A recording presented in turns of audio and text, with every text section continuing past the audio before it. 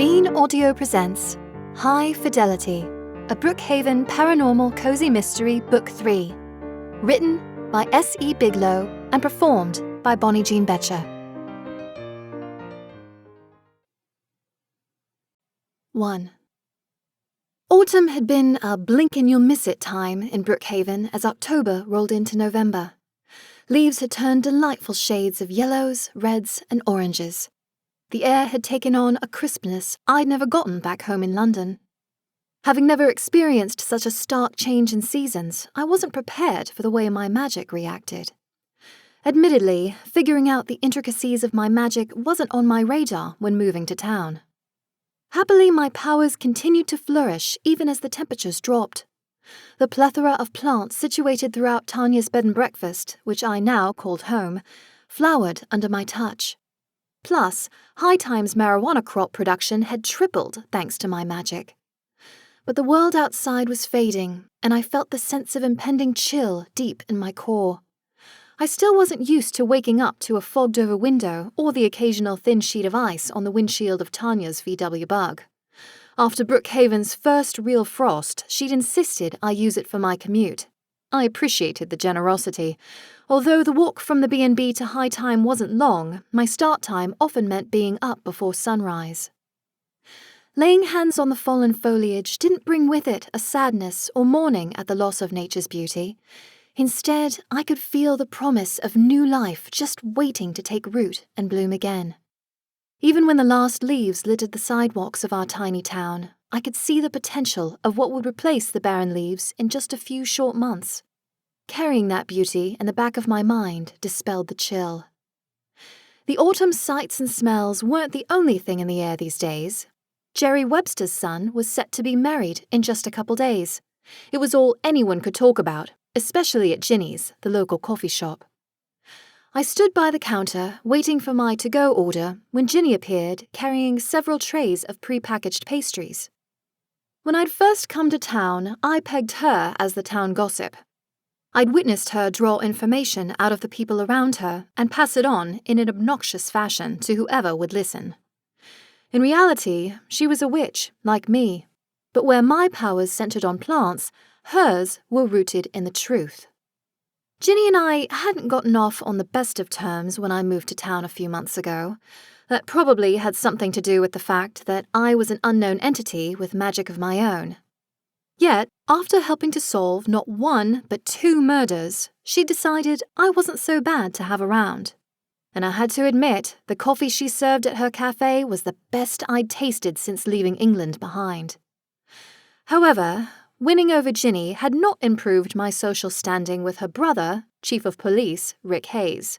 Thankfully, I hadn't had a reason to run afoul of him in recent weeks.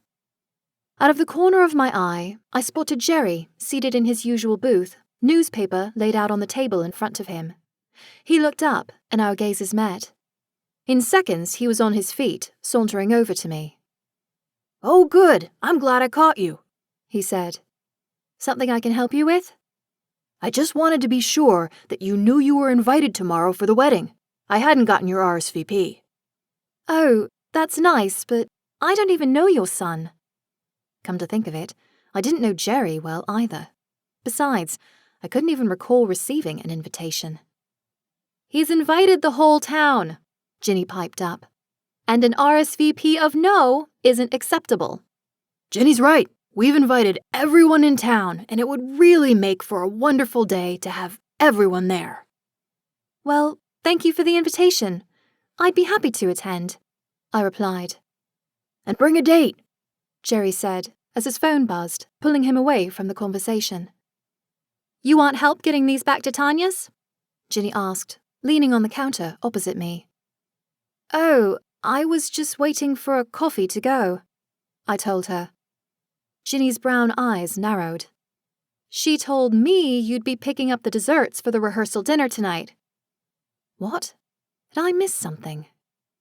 I reached for my own phone just as Tanya's number flashed on the screen with an incoming call. "Hi, Tanya. Everything okay?"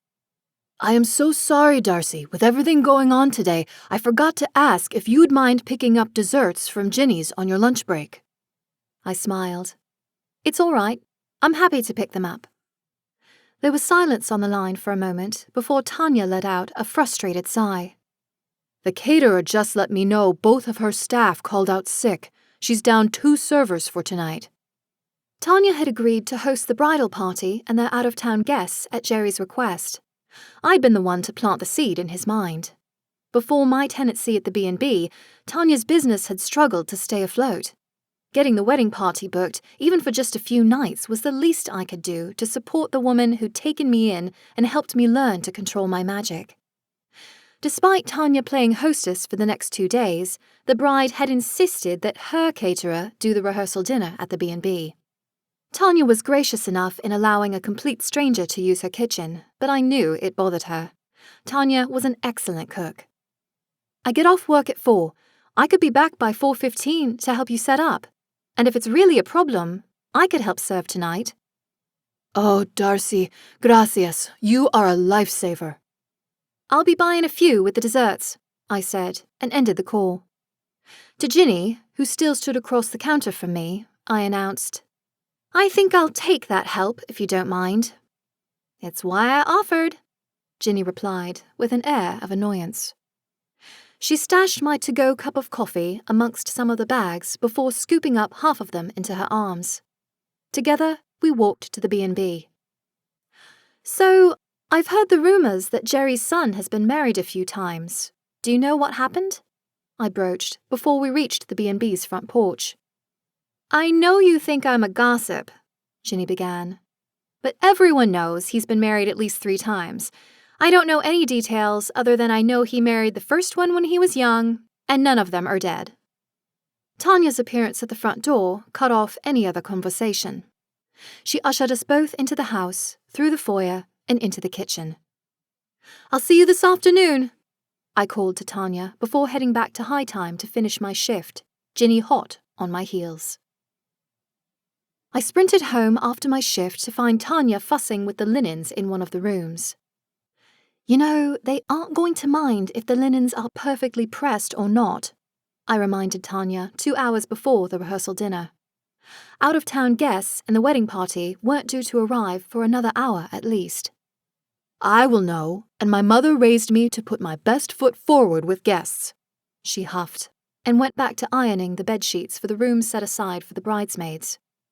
Especially paying guests, Sam called in a sing-song tone as he materialized partway through the closed bedroom door. Sam was the B&B's resident ghost. He wasn't bound to the property, and more often than not could be found down by the boardwalk at sunrise and sunset. He revelled in being sassy, but he was very protective of the B&B and of Tanya. You better be on your best behavior, Tanya chided the ghost as she gestured for me to pass one of the pale blue pillowcases sitting on the bed beside me. What? Me? You wound me, Sam said, feigning offense as his incorporeal form passed through the door and into the room. No spying on the guests, I reminded him. He batted his eyelashes. They were jeweled today, at me. I thought you liked it when I nosed in on their business. I seem to recall you specifically telling me to do that not 2 months ago. He wasn't wrong. I had asked him to keep an eye on the passengers of a local day cruise who'd been forced to stay at the B&B after one of the other passengers wound up dead. But that had served a purpose since I'd been tracking down a killer. I do not approve of just general snooping. It's an invasion of privacy, especially when they can't see you or even know you're here, I replied. The dark eye makeup Sam sported today turned his translucent complexion ashy as he glared at me. Thanks for the reminder I'm going to be invisible for the next 2 days, Darcy, he whined. It's not my fault, I retorted. Well, maybe I bore a little responsibility. I had convinced Jerry to ask Tanya if the wedding party could be hosted here, but I hadn't been thinking of Sam when I made the suggestion. All right, both of you, that's enough, Tanya interjected. She set the iron down long enough to check her phone and gave a frustrated sigh. I suppose you're right, and the linens will have to do. Would you mind making up the last bed? The caterer is on her way over and needs help setting up the dinner. Happy to help, I replied, and watched as she opened the door, leaving it ajar as she disappeared downstairs. "You're spoiling my fun," Sam noted, as I gathered up the freshly ironed bedsheets and carried them down the hall to the room marked 10. "You heard Tanya. You've got to behave yourself," I repeated. "We need to be supportive of Tanya. We both know she needs this to go well." His lips turned into a pout, but he nodded. "Fine, I won't go peeping through doors. But you better mind your manners too, Missy." "Me? What have I done?" I protested. "People think our town is quaint and charming, but we don't need the tourists knowing just how supernatural we are. No coaxing the flowers in the dining room to buck up." I wanted to argue that I didn't do that, but couldn't. I'd grown far more comfortable using my powers around the B&B. Tanya had adorned nearly every room on the first floor with something I could practice with, from ornamental grasses to roses. I promise, no magic in front of the guests. "I'm not the only one who is going to be grumpy about the influx of house guests, you know," he noted. I looked up from stuffing a pillow into its case. I opened my mouth to ask who he was talking about when a dark blue lump on the bed shifted to greens, revealing Beau, the telepathic chameleon I'd befriended since moving to town. If I was being honest, he'd chosen me more than the other way around. His telepathy and ability to camouflage himself and others had come in useful in the last few months. I hadn't stopped to consider what all these other minds would do to Beau. "I'm so sorry, Beau. I didn't realize it would be such a burden for you," I said, sitting beside him and putting a hand on his head. "Too many thoughts and confusion." "What if you stayed at Maggie's until everyone's gone?" I proposed. I felt Beau's head bob in agreement beneath my fingers. Sam floated just beside the bed. "So, you're at the stage of just leaving telepathic reptiles at each other's apartments now?" Heat warmed my neck and the tips of my ears. I'd recently admitted that I liked Maggie more than just as a friend, and I was fairly certain she felt the same way, but we hadn't even been on a proper date. But there wasn't anyone else in town I trusted to watch out for Beau than her. She was the town's resident healer and a fellow witch. "He knows Maggie, and it's not like she's got strangers traipsing through her place," I countered. "Or maybe you need a reason to go ask her to be your +1 to this wedding?" Sam posed. Jerry's invitation sprang to mind. He'd made certain I knew I had a +1. Then again, Maggie probably did too. Still, I'd be lying if I didn't admit asking Maggie had been the first thing I considered when he told me. But I hadn't broached the topic. "Oh, sod off," I said with a laugh, and mimed tossing the pillow in Sam's direction. Setting the pillow aside, I tugged my phone loose from my pocket and hit the third contact on my favorites menu. Maggie's name filled the screen as the line rang. Setting it to speaker, I waited for her to answer. "Darcy, is everything okay?" I could hear low murmurs in the background as Maggie answered. "Brilliant one, Darce. She's working." "Oh, yeah, everything's fine. Well, mostly. Apparently, Beau isn't a big fan of crowds, so I was wondering if he might be able to stay at your place for the next few days, until the wedding's done." I caught the sound of an exhale that bubbled into a laugh. "Sure thing. You can drop him by whenever you want. Tanya's roped me into helping serve the rehearsal dinner. One of the catering staff bailed, so I'd need to come meet you now. I'm pretty swamped. Everyone's decided to come by for their flu shots." "I could just bring him by the clinic then," I offered, turning my back to Sam, who was making lewd gestures at me. "Yeah, that should be fine. See you in a bit."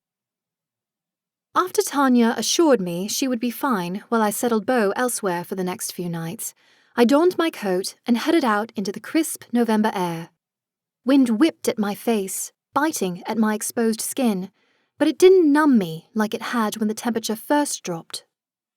As we made the short trek to the clinic, I let my magic bubble to the surface, feeding the last vestiges of greenery that sprouted through cracks in the sidewalk or trees whose last leaves had not quite fallen. Their color brightened just a little as I stopped and pressed a finger to the ones still clinging to the branches. By the time Beau and I reached the clinic, the sun was low in the sky and the wind had died down. A long line of people stood in front of the building, clogging up the sidewalk. An older woman with a fluffy black hat and stylish tortoiseshell glasses glared and stuck out her cane to bar me entrance. "Sorry, I'm not trying to cut the queue, just need to get in for something else," I explained, offering up what I hoped was a plaintive and innocent expression. After a moment, the woman relented and allowed me to sneak past her into the clinic. The familiar surroundings were chaotic as the wails of unhappy children filled the air. Maybe this wasn't the best place to leave Beau after all. I spotted Maggie coming out from the main exam room. Her short hair looked mussed and her face was flushed, but she smiled when she saw me. She waved me over. "Let's just get him settled in the back, away from the noise," she said, leading me to the back office. Beau, who had until this moment been perched invisibly on my shoulder, appeared and sauntered down my arm to curl up on the desk.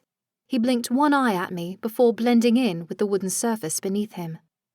"Thanks again for this. I know it's last minute," I said, working to muster the courage to ask her about the wedding invitation.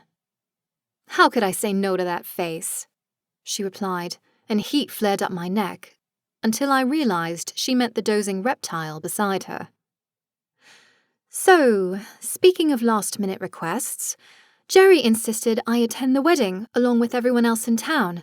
Anyway, he's given me a +1, and I don't want to be that person who shows up without at least one other person to talk to," I rambled. "I'd love to be your +1, Maggie said with a smile. "Brilliant! I guess I'll see you in the morning then. We can meet at the B&B and go over together. I'll be there with bells on." Before I could say anything else, the door to the office slammed open and the pharmacist who'd been administering vaccines filled the doorway. "I need you." "Duty calls," Maggie said, squeezing my hand before following the young man out into the sea of screaming children and elderly patrons. I made my way back through the throng and into the evening air with a spring in my step. Asking Maggie to be my +1 had gone even better than I'd hoped. It almost made going to a stranger's wedding worth it. By the time Tanya's came into view, the small driveway and surrounding street were filled with cars. I spotted an expensive-looking 2-door sports car pulled up onto the lawn with a "Just Married" bumper sticker. Rude. The moment I stepped into the foyer, I knew taking Beau to Maggie's was the right decision. The cacophony of voices as the wedding party and their guests gathered in the living room was enough to set my teeth on edge. Tanya poked her head out of the kitchen. "Oh, good, you're back. Change into something comfortable and help me set out these appetizers." I took the stairs 2 at a time to my room, trading my vibrant blue high-time work shirt for a dark blue blouse and my jeans for a pair of charcoal grey slacks. When I returned to the first floor, I found the kitchen buzzing with activity. I took the tray of canapés from Tanya and headed to the dining room. I'd spotted a dozen lobster tails and steaks waiting to be prepped on the counters. Jerry had spared no expense. Here's hoping the evening and the nuptials went off without a hitch. 2. The B&B thrummed with overlapping conversations and more bodies than I'd ever seen filling the space a little after 7 o'clock. I studied the caterer, whose name I'd learned was Clara, as she darted from place to place in the kitchen. Tanya watched her too, though, if I had to guess why, she was keeping tabs on the stranger in her kitchen to ensure nothing ended up broken. I could see her trailing behind Clara with a rag, wiping up messes left haphazardly on the countertops. "Here, take those out," Clara said with a snap of her fingers to get my attention. She pointed to several baskets of dinner rolls and plates of butter. Tanya moved to scoop them up, but I took half the load out of her arms. "Gracias," she said. Her cheeks were flushed from the heat of the oven and the pots on the stove. She might not be the one cooking, but that didn't mean the atmosphere wasn't affecting her. I followed her into the dining room, where Tanya had squeezed every available chair around the table. I spotted Jerry huddled in a corner with a somewhat younger man who sported the same prominent nose and high cheekbones.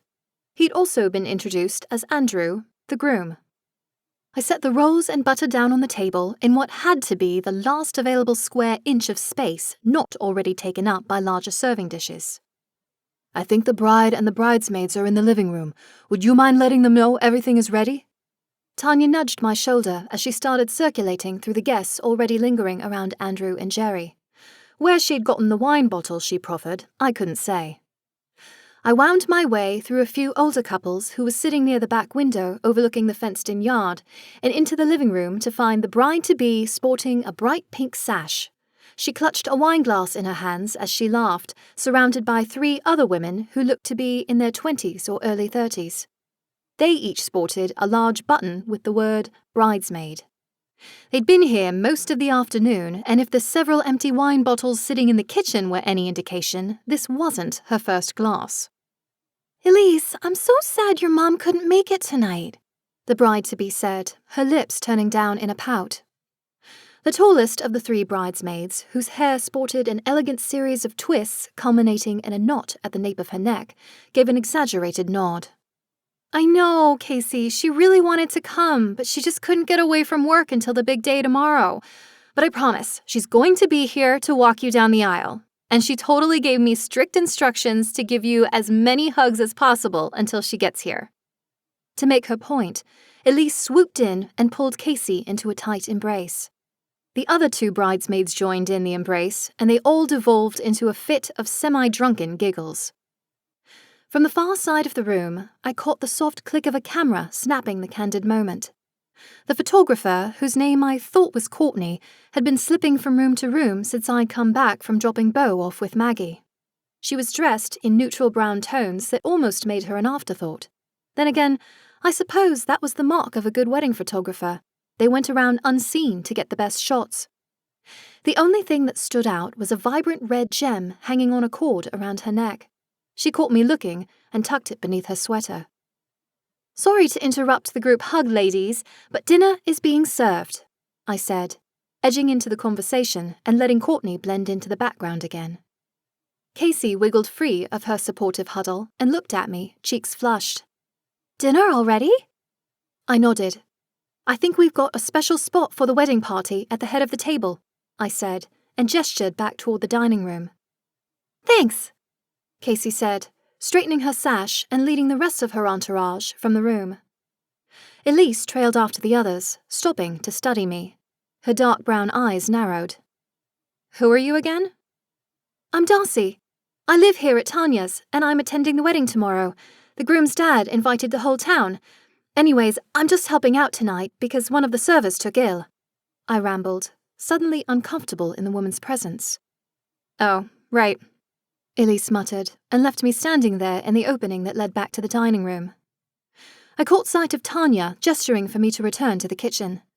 I darted through the dining room as everyone settled in. I entered the space to find Clara laying the last of the lobster tails onto a tray. These are ready if anyone wants seconds, she said, wiping her brow. I spotted 4 plates set aside on the counter, which I hoped were meant for us. As awkward as it was having someone else running the kitchen, I couldn't deny the food Clara prepared looked and smelled amazing. Feel free to grab a plate, Clara added, and loosened the tie, keeping her dark hair out of her face. She smoothed it back into a ponytail before bending down to check something through the oven window. As she did so, I noticed a slender necklace with a deep yellow stone slip from beneath her shirt. She stood and tucked the necklace back beneath the fabric. We need more wine! Andrew's voice boomed from the dining room just as I reached for a plate. Guess I can't eat just yet, I sighed, as I picked up the partially open bottle of red wine and a newly opened bottle of white. I stepped into the dining room and started at the end of the table closest to the kitchen, where one of the groomsmen sat. I held up both bottles of wine, and he gestured wordlessly to the red. I'd done a little serving back in London during university, so I knew enough to avoid reaching over him to get his glass.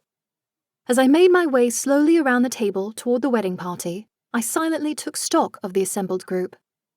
I had been expecting even more guests since Andrew and Casey were coming to Brookhaven from out of town, yet there were only 10 extra people who'd come in tonight for the festivities.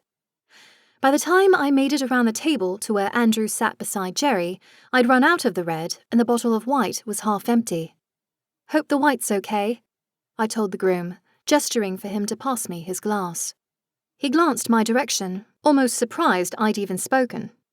I picked up on the heavy scent of alcohol on his breath as he leaned over and clamped his hand down on my right arm. Do I look like I care what you've got? I can get you something else if you'd prefer, I said through pursed lips, trying to tug my arm free. Andrew, stop harassing the poor girl, Jerry said, fixing his son with a disapproving glare. Andrew blinked slowly, looked down at his hand, and pulled it away. Sorry. White's fine. I hastily poured the remainder of the bottle into his glass. Swallowing the sudden lump in my throat, I croaked out, Anyone else need a top-up? The last few people around the table shook their heads. I was about to take my leave when Tanya appeared and darted around the other end of the table. Sorry to interrupt, but the florist just arrived and is asking for you, Tanya informed Elise, loud enough for me to catch it. Oh no, Casey whined. What's wrong now? I promise nothing is going to go wrong with the flowers, Elise said, and followed Tanya out of the room. Tanya trailed after the maid of honor, and I fell in line behind her. We settled ourselves at the kitchen table with the plates of food, and I dug in. As much as I felt like a traitor for thinking it, Clara's cooking was excellent. She'd marinated the steak beautifully. At the far end of the kitchen, I watched Elise speak with a petite woman in a vibrant purple and orange dress. Colleen, I thought we had everything set at the venue. Elise's voice carried in our direction, despite the whir of the fan above the stove going full blast. Just wanted to triple-check whether you needed me to do anything special with the bride's bouquet. That seemed an odd thing to ask this late in the preparations. Not that I knew much about weddings, but didn't most people nail down all of those little details long before the eve of the wedding day? No, we've got that covered. Just be sure you've set the flowers in the chapel at the altar. How's our girl holding up? Colleen's voice lowered to a whisper. She's nervous, but it's all going to go off without a hitch, Elise assured the woman. Good. I'll see you in the morning then. Colleen gave Elise a brief one-armed hug before departing. I'd been so focused on the conversation, I hadn't noticed Clara slide an extra basket of bread across the counter. I need to start plating the desserts. Can one of you take this in? I can do that, Elise offered as she walked back through the kitchen. She sauntered past where Tanya and I sat, as if we were invisible. Everything's all set, Elise announced to the table, locking eyes with Casey as she set the basket down and retook her seat. You really are the best, Casey proclaimed, draping herself over the other woman in a sloppy hug. I don't know what I'd do without you. Careful there, Andrew. You might have some competition, a bearded man at the other end of the table called with a laugh. A few other people around the table joined in the laughter. I peered through the opening between the kitchen and the dining room in time to see Andrew's cheeks brighten in what I assumed was embarrassment. Casey unwound herself from Elise and sat up. Andrew opened his mouth to speak, but changed his mind. Don't worry, son. It's clear she only has eyes for you. Jerry's voice carried.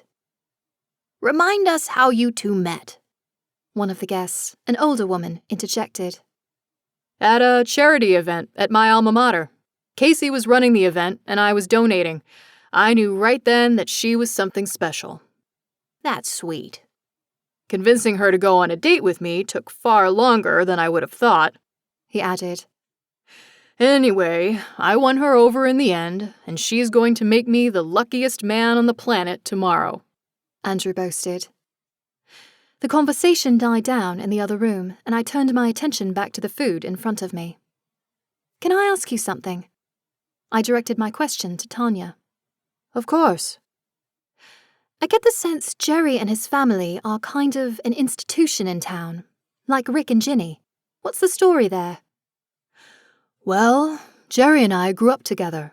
He has a brilliant mind and invested in green energy long before a lot of people. He made a name for himself, along with a lot of money, and retired early. Andrew went to private school from what I remember, so this isn't really his home, not like it is Jerry's. Jerry mentioned there'd been other marriages, and so did Ginny. He allegedly left some broken hearts in his wake. I think Jerry sees it as a point of disappointment, although he doesn't say much. I think that's why he's so intent on making this last one as memorable as possible. Well, I think it's time we head out, a deep male voice announced to the relative silence of the dinner guests. His announcement was enough to draw my attention. He was already on his feet and waving for Andrew to follow him. A red-headed man with a buzz cut stood as well. Andrew eyed them both with a wary expression. Benny, Marco, I thought I told you both no bachelor party. Benny, the redhead, shrugged. Best man prerogative. Your blushing bride had her chance to celebrate, and we wouldn't be doing our groomsman duties if we didn't do the same. He turned to Casey. Now don't worry, we'll have him back in time for the ceremony. And in one piece, Marco added. Andrew appeared to mull the decision over for a moment before he threw his hands up in the air. All right, but we better be going somewhere good. Benny clapped him on the shoulder. Just you wait.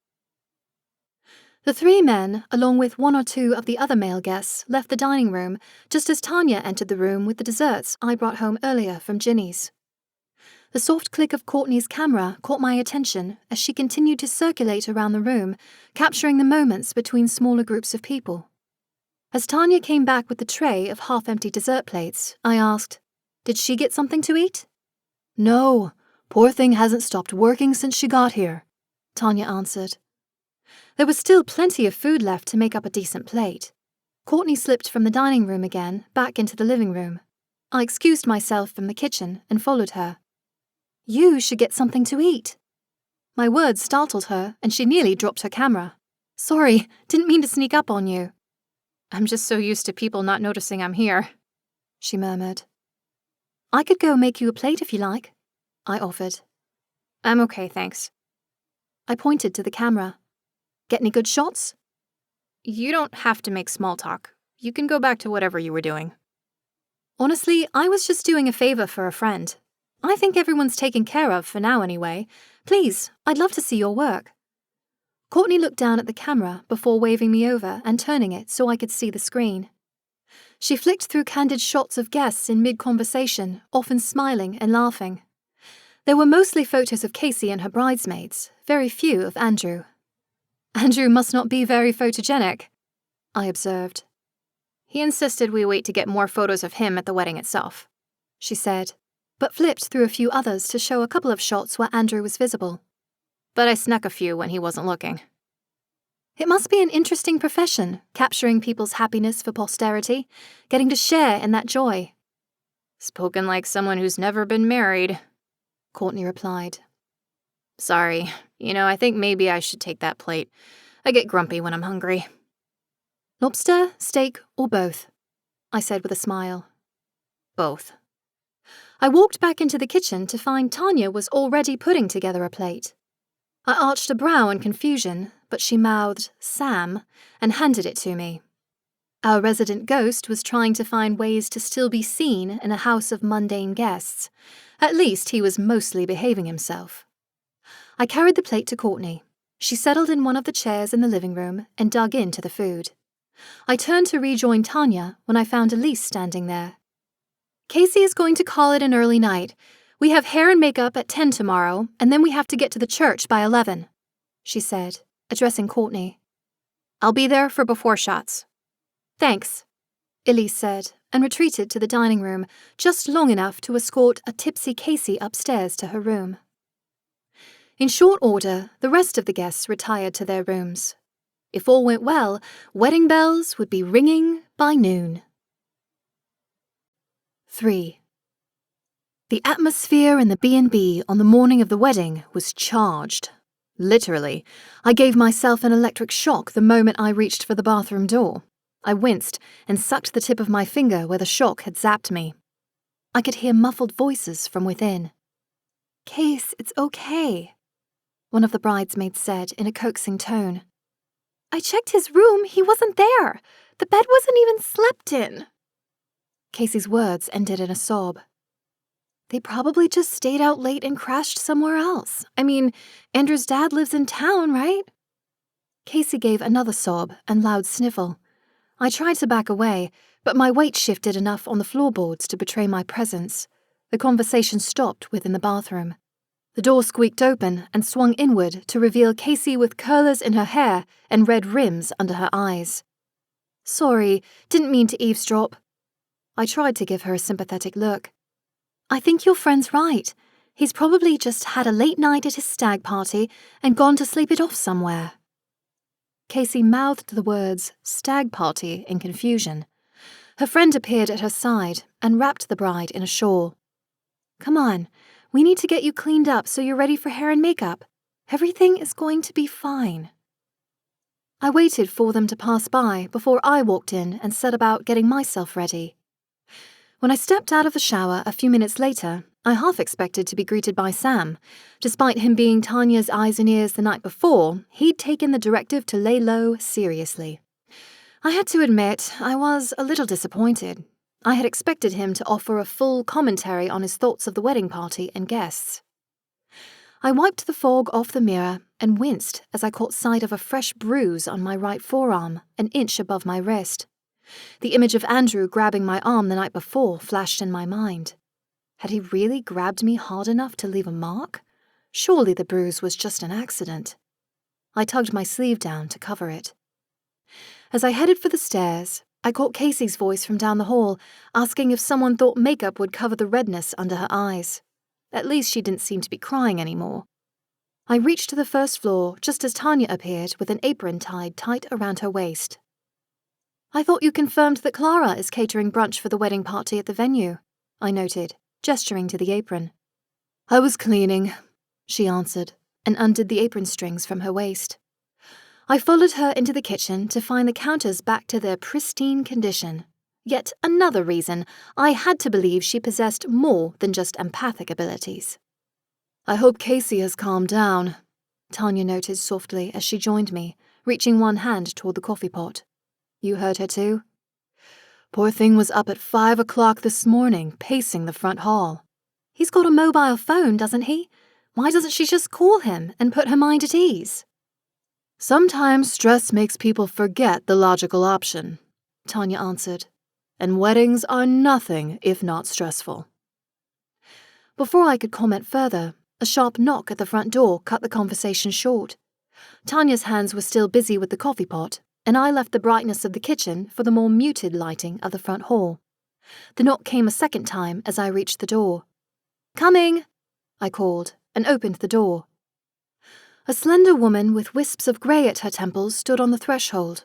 She wore a full winter coat, complete with faux red fur trim at the neck and wrists. I spotted the travel case beside her. "Are you just going to stand there, or can I come in?" she demanded. I gawked at her in stunned silence for a moment. The woman acted like I ought to have some idea of who she was. Are you here for the wedding?" She let out an exasperated huff. "Of course I am." "Mom!" Elise's voice floated down the stairs behind me, and I turned to see the maid of honor standing halfway down the staircase, her hair done up in curlers. "I was worried you weren't going to make it." "Sorry. Here, let me get that for you," I offered, and reached for the woman's suitcase. "I can carry my own luggage, thank you." I took a step back to allow her entry into the house, and she immediately ascended the stairs to meet her daughter, Elise, where she stood. "Casey has been a mess all morning, panicking she would have no one to walk her down the aisle," Elise explained while she embraced her mother. Without another word, they disappeared from view. I could hear an exclamation of, "Thank God you're here!" from Casey before the telltale sound of doors slamming reverberated in the space. "Okay then," I muttered and retreated to the kitchen. Tanya closed the oven, setting a tray of fresh muffins on the counter to cool. "You baked?" I said, eyeing the pastries. "Let's just say that after last night, I needed a little stress relief." She pointed to a cup of coffee on the opposite counter. "And something tells me we're both going to need the fortification." She wasn't wrong. I greedily took a long sip from the mug and eyed a muffin from across the room. "So, what's exactly the plan for today?" I assume the bridal party will meet over at the church for their brunch, then the ceremony starts at noon, I believe. I should go over and meet Maggie before then, I said. I caught the smile on Tanya's lips. You sound happy when you talk about her, you know. It's not like it's a date or anything, I denied weakly. Tanya just chuckled to herself. But you want it to be. I couldn't even argue with her. Not when she could literally sense my emotions. So I settled for snatching a muffin and carrying my food into the dining room. To my surprise, Jerry sat there. He was reading the paper, and that part didn't surprise me one bit. When we'd first met a few months ago, he'd just come back to town after being away for a while. He'd informed me he was reading every paper that had been put out in his absence. He must have spent all day reading, because he'd caught up far quicker than I'd have assumed. "Morning," I greeted, and set my coffee down beside him. "Oh, morning," he said, setting the paper down. I could see the beginnings of dark circles under his eyes. "You excited for the big day?" I prodded. "I'm not the one walking down the aisle, but will admit I'll be glad when the vows have been exchanged and they're off on their honeymoon. It's been a lot on my plate." He was the one paying for the whole affair. It did seem a bit unfair to heap the whole thing on you. "Oh, I was happy to do it. Casey is a sweet girl. Both of her parents are no longer with us, I'm afraid." I hadn't realized that. "The maid of honor's mother will be giving her away." "I've met her. She's a bit intense." Jerry laughed. "Can't say I've actually had the pleasure." I pointed to the ceiling. "She just got in and went up with the girls. Casey sounded relieved she made it." He nodded, lapsing into silence. His fingers picked at the edges of the newspaper on the table in front of him. I took another sip of coffee. "Not that I'm prying, but if it's not the money part of it, then why are you so focused on them getting to their honeymoon?" "If I'm being honest, I'm a little doubtful this is going to work out. It's just that she's so much younger than Andrew." "You worry she's taking advantage of him?" "Oh, no. She's too decent of a person to be after his money. I just worry she's not really aware of what she's getting into with Andrew." "What do you mean?" Jerry opened his mouth to speak, but shut it and shook his head. "Nothing. Forget I mentioned it. I should go see where he and the rest of his entourage ended up last night. She'd kill him if he was late to his own wedding." With that, Jerry folded his paper, tucked it neatly beneath his left arm, and exited the dining room. I sat there in confusion, coffee going cold in the mug before me. I tried to shake off the feeling of unease that settled over me as I finished breakfast. Maybe Jerry was just having father of the groom nerves. Were those a thing? I was beginning to regret sending Beau to stay at Maggie's for the duration of the wedding festivities. He could have explained what Jerry wasn't willing to say. Speaking of Maggie, I needed to get ready to meet her. We had a wedding to attend. I wasn't used to dressing up so fancy. I hadn't worn heels in ages, and my feet ached even before I'd slipped them on. I made it down to the first floor of the bed and breakfast before kicking them off and changing into flats. I tamed my hair into a top knot and pulled a light jacket on over my dress before making the short walk to Maggie's place. We'd initially agreed to meet at the church, but it felt more appropriate for me to pick her up for such an occasion. "You look great," she complimented, meeting outside before I even had a chance to ring the bell. She'd been expecting me. "Thanks." I took a moment to assess her ensemble. She wore an emerald green dress and black sweater that accentuated all the right curves. My heart hammered a little faster in my chest. "You look brilliant too. We should get going. Don't want to miss the good stuff." Maggie looped her arm through my left one and led the way toward the heart of town. We passed Ginny's, which was closed with a sign reading, "Back for dinner." That felt a little odd to me. In the few months I'd lived here, I'd never seen Ginny's closed. But if Jerry had insisted everyone in town come, it made sense. "I still can't believe Jerry invited the whole town," I said. "He's got pull when he wants to," Maggie replied. "You were already planning to go, weren't you?" I sighed. "Maybe I wanted to be asked by a beautiful woman to be her date." My mouth went dry. She thought this was a date. Don't panic, Darcy. I wanted this to be a date too. You want this to be a date? Only if you want it to be one. I'd like that, I admitted before I could stop myself. Then that's settled. She gave me a broad grin and tugged me along toward the church. It was a short walk, like most places in Brookhaven, to our destination. I wasn't much for religion and hadn't ever ventured inside. The building was pristine white with a bell tower and wide clock that perpetually seemed frozen at 8:30. No wonder it never chimed on the hour. The front doors were open even though the air had turned chilly as guests filtered in. I saw immediately why Jerry had sought to invite the whole town. The side designated for the bride was woefully unattended, save for some people about my age clustered toward the front of the chapel. I spotted Ginny in a bright blue dress directing people to seats. Our gazes met as we reached where Ginny stood. She silently took in Maggie's and my linked arms. She tilted her head to one side for a moment before giving what I assumed was an approving nod.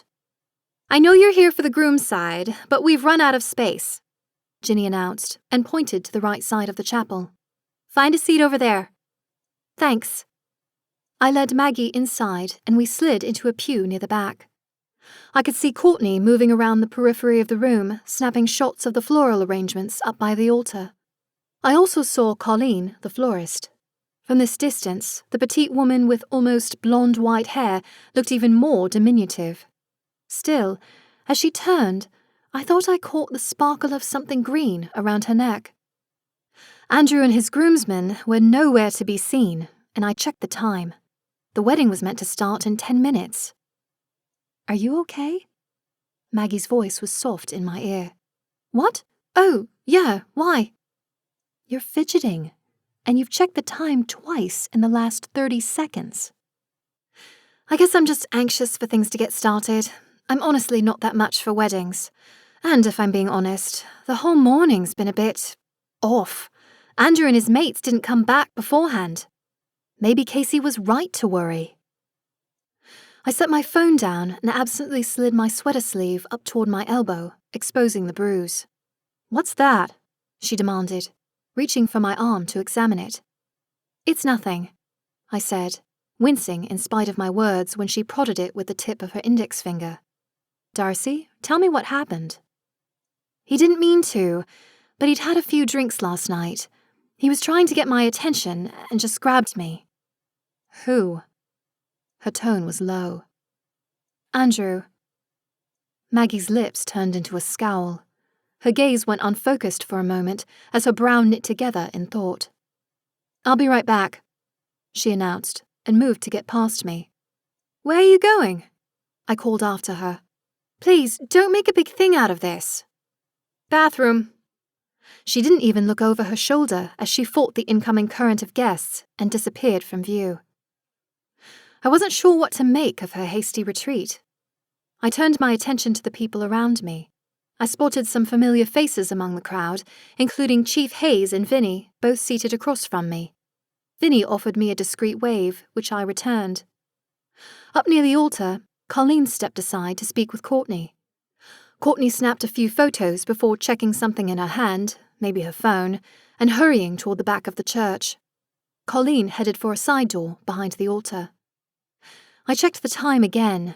It was already 15 minutes past noon, and Andrew and the groomsmen were still missing. The priest shifted his weight from foot to foot in front of the altar, clearly growing impatient. Where's Andrew and the groomsmen? Someone a couple rows ahead of me asked, their voice carrying thanks to the high ceilings designed to project sound. A very good question.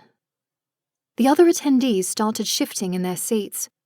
Some cast backward glances down the aisle, maybe hoping to see whether the bridal party had appeared. Except for Maggie, Courtney, and Colleen, I hadn't seen anyone else come or go in the last few minutes. Across the aisle, Chief Hayes leaned over and whispered something in Vinny's ear. He glanced up at the altar and back to him before shrugging. I resisted the urge to check my phone for another 5 minutes. After confirming Maggie had left with her phone, I texted her. Everything okay? No response. Where was Maggie? Surely she wasn't still in the loo. Maybe I ought to go check on her. As I stood to leave the chapel, a sense of dread washed over me. Something definitely wasn't right. The doors leading outside of the church sat closed, and Ginny had gone to sit with her brother. I wasn't sure which way Maggie had gone. I spotted Courtney standing a few paces away. I tapped her on the shoulder to catch her attention. "Sorry to bother you, but could you point me to the ladies' room?" She gestured down a nearby flight of stairs without speaking, phone pressed to her ear. I descended the stairs, moving out of range to overhear her call. My stomach tightened with every step. I reached the bottom and stopped as my heart hammered against my ribs. "Maggie?" My voice came out in a raspy whisper. "In here!" Her voice rang out like a bell, and I hurried forward. I turned into the bathroom to find Andrew sprawled face down on the floor. Maggie sat beside him, her hands pressed against the back of his neck, where several loops of something cinched tight around his throat. 4. The world shifted off its axis and I staggered sideways against the bathroom door. My vision grayed out as my mind fought to process what I was seeing in front of me. This can't be happening again. Couldn't I go just a few months without having to deal with another dead body? Maybe he's not dead? Is he... I forced out the words as the world came back to me, doing my best to focus on Maggie and not Andrew's prone form. "I can't get a pulse," she answered in a strained tone. Part of me wanted to unwind the cords from Andrew's throat. Surely that would help him breathe again, but that would mean touching the man, and I knew enough not to contaminate the scene. What happened? I knelt beside Maggie, noting the way her hands shook. "You looked pretty upset when you saw the bruise on my arm." Maggie's gaze drifted to my arm. "Could you blame me?" I couldn't, but it also seemed like something that might be of interest to a certain police chief sitting in the chapel upstairs. No, I couldn't. I'm honestly kind of flattered you care about me that much. I protect the people I care about. Her voice grew stronger as she spoke. "So, you didn't come to confront him?" She blinked rapidly a few more times. "No, though I heard someone say they were getting ready in the fellowship hall on the other side of the basement." "Then why'd you come here?" I heard this voice in my head, a warning that Andrew was in trouble. "Beau?" "I don't know. Could have been. He's never really communicated with me, not even after that lunatic boat captain. But it was almost like a compulsion." She shook her head as if to clear the cobwebs from her mind. She uncurled her hands to reveal angry red indentations that looked frightfully similar to the width of the cord wrapped around Andrew's neck, and there were smears of blood on her fingertips. "How'd your hands get like that?" I prodded. She looked down and her brow creased. I think I was tugging to try and loosen them." "And the blood?" "I don't know." "Did you see anyone on your way down here?" I recalled seeing Courtney standing just beyond the chapel, and she'd been on the phone, but with who, and for how long? I was so focused on getting here that it was like I had tunnel vision. "You didn't call for help." My words came out as an accusation, and I hated myself for it. "I'm a healer, Darcy." When she looked at me, the expression on her face was clear. She'd hoped her own magic would have been enough to revive the groom. "You're an amazing witch, but not even you can raise the dead," I reminded her, giving her hands a squeeze. "God, I didn't even try," she rasped. I needed to get Maggie out of the room and away from Andrew's body. A potential crime scene was no place to try to calm her down or help focus her thoughts. I stood and allowed my upward momentum to pull Maggie to her feet. Carefully, we both stepped over Andrew's legs and shuffled back to stand at the bottom of the stairs. In the back of my mind, I noted that no one else had come looking for Andrew or the remainder of the wedding party. "We need to tell Chief Hayes what's happened," I said, my voice level. Never thought I'd hear you wanting to talk to Rick voluntarily, Maggie said. Believe me, it's never at the top of my to-do list, but my gut tells me Andrew didn't choke himself to death. That makes it police jurisdiction. Right.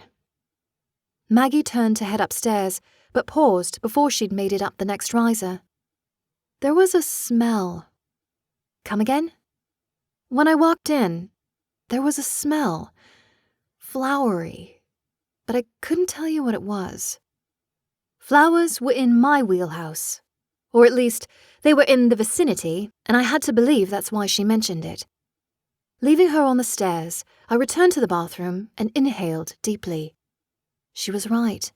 There was something there, but I couldn't place it. It wasn't like I had an eidetic memory for floral scents or anything. Closing my eyes, I focused again, this time with my magic. I turned inward, seeking out the kernel of power that resided deep within me. It sprang to life and filled my mind's eye in an instant. Where once getting hold of my magic had been a battle, it came to me with ease now. It was truly amazing what some support and nurturing could do.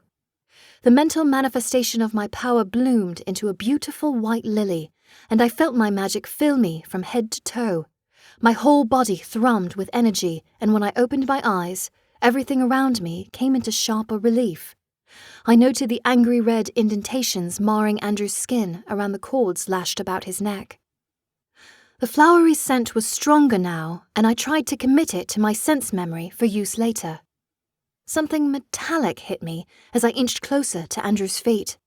I cocked my head to one side and inhaled again. What's that coppery smell? My voice was soft.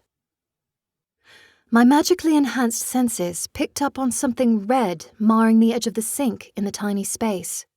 I craned my neck and peered down at Andrew, whose head faced the sink. Maybe there was something on his cheek. I longed to turn the man over and see what might be hiding there, but I wasn't going to touch him. As far as I could tell, there wasn't anything around my magic could latch onto in order to lift him. There wasn't much else I was going to get from the scene. Vague floral scents and hints of blood weren't much to go on anyway. I retreated back to the stairs where Maggie waited. As I let my magic recede from the forefront of my senses, my ears popped and I winced at the discomfort. Maybe my powers had focused on everything too much, and this was just my body's way of coming back to equilibrium. It was time to notify Chief Hayes. I expected there to be more of a commotion in the chapel since Andrew still hadn't appeared. The groomsmen were also absent, which remained suspicious. They had to know Andrew was missing. Wouldn't one of them have come to find out what was going on? My stomach did a series of acrobatic flips as I approached the row where Ginny, Chief Hayes, and Vinny sat. I didn't want to make a scene. At least, not yet. "Chief," I said, loud enough to get his attention. Chief Hayes looked up at me with those intense brown eyes, always flecked with hints of amber. "Something I can help you with, Miss Ingram?" "I need you and Vinny to come with us. It's urgent." I could see Ginny's jaw working, as if she wanted to say something. She remained silent for once, and simply slid out of the row to allow her brother and Vinny to exit. Despite my attempt to keep this low-key, I still felt eyes on me as I led the two men out of the chapel. Maggie brought up the rear. "What's going on?" Chief Hayes repeated as I started down the stairs. "It's easier if I show you," I answered. The space at the bottom of the stairs felt cramped with 4 people. I wanted to retreat and let the professionals handle the situation. I couldn't make my body obey my desire to leave. Vinny stepped forward, bent down over Andrew's body, and pressed a finger to the man's neck. "He's gone," he said, looking up at Chief Hayes. Chief Hayes' jaw tightened as he clamped down on some no doubt choice words that weren't appropriate for the venue. As the chief pivoted to look at Maggie and I caught sight of a small cut on the man's cheek, which probably came from the sink, and it explained the origin of the blood on Maggie's fingers. The cords wrapped around his neck were a jumble, but I could see snatches of colour, red, yellow, green. I also spotted a pale flower petal pressed firm against Andrew's suit jacket.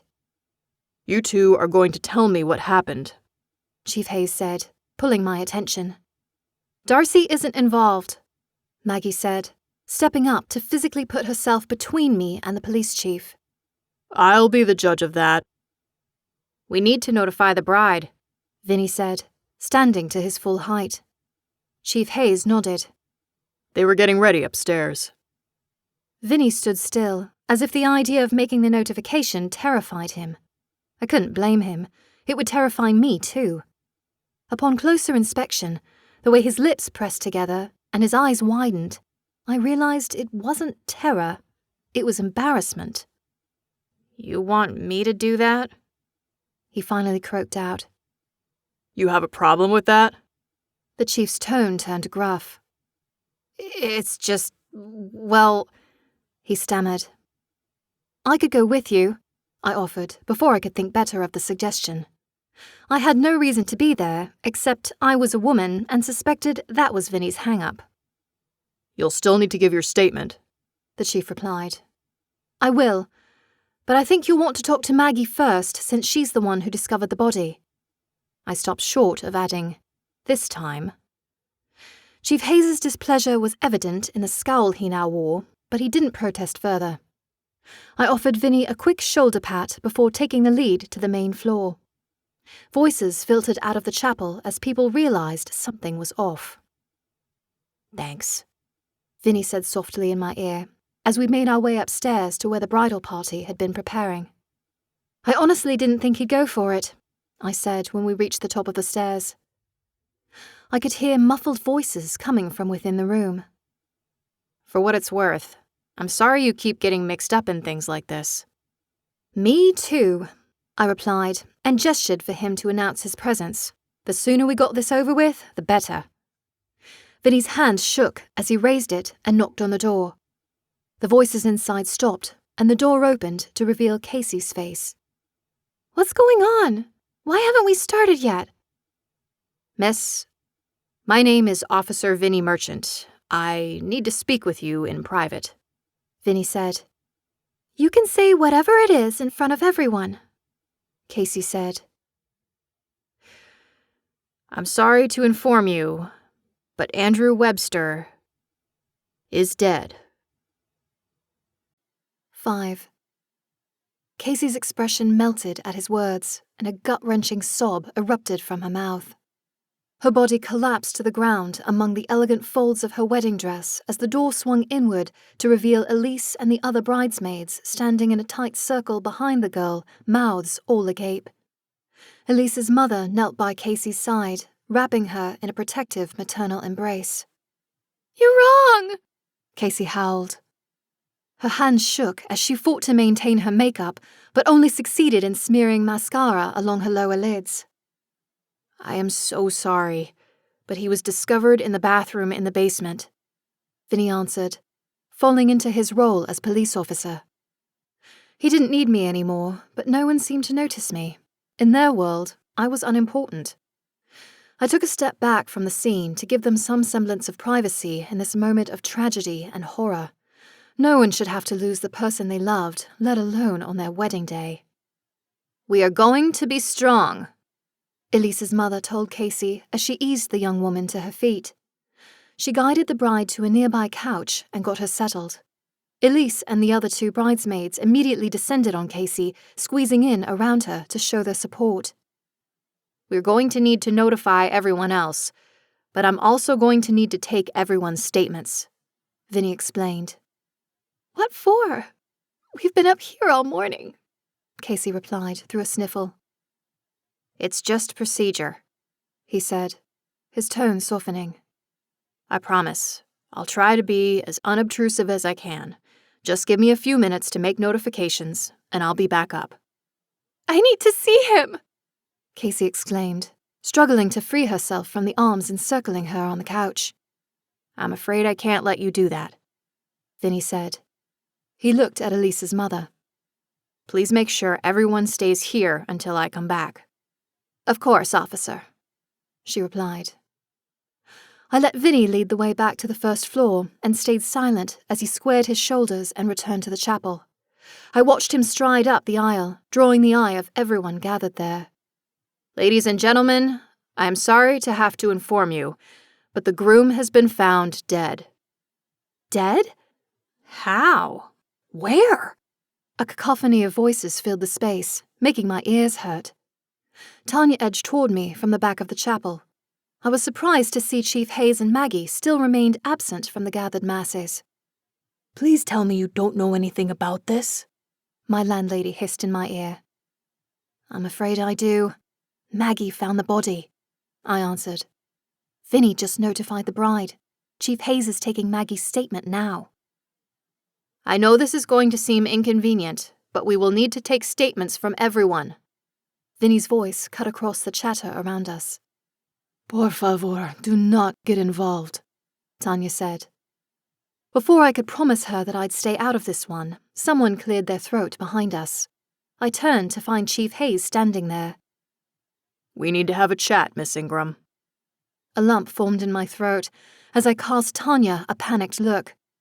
Only there was nothing she could do for me. I followed the police chief out into the entryway and did my best not to appear nervous. Show me your arm. Oh, how I wanted to tell him I had no bloody idea what he was on about. But clearly, Maggie had admitted her concern for my well-being. I shouldn't have doubted that information would come to light. Maggie wasn't one to lie. I rolled up my right sleeve to show the bruise that was now an ugly purplish-yellow colour. I swear I had nothing to do with this. Tell me what happened. I wanted to protest that I shouldn't have to give this information in a public place, but I realised that he and Vinny had the unenviable job of interviewing everyone currently packed into the church. He couldn't leave. I blew out a breath. I was helping last night at the rehearsal dinner. Tanya and I both were. The catering staff had called out sick. Anyway, I was bringing around some wine, and Andrew just grabbed my arm to get my attention. I didn't think anything of it. Didn't even realise it was bruised until this morning. So you don't believe he tried to hurt you? Why would he? I countered.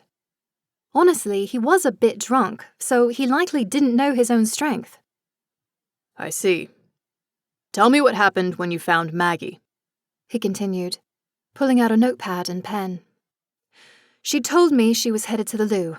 It seemed like she was gone a while, so I went to find her. She was down there. She'd found Andrew and froze. Can't blame her.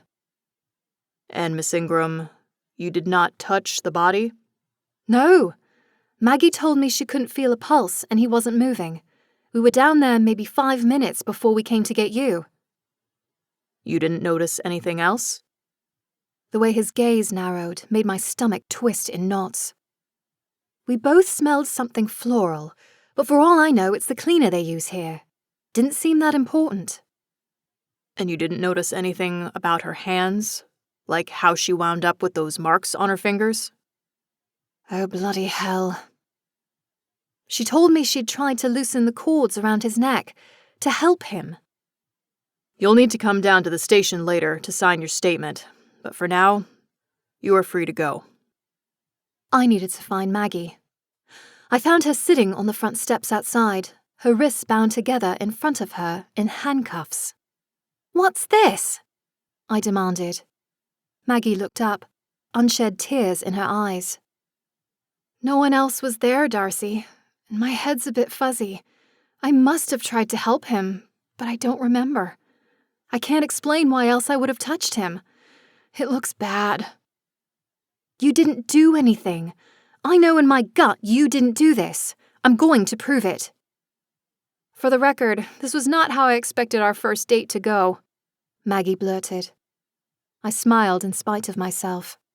Me either. I wish I could explain what happened. I still can't shake the weird compulsion I had to go down there.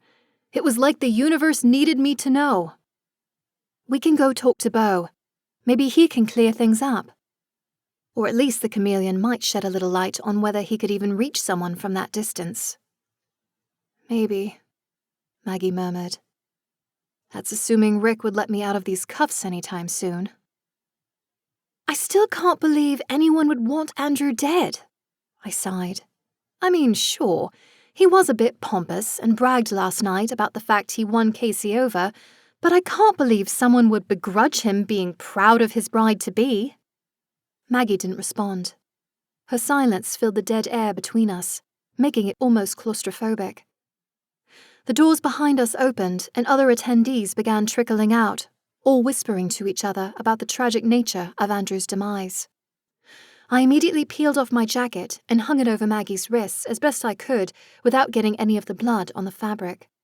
One woman even bemoaned how she hoped the shock didn't give Jerry a heart attack. "Where were his groomsmen and Jerry?" I blurted. "What?" Confusion colored Maggie's tone. "You said that Jerry and the groomsmen were getting changed in the basement, but none of them came looking for Andrew. Why is that?" "We have no idea how long he was dead before I found him. They could have thought he'd just gone to the bathroom. Or maybe he was rehearsing his vows?" Maggie offered. Something just feels off about this. I was on my feet before I finished speaking. "Darcy, you're getting involved," Maggie reminded me. I knew I shouldn't, but I couldn't help myself. Maggie was in Chief Hayes' crosshairs this time, and I wasn't going to let her go down for something she didn't do. I just had to clear her name and stay out of the police's way. I fought the tide of people continuing to pour out of the church. Behind me, I heard the screech of tires, and then 2 jumpsuited people with a gurney and crime scene tape slung over one shoulder hurried past me. The crime scene techs had finally arrived. "Darcy, where are you going?" Tanya caught my elbow as I started toward the chapel. "Do you know if they notified Jerry and the groomsmen?" "Not unless Rick did it before he came back in. He's been taking statements for the last 20 minutes, same as Vinny." "I can't shake this feeling that something's off," I told her. "Is that the only way down to the basement?" I gestured to the stairs, now blocked by yellow tape. Tanya took a deep breath to compose herself before she nudged me to the left. "You can get down there this way." No one paid us any attention as we took the far stairs that led to the basement. Our footsteps echoed on the cement flooring, and I fought back a shiver. As Tanya led the way past a storage closet, I got the impression this space wasn't used often. It surprised me that Andrew had agreed to get ready for his wedding down here. Wouldn't it have been more comfortable to do so elsewhere and then just come over? I could ask Jerry or the groomsmen when we found them. "I believe they were getting ready in here," Tanya explained, and stopped at a closed door. "They used to host after-service luncheons down here." Knocking on the door didn't draw the attention I hoped. In fact, I couldn't hear any sounds from within. Even if they weren't concerned about Andrew's whereabouts, they'd be chatting amongst themselves. "Hello? Can we come in?" I called. "Jerry, it's Tanya," Tanya added. Still nothing. We shared a worried look before I reached for the doorknob and turned it. The door swung inward on aging hinges, but even the loud squeak wasn't enough to elicit a response. The room was dimly lit as we stepped in. I found the switch beside the door easily enough and flipped it on. The lack of response became horrifyingly evident as the bulbs above us illuminated the space. Jerry and the 2 groomsmen lay sprawled on the furniture, passed out. I didn't bother to consider the consequences of my actions. I raced to Jerry first and pressed my fingers to his throat. His pulse thrummed along at a steady clip. He wasn't dead. "We need an ambulance," I called to Tanya as I moved to check the other men. First Andrew turned up dead. Now the groomsmen and Jerry were out cold. What was going on? 6. Adrenaline kept me from completely falling apart as I watched Tanya dig into her purse for her phone. Everything moved in slow motion.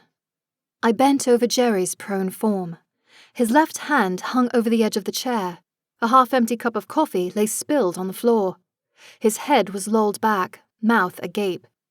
I thought I heard rasping breaths from him, and I gently propped his head forward.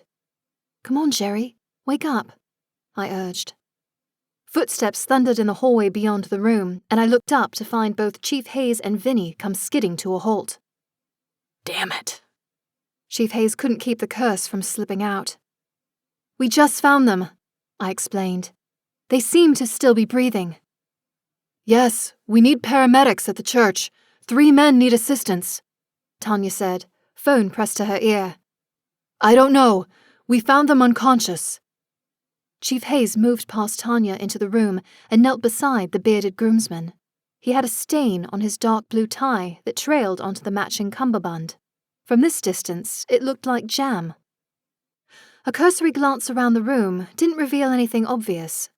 I didn't even see any food or drink aside from the one staining the floor beneath Jerry's chair. That detail felt important, but I couldn't piece together why. I closed my eyes and tried to recall what the detail might be when the image of the flower petal pressed into Andrew's jacket filled my mind's eye. I still stood by Jerry's prone form, hand supporting his head. His breathing had turned less raspy at least. That had to be a good sign. I spotted the boutonniere in his jacket lapel, a single violet. The groomsmen all sported matching ones. Where did the white petal come from? We need to check on the bridal party. Now, Chief Hayes ordered Vinny. The deputy took off at a sprint, leaving Tanya and I alone with the chief and the 3 unconscious men. It seemed an interminable length of time before anyone spoke again. I would have thought you'd gone home. Chief Hayes directed his words to me. I'm glad I didn't, I retorted. He didn't disagree with my statement. Instead, he took a few steps back to survey the whole scene. He didn't have time to say anything else before more footfalls announced the paramedics' presence. With their arrival, Chief Hayes ushered Tanya and I out of the space to supervise their revival efforts. I did linger long enough to hear Chief Hayes answer his phone. Give me some good news. The way the tension fled his shoulders suggested whoever was on the other end, my guess was Vinny, the bridal party was unharmed. Whatever was going on here, it appeared targeted towards Andrew and his entourage. It still begged the question of who would want to cause the man harm. Had whoever done it gone after Jerry and the others to keep them out of the way? We should get back to the B&B. I'm sure guests will want somewhere to gather, Tanya said, falling into her hostess persona. Not a bad idea. I need to stop by Maggie's, I replied, remembering I wanted to check on Beau and try to understand what had compelled Maggie to find Andrew. Something was going on that had ensnared my date, and I intended to figure out what. Please promise me you will be careful. Tanya clutched my right hand to stop me from heading upstairs. I'm probably the safest person here, I reassured her. Most people still don't know me, and whatever happened to Andrew feels personal. I'm the last person anyone would think might be looking into it. With that, I retreated upstairs. To my surprise, Maggie had remained outside. She was on her feet now, pacing the length of the stairs, hands still cuffed. Her head whipped around at my approach, and I saw her body tense for a moment before she realized my identity. Sorry, I didn't mean to run off on you, I said. I saw the paramedics arrive. What's going on?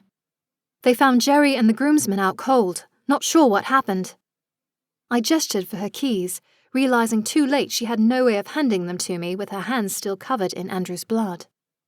I'm going to stop by your place, see if Beau really was the one giving you signals. Right. Keys are in my bag, she said, and jutted her right hip toward me so I could snag the keys. After a moment of awkward silence, Maggie said, Did I ever tell you he almost hit on me once? Andrew? I snorted. He realized pretty quick he was barking up the wrong tree, but one Christmas a few years ago, he asked me out. He doesn't seem the type to give up easily when he wants something. His comment about the length of time it took to win Casey over came to mind. I can be persuasive when I want to be. I believe that. I wished I could just take her with me. However, we didn't need to feed the gossip mill any more than the wedding already had. My unease tightened my shoulder muscles as I entered Maggie's second-floor apartment. I scanned the open-concept kitchen and living room for Beau's presence. Nothing stood out to me before I realized that was the point. Even with magic, I couldn't always detect his presence unless he wanted to reveal himself. Beau, I need to talk to you, I called. I waited for my chameleon friend to make an appearance, but he was either ignoring me or off somewhere else entirely. "Okay, what do we know?" I said, talking through the problem out loud, hoping it would be enough to entice Beau. "There was a flower on Andrew's suit jacket. It didn't match the boutonnieres," I said as I paced the distance between the edge of the couch and the kitchen table. "They had violets in their lapels, and I am certain the petal I saw was paler, lighter. So, maybe whoever attacked Andrew had this other flower on them, and it transferred when they attacked him." I sat down on the couch and jumped only slightly when I felt a reptilian claw on my knee just as Beau appeared. "Well, the flowers on the altar were pretty pale. I think they were a mix of yellows and whites. And hadn't the florist been by last night to see about the bouquets? I should have paid more attention to what Casey's bouquet looked like." But her reaction when Vinny broke the news was genuine. She'd been devastated by the news. There was no way she'd have killed her husband-to-be. "There you are." I stroked one finger along Beau's head.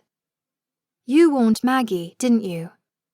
"Danger in many places." "Yeah, you aren't wrong, mate." I had to wonder if, given Andrew's trail of former spouses, any of them might be a viable suspect. Even if it looked bad for Maggie having found Andrew and had physical evidence on her, I had to believe Chief Hayes would realize she wasn't a killer. But I had no information on who to look at in terms of ex-wives. My phone buzzed with an incoming text from Tanya, letting me know the wedding guests had gathered at the B&B and she was providing food. My stomach gurgled on cue. Food should be the last thing on our minds with a dead man and 3 others incapacitated. My own phone buzzed with a second incoming message informing me that the bridal party had returned to the B&B and ended with a couple of question marks. Okay, I get the hint. I looked down at the reptile in my lap. Ready to come home and help me snoop? Beau blinked once before crawling up my arm and settling in his favorite perch on my shoulder. As I pushed myself to standing position, I realized the detail I'd been missing before. "Oh, I'm an idiot," I declared. The food. I knew something felt off down in the basement. I stopped, took a breath, and tried to corral my racing thoughts. The wedding party was meant to get ready at the church this morning. And hadn't Elise said something about them doing a brunch beforehand? I distinctly recalled seeing the spilled coffee near Jerry and some sort of jam stain on one of the groomsmen's ties. But there was no food in the room, no empty plates or discarded trays in the bins. Nothing to suggest there'd been food in there at all. Someone must have come in and cleared the food and drinks. "Suspect?" Beau prodded. There was no clear motive for Clara to subdue the groomsmen and Jerry, and yet it felt like the right avenue. Besides, if I was wrong, I was sure she'd clear it up quick enough. It was a place to start. I fired off a text to Tanya inquiring about Clara's whereabouts. Her response came back within seconds. Clara was at the B&B. If I'm off base, we'll find out soon enough. 7. Much like the night before when I'd gotten home from Maggie's, the first floor was cacophonous. This time, though, the chattering didn't extol the excitement of impending nuptials. The conversations popping up all around us were subdued and somber. I spotted Ginny in the living room by the front windows. She was providing Casey a never-ending stream of tissues. The poor thing had changed out of her wedding gown, but her hair remained in an elegant updo. I caught her glance at her engagement ring a few times before bursting into fresh fits of sobbing. Elise and her mother were conspicuously absent from Casey's side. It wasn't hard to find Clara. She stood in the kitchen beside Tanya, manning the stove. I wasn't sure I liked the idea of Tanya sharing her kitchen with this woman if, in fact, she'd done something to the wedding party's food. I still didn't get why she would want to harm anyone, but I was about to find out. "Hope this doesn't happen to many of your clients," I said awkwardly, trying to get the woman's attention. "Sorry?" She looked at me with only mild recognition. Members of the wedding party turning up dead. Oh, right. She gave a hiccup of nervous laughter. This is a first. I hadn't expected this to be a repeat occurrence for her. I wonder what happened. Time to play dumb and see what she'll give me. I don't know. I was setting up for the reception when the police notified me that the groom was found dead. They wouldn't give me any details. She stopped what she was doing and turned her full attention to me. What did you hear? I opened my mouth to answer her, but stopped short. I didn't know what sort of details Chief Hayes wanted floating around in public. Just that they found him in the bathroom downstairs. Clara's jaw worked, as if she were chewing on her next words. It really is just horrible, ruining that poor girl's big day. Can't think of a worse thing to happen on a girl's wedding day, I agreed. I do wonder what he was doing in the loo, though. I thought I heard him and his mates say they were all getting ready together. No idea. Clara rubbed at the nape of her neck. I really should go check on the guests. What's going to happen to all the food? I blurted before she could walk away. The food? She blinked at me, clear confusion in her gaze. You said you were setting up for the reception. It was a luncheon, right? Surely you'd made everything already. She remained mute for a moment before letting another nervous hiccup of laughter out. That food. You know, it hadn't crossed my mind. I suppose I should have brought it, and we could have fed everyone. What's stopping her from getting it now? Where was the reception going to be again? I'd be happy to help bring it over. No sense letting it all spoil, I offered. I'll give my staff a call and see what they can bring over. You were a big help last night. No need to keep throwing yourself into the mix.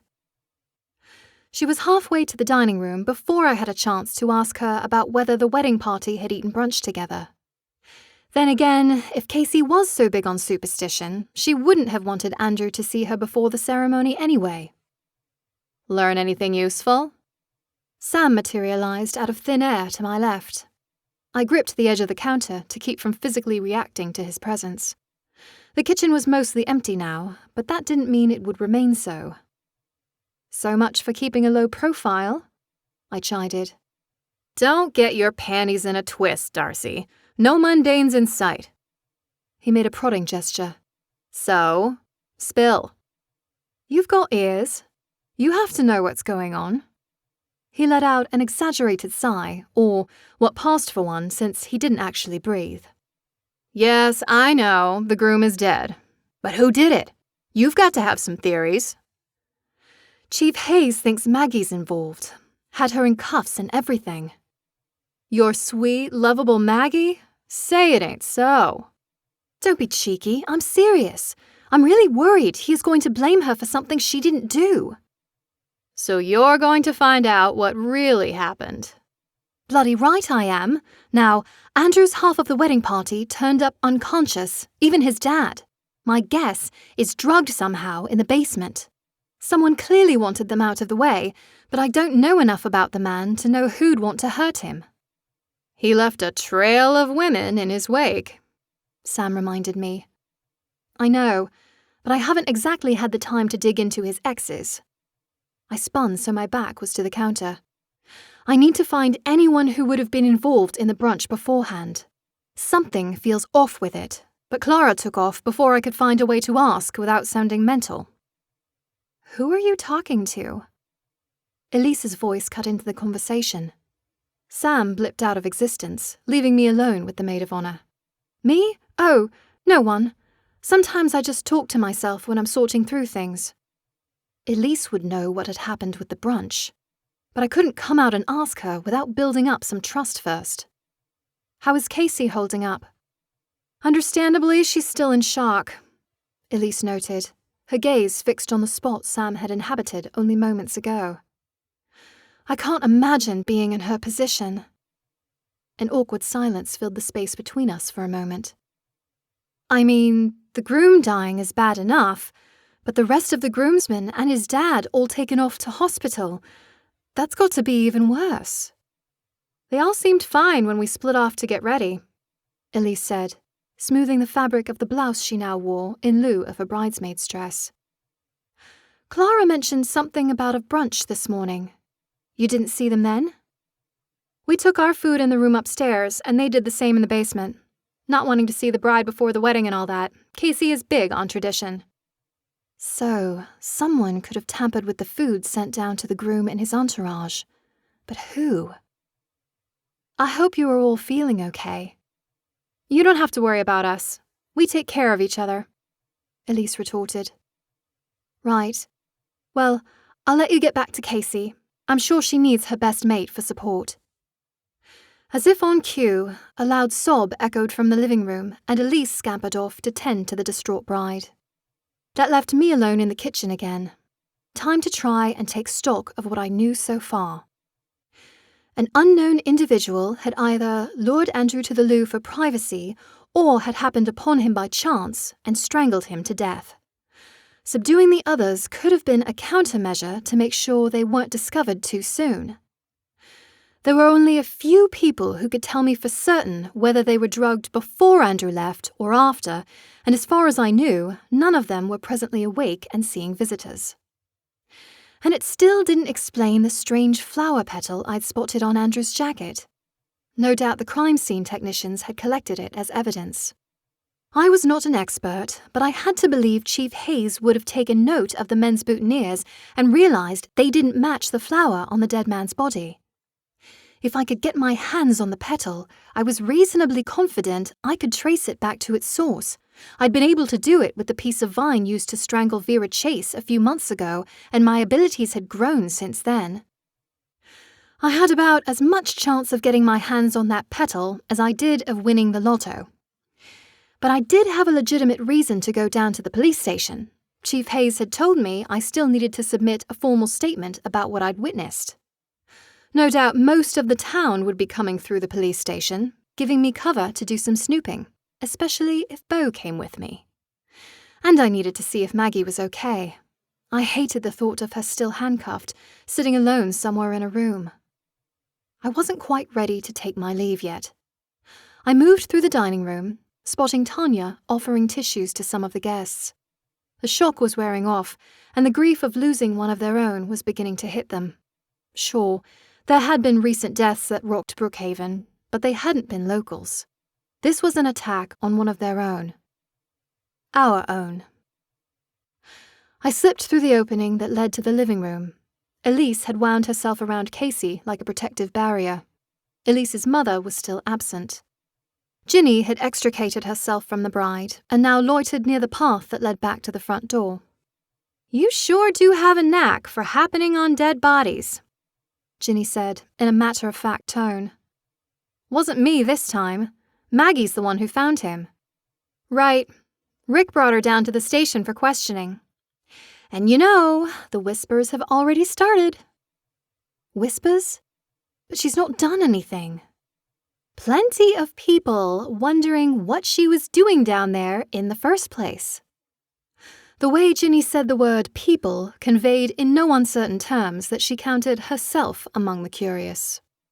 I couldn't be sure whether Ginny's magic was on display right now, but I found myself rolling up my sleeve, displaying the bruise on my arm. Andrew left this last night. I'm sure he didn't mean to, but she saw it, and it upset her. Ginny poked at the skin around the bruise. That makes sense. She's loyal to the people she cares about. And for what it's worth, I don't think she's a killer. Not in her nature. What do you think happened? My voice dropped to a conspiratorial whisper. I know Rick is going to look at family, but with Jerry in the hospital, that's probably not going to pan out. My guess? Someone didn't want him marrying the bride. I considered Ginny's words carefully. I'd been operating on the theory that whoever had killed Andrew was after him because of some sort of grudge against him. I hadn't stopped to consider someone might have wanted to halt the nuptials because of the bride. The list of people I ought to find a way to speak to was growing. Sam materialized behind Ginny and mouthed the words, police, before disappearing again. If Ginny sensed his presence, she didn't react. I rolled my sleeve down. I think your brother might be here. Ginny glanced over her shoulder, her blonde hair bobbing against her cheek as she did so. Probably come to tell everyone to get down to the station for their statements. Ginny pivoted to face me again.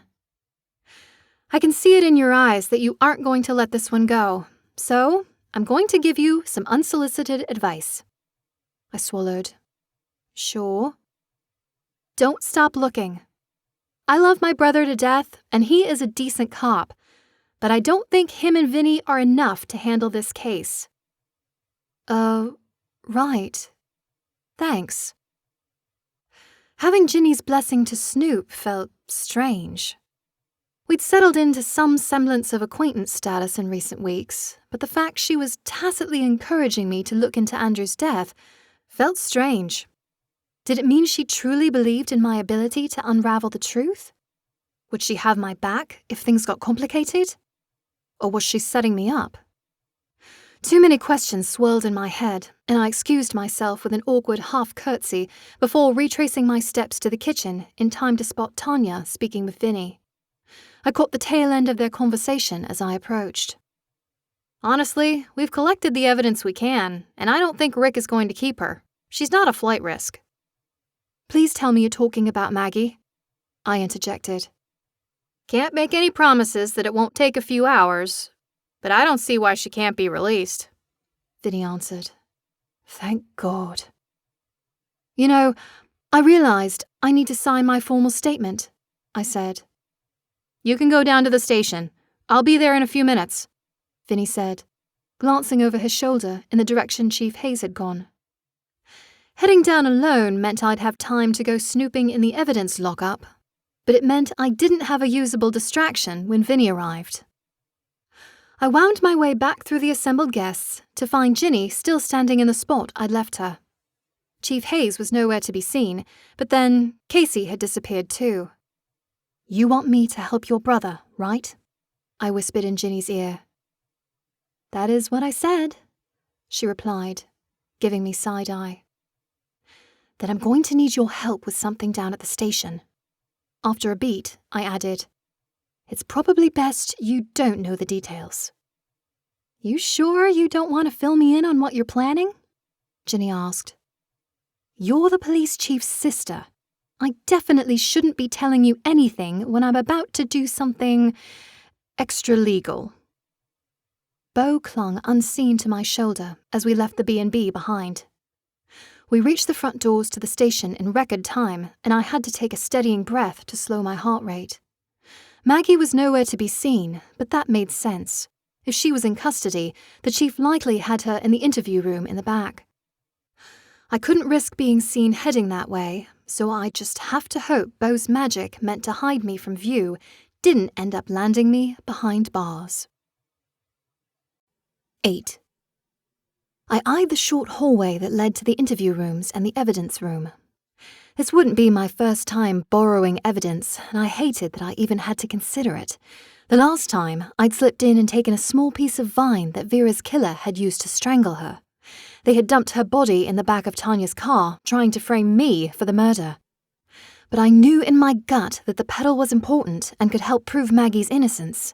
Besides, unless Chief Hayes or Vinny had miraculously developed plant magic while I wasn't looking, there was little they could do with it. You're really going all in for Maggie. Yeah, well, she means a lot to me, and I don't want to miss the chance to be happy, if that makes any sense.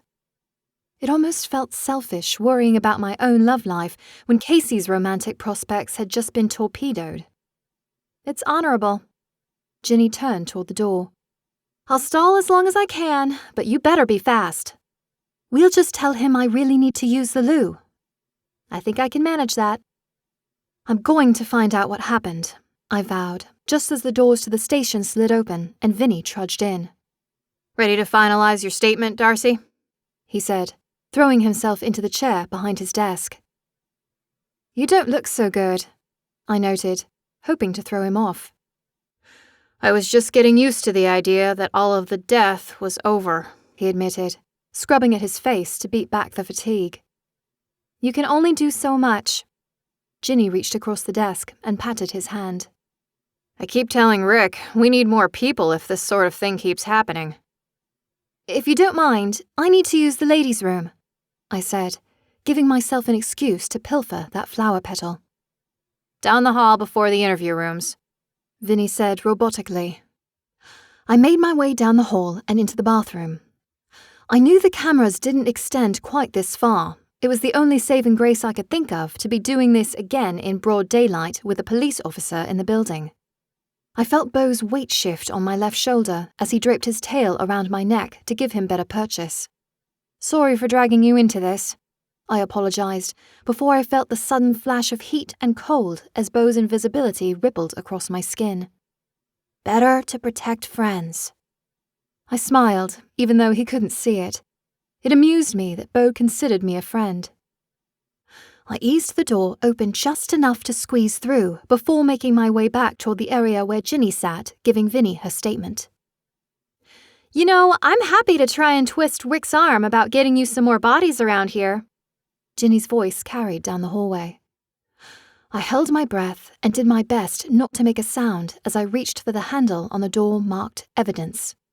With Beau's magic in play, Ginny couldn't see me, which meant she couldn't cover for any fumbling I did. Come on, Darcy. You can do this. I balled my left hand into a fist to steady my nerves as I twisted the knob with my right.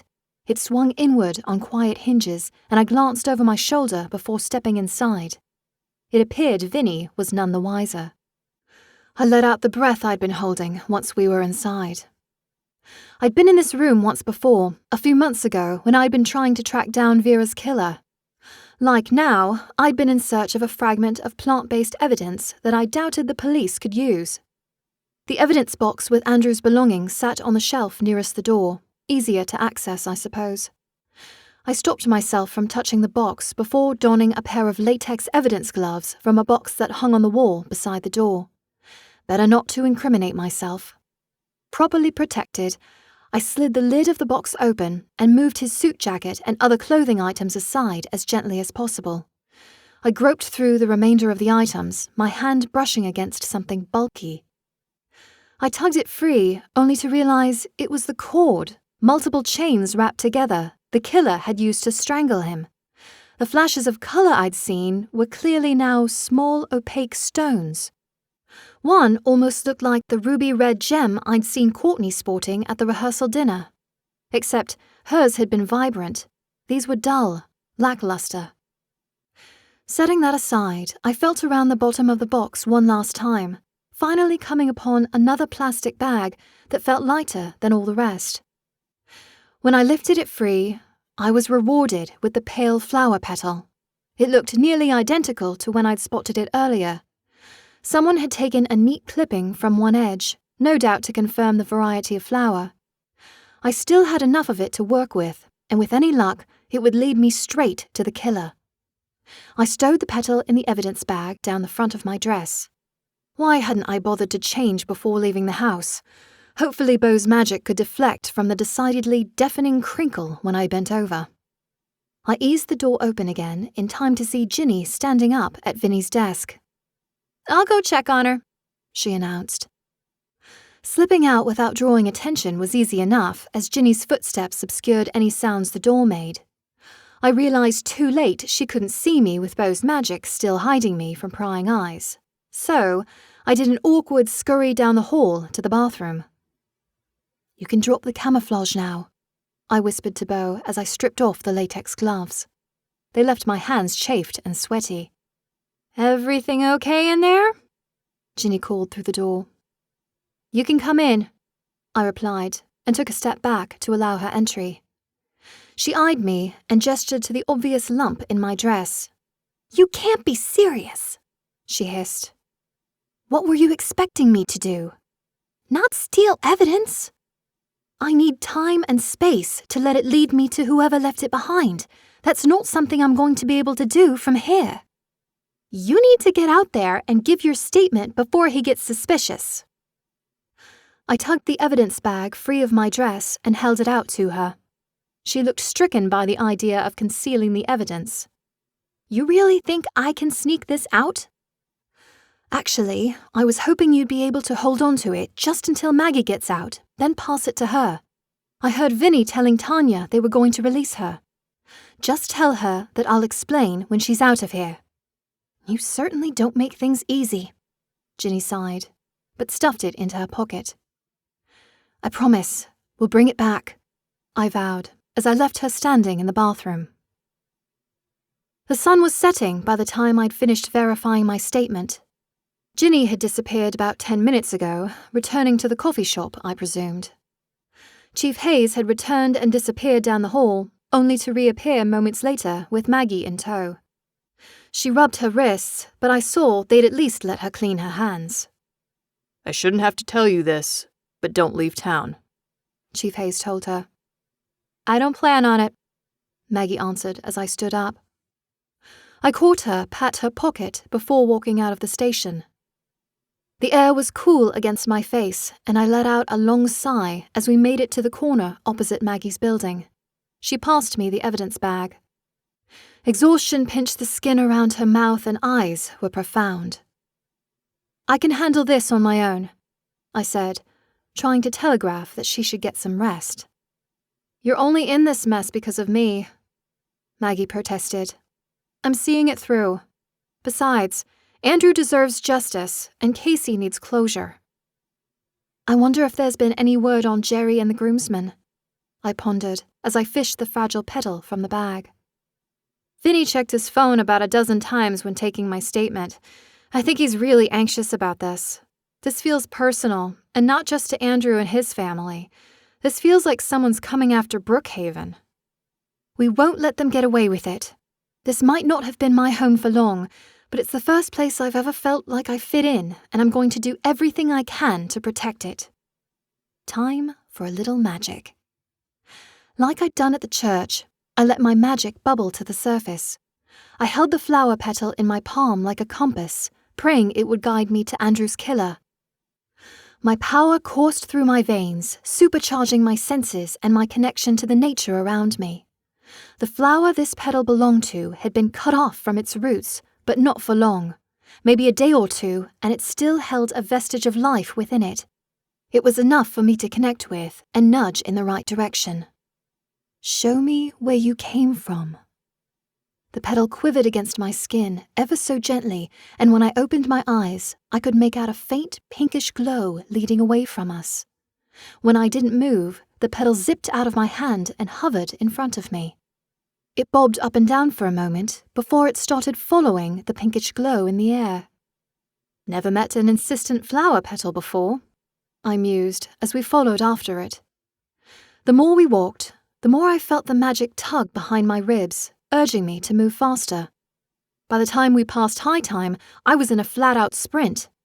I couldn't focus on whether Maggie kept up because I didn't want to lose sight of the petal flying through the air. I skidded to a halt when the petal settled on the front steps of the B&B. My stomach did a flip as I knelt and scooped it up. By the number of cars parked in the driveway and on the street, Tanya was still hosting the wedding guests. But that meant whoever had left the petal behind was inside the house.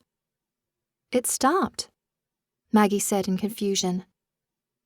I told it to take me back to where it came from. Then why are we here? I shook my head. I don't know. But my guess would be that whoever left it behind is inside the B&B right now. What do? Walk up to everyone and see if they're missing a flower petal? Maggie scoffed, her confusion turning into irritation. Not everyone. Maybe I could get a good look at the flowers from the bouquets, but there were only a few people who might have access. But why on earth would the bridesmaids or the florist want Andrew dead? Or was the petal just a misdirect? There was only one way to find out. I placed the petal back in the evidence bag and folded it up as small as I could make it, just in time to see Chief Hayes emerge onto the front steps with his sister Ginny on his tail. I angled my body to hide my hands behind my back. Where have you two been? The chief asked. We just finished giving our formal statements down at the station, I answered. We saw Vinny and figured you've got so many to do, it would be easier for us to get it out of the way. If I over-explained our whereabouts, maybe he wouldn't be suspicious. That is actually useful. Thank you. Is everything okay? I probed. His brow knit together for a moment before it relaxed. Just heading to the hospital. Jerry and the others are awake. My heart leapt in my chest. That meant they were probably going to be okay, which also meant they could fill in the gaps about who might have attacked them and Andrew. But if Chief Hayes was currently on his way to the hospital, then it was the last place I ought to be. Besides, I had a flower to investigate. 9. Evening slipped into night, and the out-of-town guests retreated to their rooms, though I couldn't catch Casey or her retinue alone to ask about the flowers. By the time I'd gotten inside, they had all retreated upstairs, leaving strict instructions not to be disturbed, and I'd seen no hide nor hair of Colleen the florist. Did Clara end up bringing the food over from the reception? I broached to Tanya as the clock ticked past 10 that night. Despite the frenzy of the day, neither of us were able to sleep. She brought in a few sandwiches, but it seemed like she hadn't started on the food before the service, Tanya answered. That's strange. She told me she was busy getting everything ready when the ceremony was supposed to start. I mean, I know it was a lunch reception, but she wouldn't leave it until the last minute, would she? Now that you mention it, given the level of preparation she put into the rehearsal dinner, that does seem unlikely. There's something else. There was a flower petal found on Andrew's body, I admitted, moving closer to her despite the fact we were alone. It brought me back here. Tanya sat in silence, lips pressed into a firm line as she considered my words. I know I am not going to stop you from looking into this, but it seems as if everyone appears to be a suspect to you. She wasn't wrong. I had a laundry list of potential people who could have done something, but no clue as to why. I need to talk to the bridesmaids and see if it came off one of their bouquets. And see Jerry. Maybe he could fill me in on what happened. I also needed to find a way to dig into Casey's background. If this had something to do with her, then maybe her social media accounts would shed some light. You aren't going to figure anything out tonight, Tanya noted. We should both try to get some sleep. Maybe things will be clearer in the morning. Morning dawned too soon. I sat up in bed, awoken by the still unfamiliar sounds of other residents in the rooms around me. Before yesterday, I'd assumed we would get the house back to ourselves by today. With Andrew's death, it seemed likely we'd be keeping guests on through the weekend, or until Chief Hayes cleared people to leave town. Any digging I did today would need to be done from my phone. Sage had given everyone the day off to attend the wedding yesterday, but High Time was still open for business today. I donned the brightly coloured uniform shirt with the signature marijuana leaf logo before heading downstairs. To my surprise, Tanya was the only one up and about. Can you do me a favour? I poured myself a mug of coffee and eyed Tanya. You can ask. Would you stop by the hospital today and check up on Jerry? See if he can recall anything? Tanya arched a dark brow at me. You want me to go snooping for you? I'm stuck at work all day, and you are friends. I'm sure he'd appreciate seeing a friendly and familiar face in his time of need. And if I happen to ask him about what he recalls, then all the better. Come on, you want to know what happened too. I do.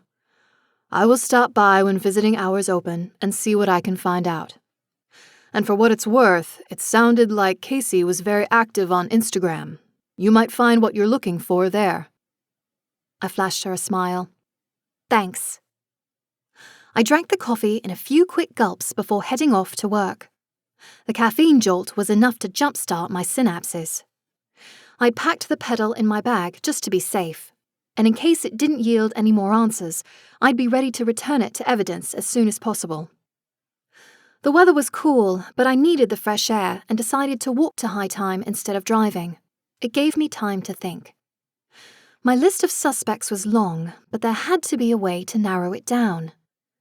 There was certainly something suspicious about the fact that Clara hadn't prepared all of the food for the reception before the ceremony. And from my limited experience with her running the kitchen the other night, I doubted she would let anyone else near the brunch menu. Then there was the flower petal. The fact that I'd been led back to the B&B where Casey and her bridesmaids resided wasn't a coincidence. Yet again, it didn't seem like Casey had any reason to want her husband-to-be dead, and none of them had any clear motive I could determine yet. Time to do some social media snooping. Ducking into the employee entrance at high time, I found my boss, Sage, unlocking the door to the growth room. I could see her eyes were red-rimmed beneath her glasses. "How are you holding up?" My mind whirred, eager to get started on my Instagram deep dive, but I knew I needed to be a good friend, too. "It's just still a shock. I can't believe Andrew's gone." "Did you know him well?" "Not really, but I know Jerry's going to be absolutely devastated." She wasn't the first person to say that either, and she wasn't wrong. I'm sure the police will figure out what happened. I hadn't noticed where Sage had been seated in the chapel before everything went sideways. "I know they will." "Where were you sitting?" I tried not to seem too obvious that I was digging for information. "Near the middle on the groom's side." Not an ideal spot to see something suspicious. But Sage could be perceptive. "I keep trying to go over what I remember, you know? Did I see something and didn't realize it?" Sage nodded. "I remember seeing the photographer come in and take some pictures, and then she left. I assumed to check the lighting. Getting the lights right in there can be tricky. Trust me, I've seen a few Christmas pageants gone awry due to unexpected shadows." Courtney was also on my list of people I needed to track down. She'd been standing in the back, and I'd gone past her in my search for Maggie. She'd been on the phone, but with who? If she was meant to be getting photos of the bridal party as they got ready, why not just go up to them directly? I noticed that too. Come to think of it, I haven't seen her since yesterday. "I heard she was staying at a hotel just over the town line." Now that I did a mental inventory, I hadn't seen Courtney after the rehearsal dinner. At the time, I hadn't been focused on where she'd gone, but it made sense she wouldn't be staying at the B&B. There weren't many places to stay in Brookhaven outside of Tanya's, though. That would make it easy to track her down. "I know people are saying Maggie was involved, but I don't believe it for a second," Sage said. "Glad someone else believes she's innocent." "I mean, I don't want to speak ill of the dead, but Andrew had a kind of reputation for wooing women and then breaking their hearts." The ex-wives reared their mysterious heads again. "I should get to work," I said, gesturing to the door of the growth room. Sage nodded and stepped aside to allow me entry. The temperature-controlled space welcomed me back. My presence perked up the plants that sat beneath the strategically placed grow lights. I made my rounds, checking to make sure the newer seedlings had enough water and nutrients. A few of the more mature plants were almost ready to harvest. Once I'd done my due diligence, I settled in my chair and retrieved my phone. It wasn't difficult to find Casey's Instagram page. Tanya was right. Casey lived for a good selfie. There were dozens of photos from her bachelorette party. I spotted Elise and the other two bridesmaids in the periphery of many shots. As I scrolled back through her posts, I found when she first announced her engagement to Andrew nearly 8 months ago. Their relationship went back another year beyond that. Skipping back 2 years before she'd met Andrew, I found some photos of her and Elise. They appeared to have met in college and had done a summer abroad together. There didn't appear to be any jilted exes in her past. I navigated back to the engagement announcement post and clicked over to the comments. There were a plethora of heart and kiss face emojis from her friends and followers, many proclamations of congratulations or some variants thereof, not a negative or angry comment to be found. Ginny had seemed sure this was a viable avenue for who might want Andrew dead. For someone who could elicit the truth from others, it appeared odd for her to be so off base.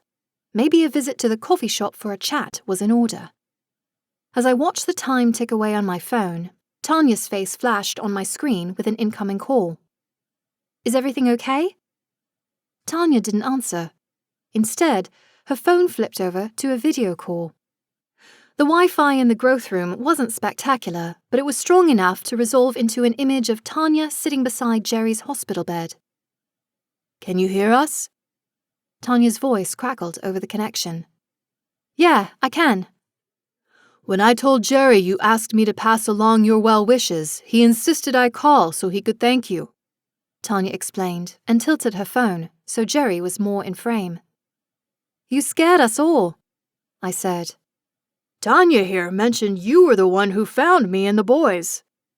I nodded wordlessly, unsure what information he had or not.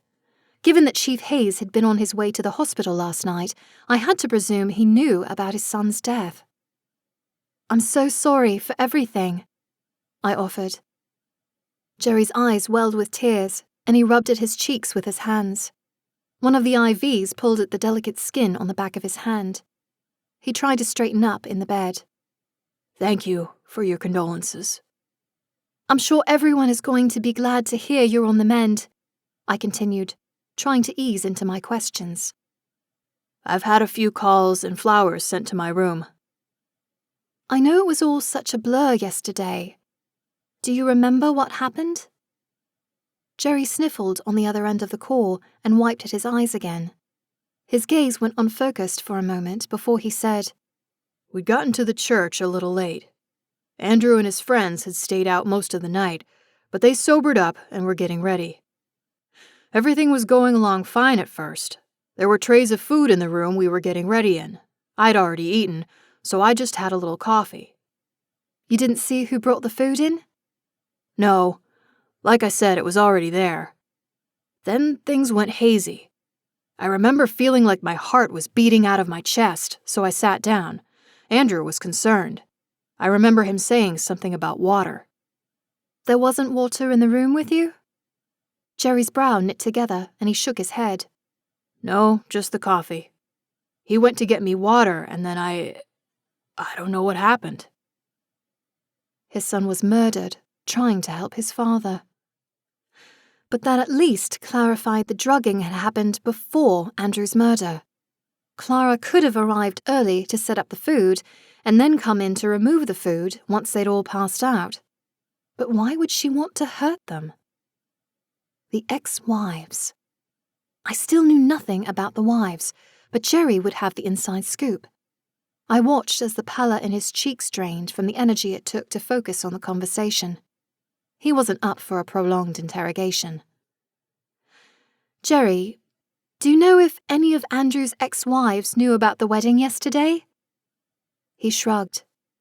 "We put an announcement in the paper, and I know Casey posted about it on her social media, so it's possible they could have. But they were all nice girls. I don't think they'd have anything to do with this." "You get some rest, Jerry," I said. He nodded and sunk back into the pillows. Tanya's head reappeared in the frame and bobbed along as she left the hospital room behind. "There was no sign of the food in the room when Maggie and I got there," I shared. "Well, I hate to say it, but that certainly seems to lend some credence to Clara being involved." "There are still pieces we're missing. I'm going to pay Ginny's a visit and see if she's heard anything through the grapevine. And figure out why she directed me to Casey's past when the information I could glean from it pointed to Andrew being the intended target." "Be careful," Tanya warned before hanging up. In short order, my phone buzzed at me that it was time for my break. Time for a little interrogation of my own with Ginny. 10. Ginny's was the most subdued I'd ever seen it when I walked in 5 minutes later. Even in the early mornings, the place had a certain energy about it, but now there was a pall cast over the inhabitants. I spotted a few regulars in their usual booths and on their stools at the counter. Ginny occupied her signature central perch, her stereotypically oversized mug of coffee sitting in front of her. The bell above the door announced my entrance, and Ginny swiveled on her stool, our gazes meeting. "Eating in or taking out?" She wasn't usually involved in taking orders. She had wait staff for that. "Eating in," I answered, and she patted an empty stool to her right. My stomach did a flip as I took a seat beside her. This wasn't the first time I'd shared countertop space with the woman, but it was the first time she'd openly invited me to join her. She was warming up to me, but it still felt strange. I looked into Casey's background and her social media. She doesn't look like she has any people in her past that would want to derail her marriage to Andrew, I said, as one of the waitstaff stepped up behind the counter to take my order. Ginny let out a sigh. You act like what I said was gospel. I'm not the crime solver in the family, but I figured it was worth a shot. Which brings us back to the potential for Andrew's exes to somehow be involved, I mused.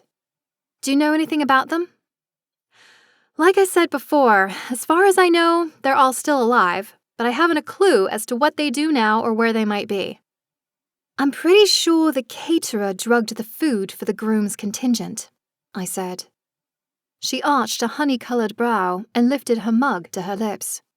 Do tell.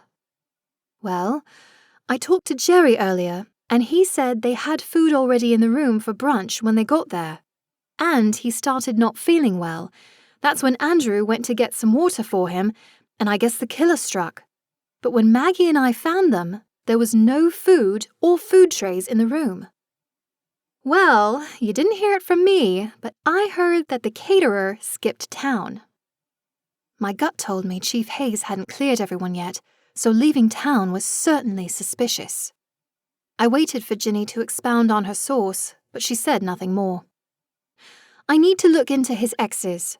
That has to be the right avenue, I said, mostly to myself, as my food arrived. The bell above the front door jangled as it announced another entry into the shop. I spun a quarter turn, just enough to see Courtney standing there. She looked wide-eyed, and when she caught me staring, she turned on her heel and left. I wasn't about to miss this opportunity. I gestured to the plate of barely touched food and called to the server. Mind packing this up for me? I'll be taking it to go.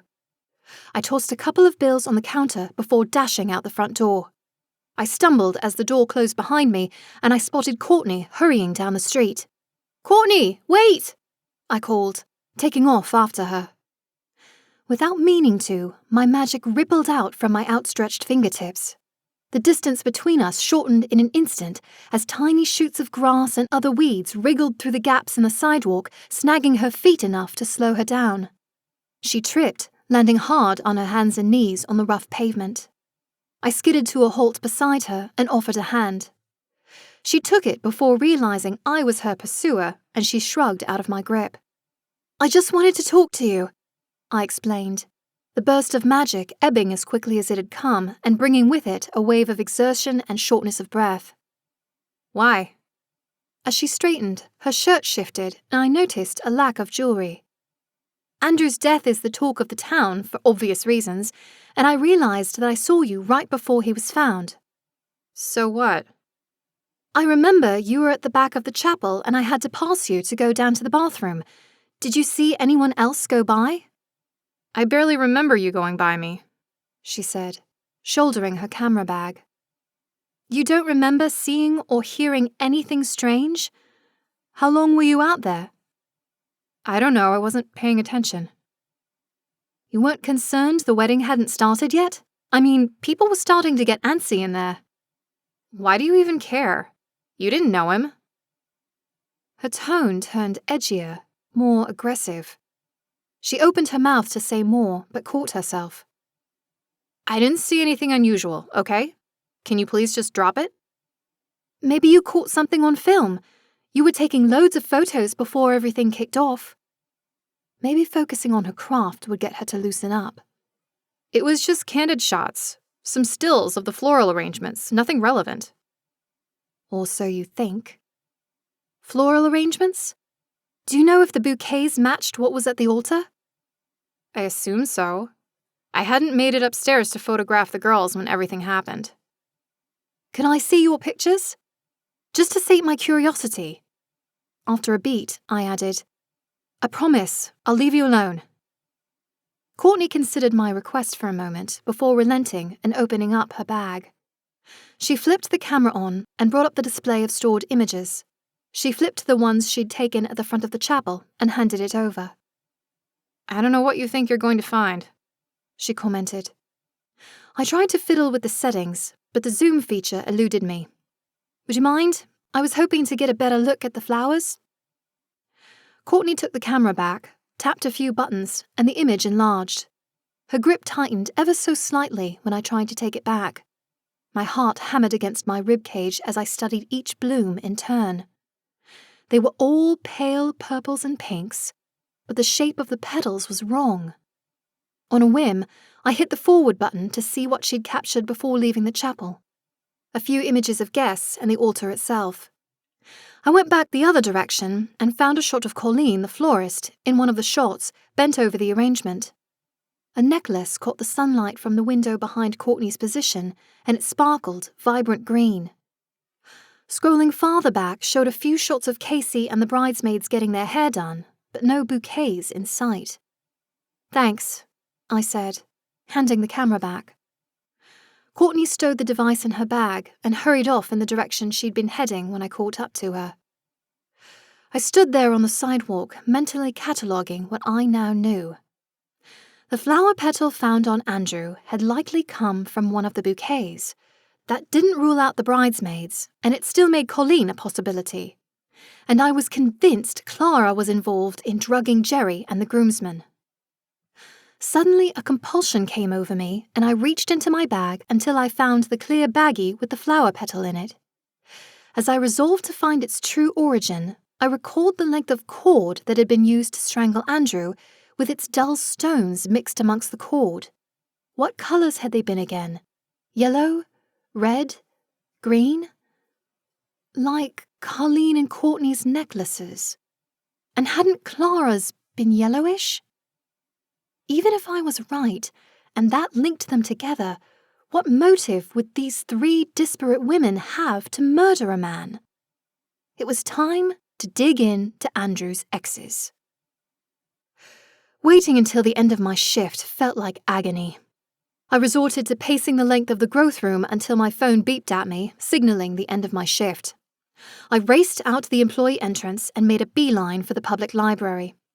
I figured using public computers to do my snooping was safer than my own computer. I was only one of a handful of patrons in the library when I walked through the pneumatic doors. I half expected to find Jerry occupying one of the chairs in the computer area with a paper in his lap. A pang of sadness gripped my stomach as I realized he wouldn't be taking up residence there for a while yet. I spotted today's paper sitting on the table and snagged a copy. There probably wasn't much in it he'd want to read, but he did have traditions to uphold. I somehow doubted Andrew was on social media. In fact, he'd only been in a couple of photos with Casey on her Instagram profile. The engagement announcement had been more focused on the ring rather than the man she'd intended to wed.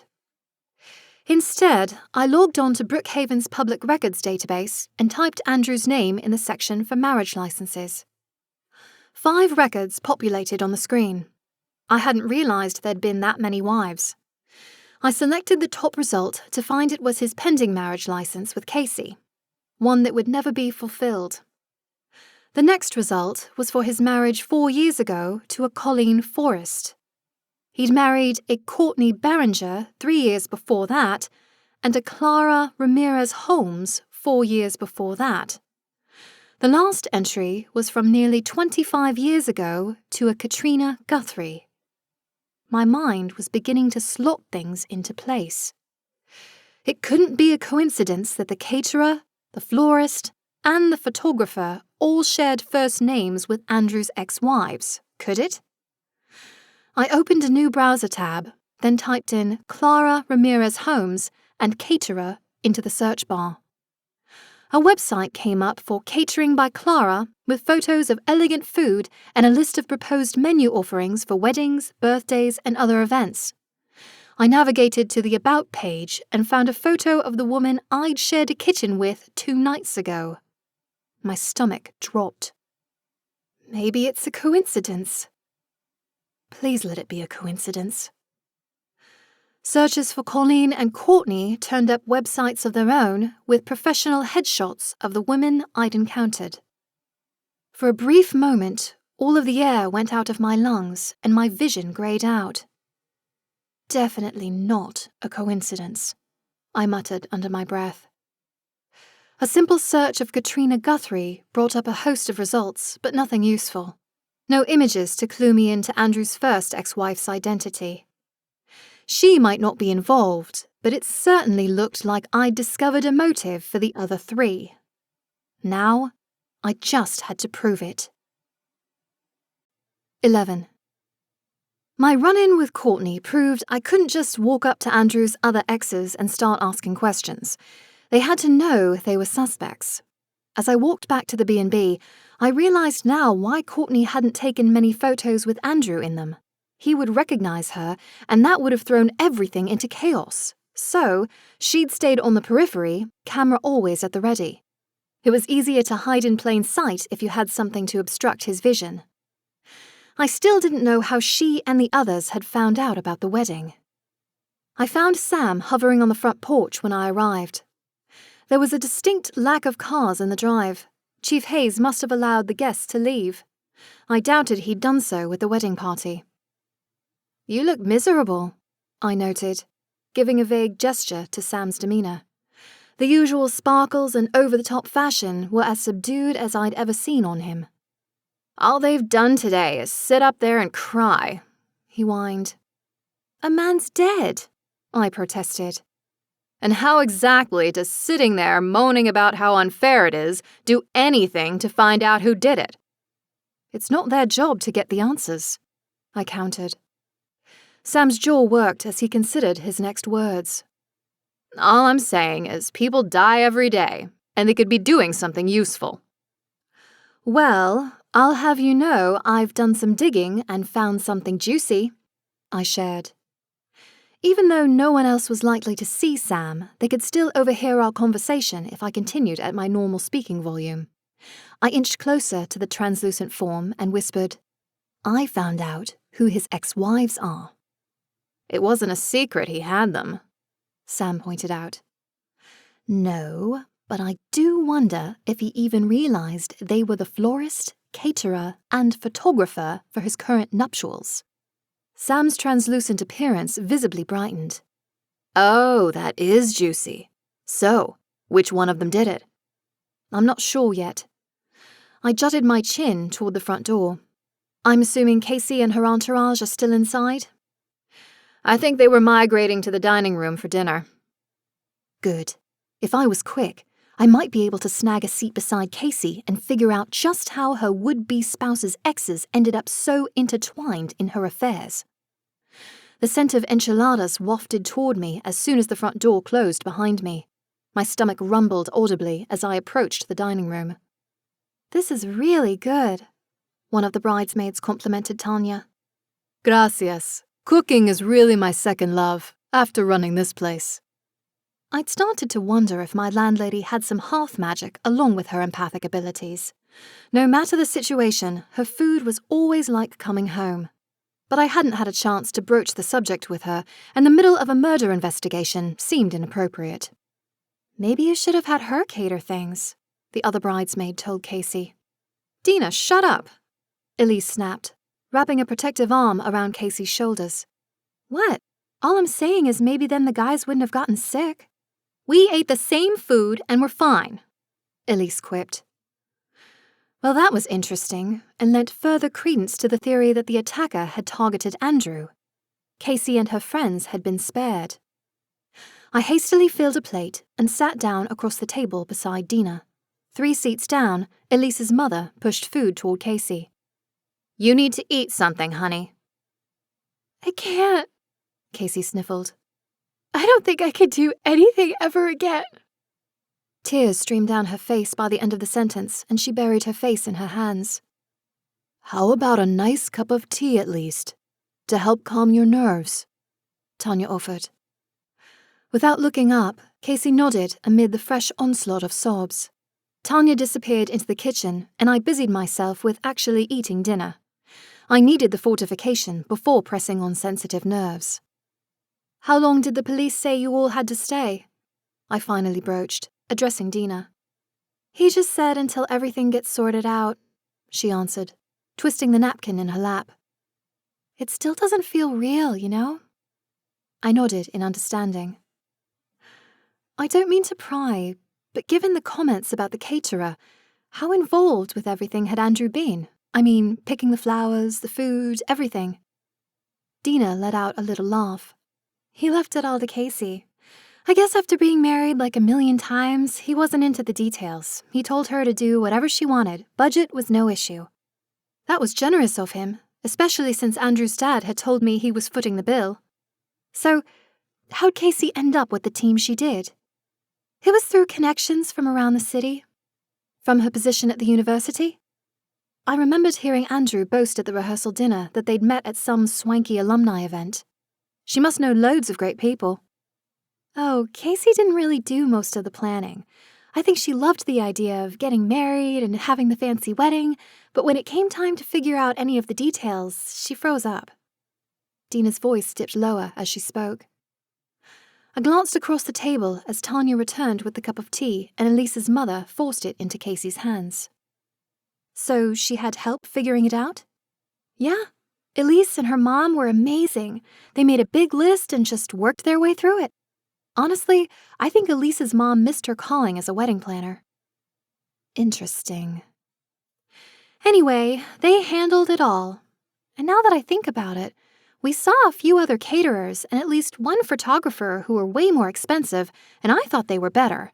But Casey had the final say, and she wanted these people. So, despite money being no factor, Casey had still insisted on going with the cheaper options. The ones who just so happened to be her groom-to-be's past lovers. Did she know that?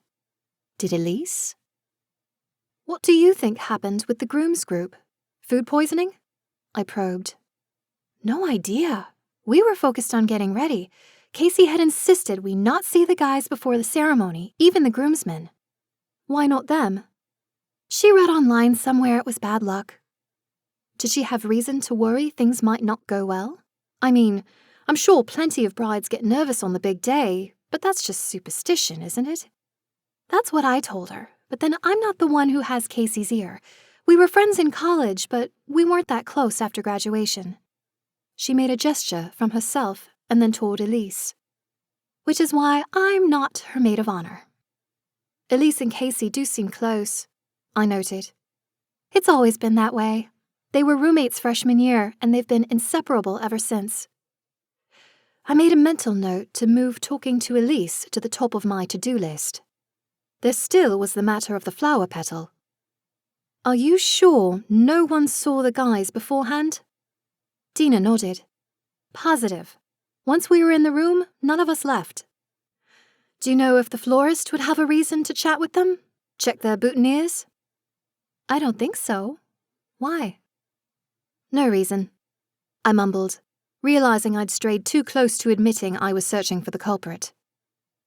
I think we ought to go see Jerry in the hospital tomorrow, Elise declared to the table abruptly. He's going to hate me, Casey wailed. You didn't do anything, Case. He loves you like a daughter. Seeing you would cheer him up, Dina replied. But what if he blames me for what happened? I know for a fact he won't blame you. He was looking forward to you two starting your lives together, I interjected. He was? Told me so, sitting right here yesterday morning. So I think your friend is right. Seeing you would probably cheer him up. Casey stopped crying at that and wiped at her eyes with the back of her hand. She offered up a feeble smile as she took another few sips of tea. Then let's do that first thing in the morning. We could all go, Dina offered. I don't think we want to overwhelm him, Elise's mom said. Casey turned to Elise, who still sat within arm's reach. But you'll come with me, won't you? Where you go, I go, Elise answered. In short order, the women finished their food and retreated back upstairs, leaving Tanya and I sitting alone in the dining room. I fiddled with the remains of my enchilada as she eyed me. What's running through that mind of yours, Darcy? I ran into Courtney at Ginny's today. Well, she saw me, then turned and ran out of the shop. But the point is, I talked to her. Do you think she had some insight? She was standing in the back of the chapel when I went looking for Maggie.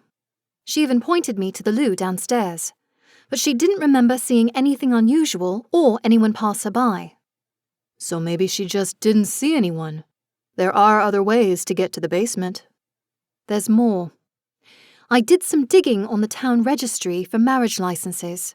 I found Andrew's other marriage records, and Courtney, Clara, and Colleen are all his exes. I don't understand. The photographer, the caterer, and the florist that Casey hired for her wedding are Andrew's ex-wives. Well, 3 of them anyway. Something tells me that isn't a coincidence. That's what I thought. I'm convinced that Clara wasn't getting ready for the reception. I lost track of Colleen the florist, too. The only one I know I saw consistently was Courtney. So you think they were working together? I don't know. Maybe. I think Chief Hayes ought to take another look at the 3 of them. I mean, maybe they got jealous he was marrying someone half his age? I've heard of weaker motives. Tanya agreed. And there's still the matter of the flower petal. It didn't appear to match the arrangements in the chapel, and it wasn't the same as what the men were wearing, which only leaves the bouquets. That piece still eluded me. Tanya and I returned to the kitchen, standing side by side as we often did, washing the dinner dishes. I turned to set one of the serving plates on the drying rack when a memory struck me. Colleen had come to the house to double-check with Elise about the flowers. Had she gone to the bridal suite before everyone else had arrived? Had Colleen picked up an errant flower petal there? I needed to get my hands on those bouquets. With Elise and Casey heading to the hospital in the morning, it would be the perfect time to compare flowers. I could try to identify which bouquet belonged to which woman. And I still needed to have that conversation with Elise about how she found Andrew's exes and whether there was more to her selection than met the eye. 12. I barely slept Saturday night. Every time I closed my eyes, all I saw were the swirling faces of Andrew's exes, combining into a tangled mess of motives and questions. By 6 o'clock, I was out of bed and padding down the stairs to the kitchen. To my surprise, Casey stood there, staring blearily at the coffee pot. "Morning," I greeted. My words made her jump as she pivoted to look at me. Recognition slowly dawned on her as she wrapped her arms tight about her torso. "Sorry, I'm just jumpy." "You've no reason to apologize. You're the one going through hell right now," I countered. "It all just feels so surreal. Like one minute, I know he's gone, and the next I've got this stupid hope that it's all a bad dream and I'll wake up, and we'll still be getting married." I glanced at the coffee pot on the counter. Tanya might be magical with food, but Ginny was amazing with coffee. "I know we don't know each other, but how about I buy you a cup of coffee? I'm a good listener." Casey offered up a genuine smile. "Thank you. I think I'd like that." Donning coats, I led the way down the front steps and toward Main Street. As we walked, I caught Casey looking around at the shop still shuttered on a Sunday morning. "You know, seeing the church was the first time Andrew ever brought me to Brookhaven. You never came to visit when you first started seeing each other?" "No.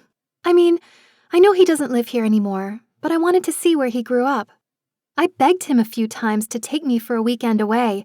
His dad would have let us stay at his house, but he didn't want to." "Why not?" She shrugged. "I don't know. He wouldn't talk about it. He just kept saying that he'd come back here to get married, but that was it. This was his past." "I don't want to be insensitive, but you knew he'd been married before, right?" "I knew there'd been other women. He was open about that.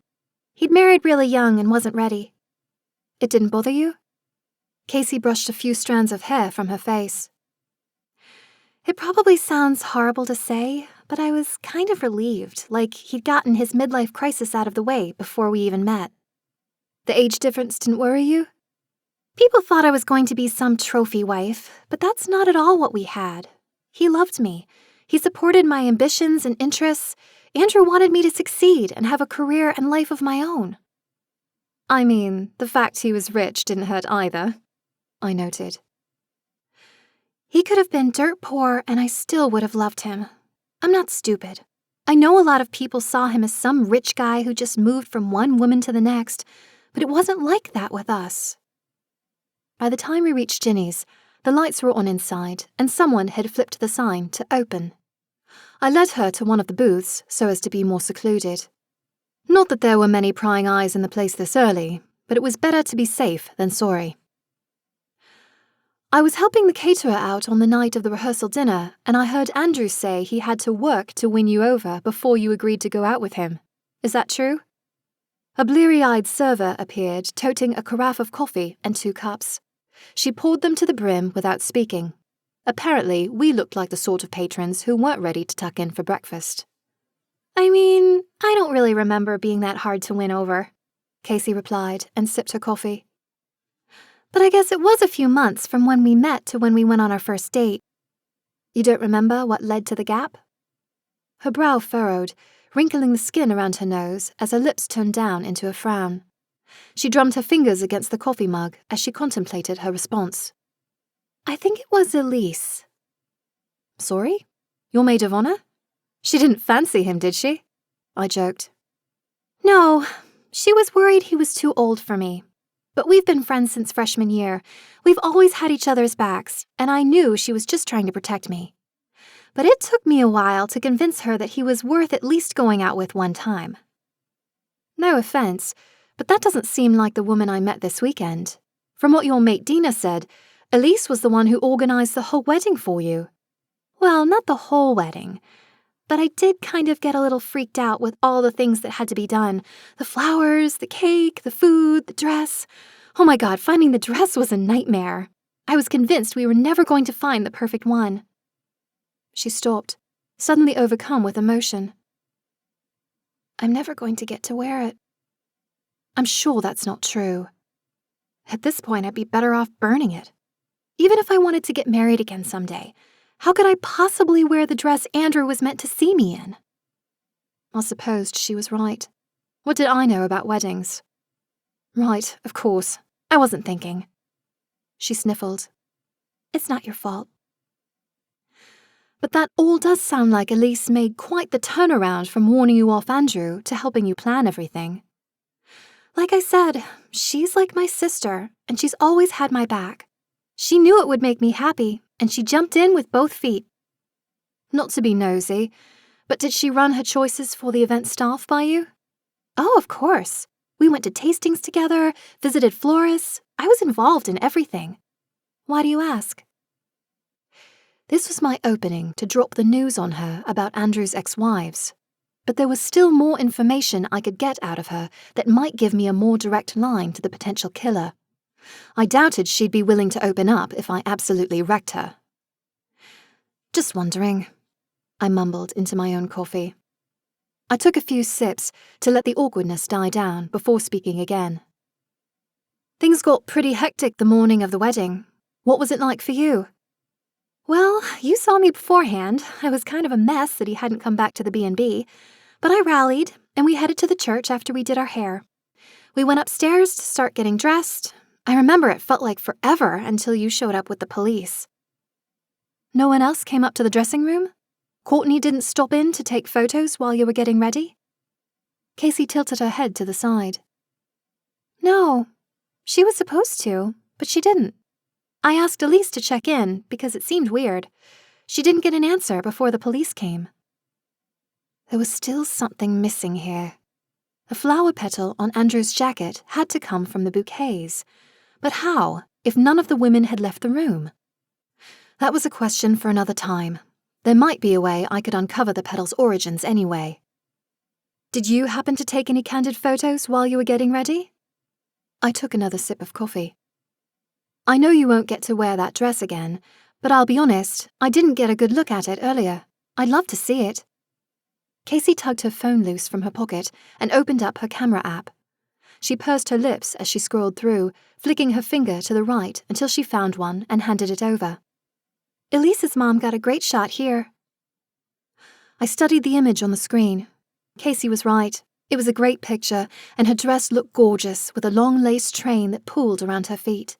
The dress had sleeves which were decidedly weather-appropriate for November. But more importantly, I caught sight of the bouquets sitting on a nearby table. 4 of them, one obviously larger than the others. The dress is beautiful, I said. trying to surreptitiously skim past other photos, hoping to find one of the flowers up close.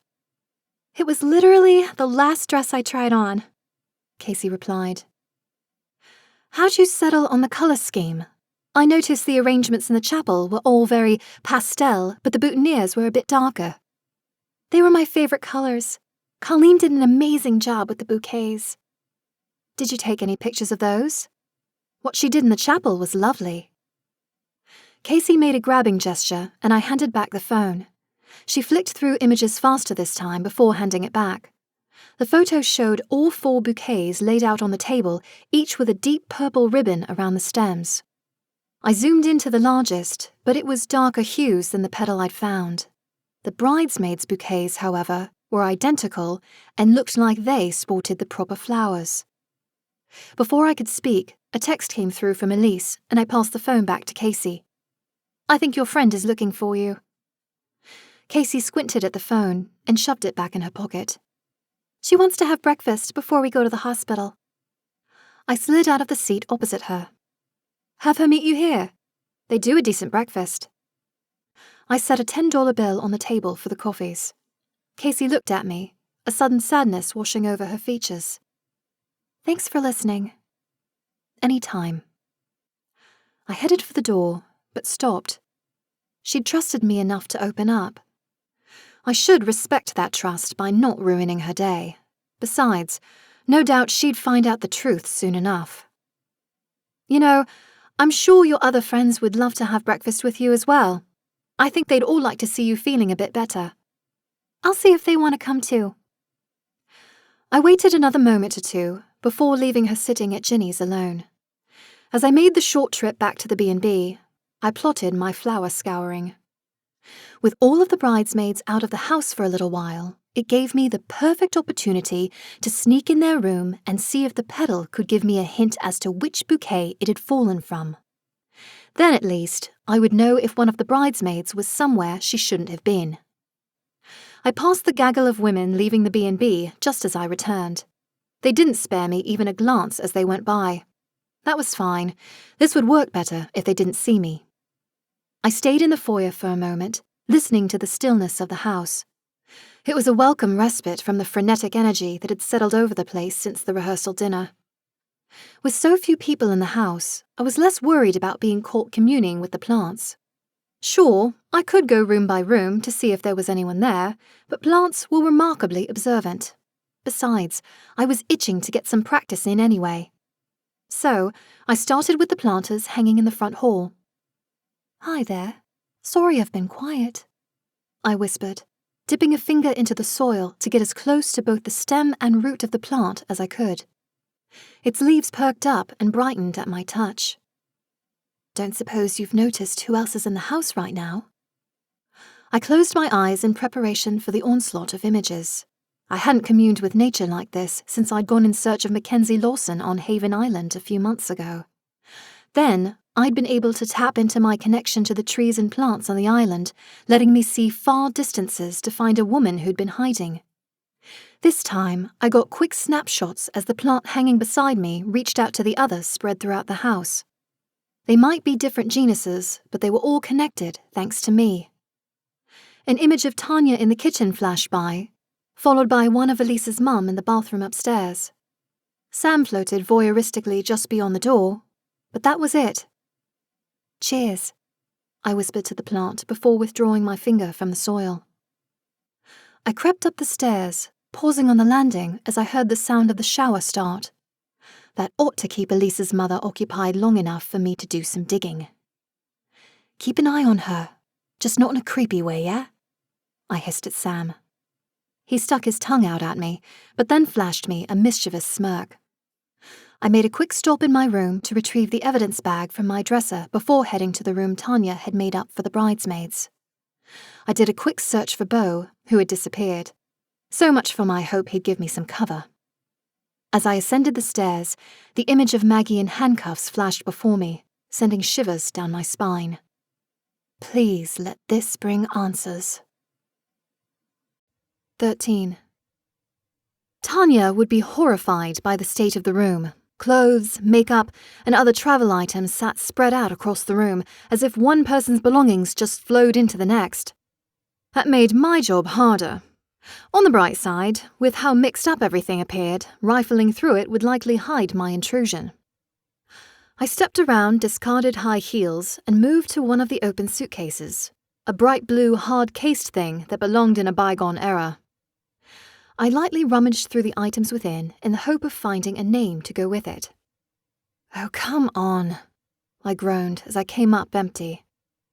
I teetered over the edge of the case, trying to figure out where to look next as realization dawned on me. I didn't need to go traipsing through everything first. This whole exercise was pointless unless the flower petal actually matched one of the bouquets. I could figure out the identity of the owner afterward. I scanned the room for the bouquets. Casey's arrangement had appeared enormous in the photo she'd shown me, but the ones for the bridesmaids hadn't been that much smaller. They shouldn't be that difficult to find. Dipping my hand into my pants pocket, I retrieved the evidence bag with the petal. I vowed to make a trip to the police station and return it as soon as I had something viable to give Chief Hayes. I opened the baggie and let the petal fall back into my palm. "Let's find where you belong," I whispered, and gave my hand a squeeze, as if to reassure the petal I had its best interests at heart. My magic came easier each time I used it. It practically leapt out of me this time, coiling like a vine around my wrist and twining between my fingers.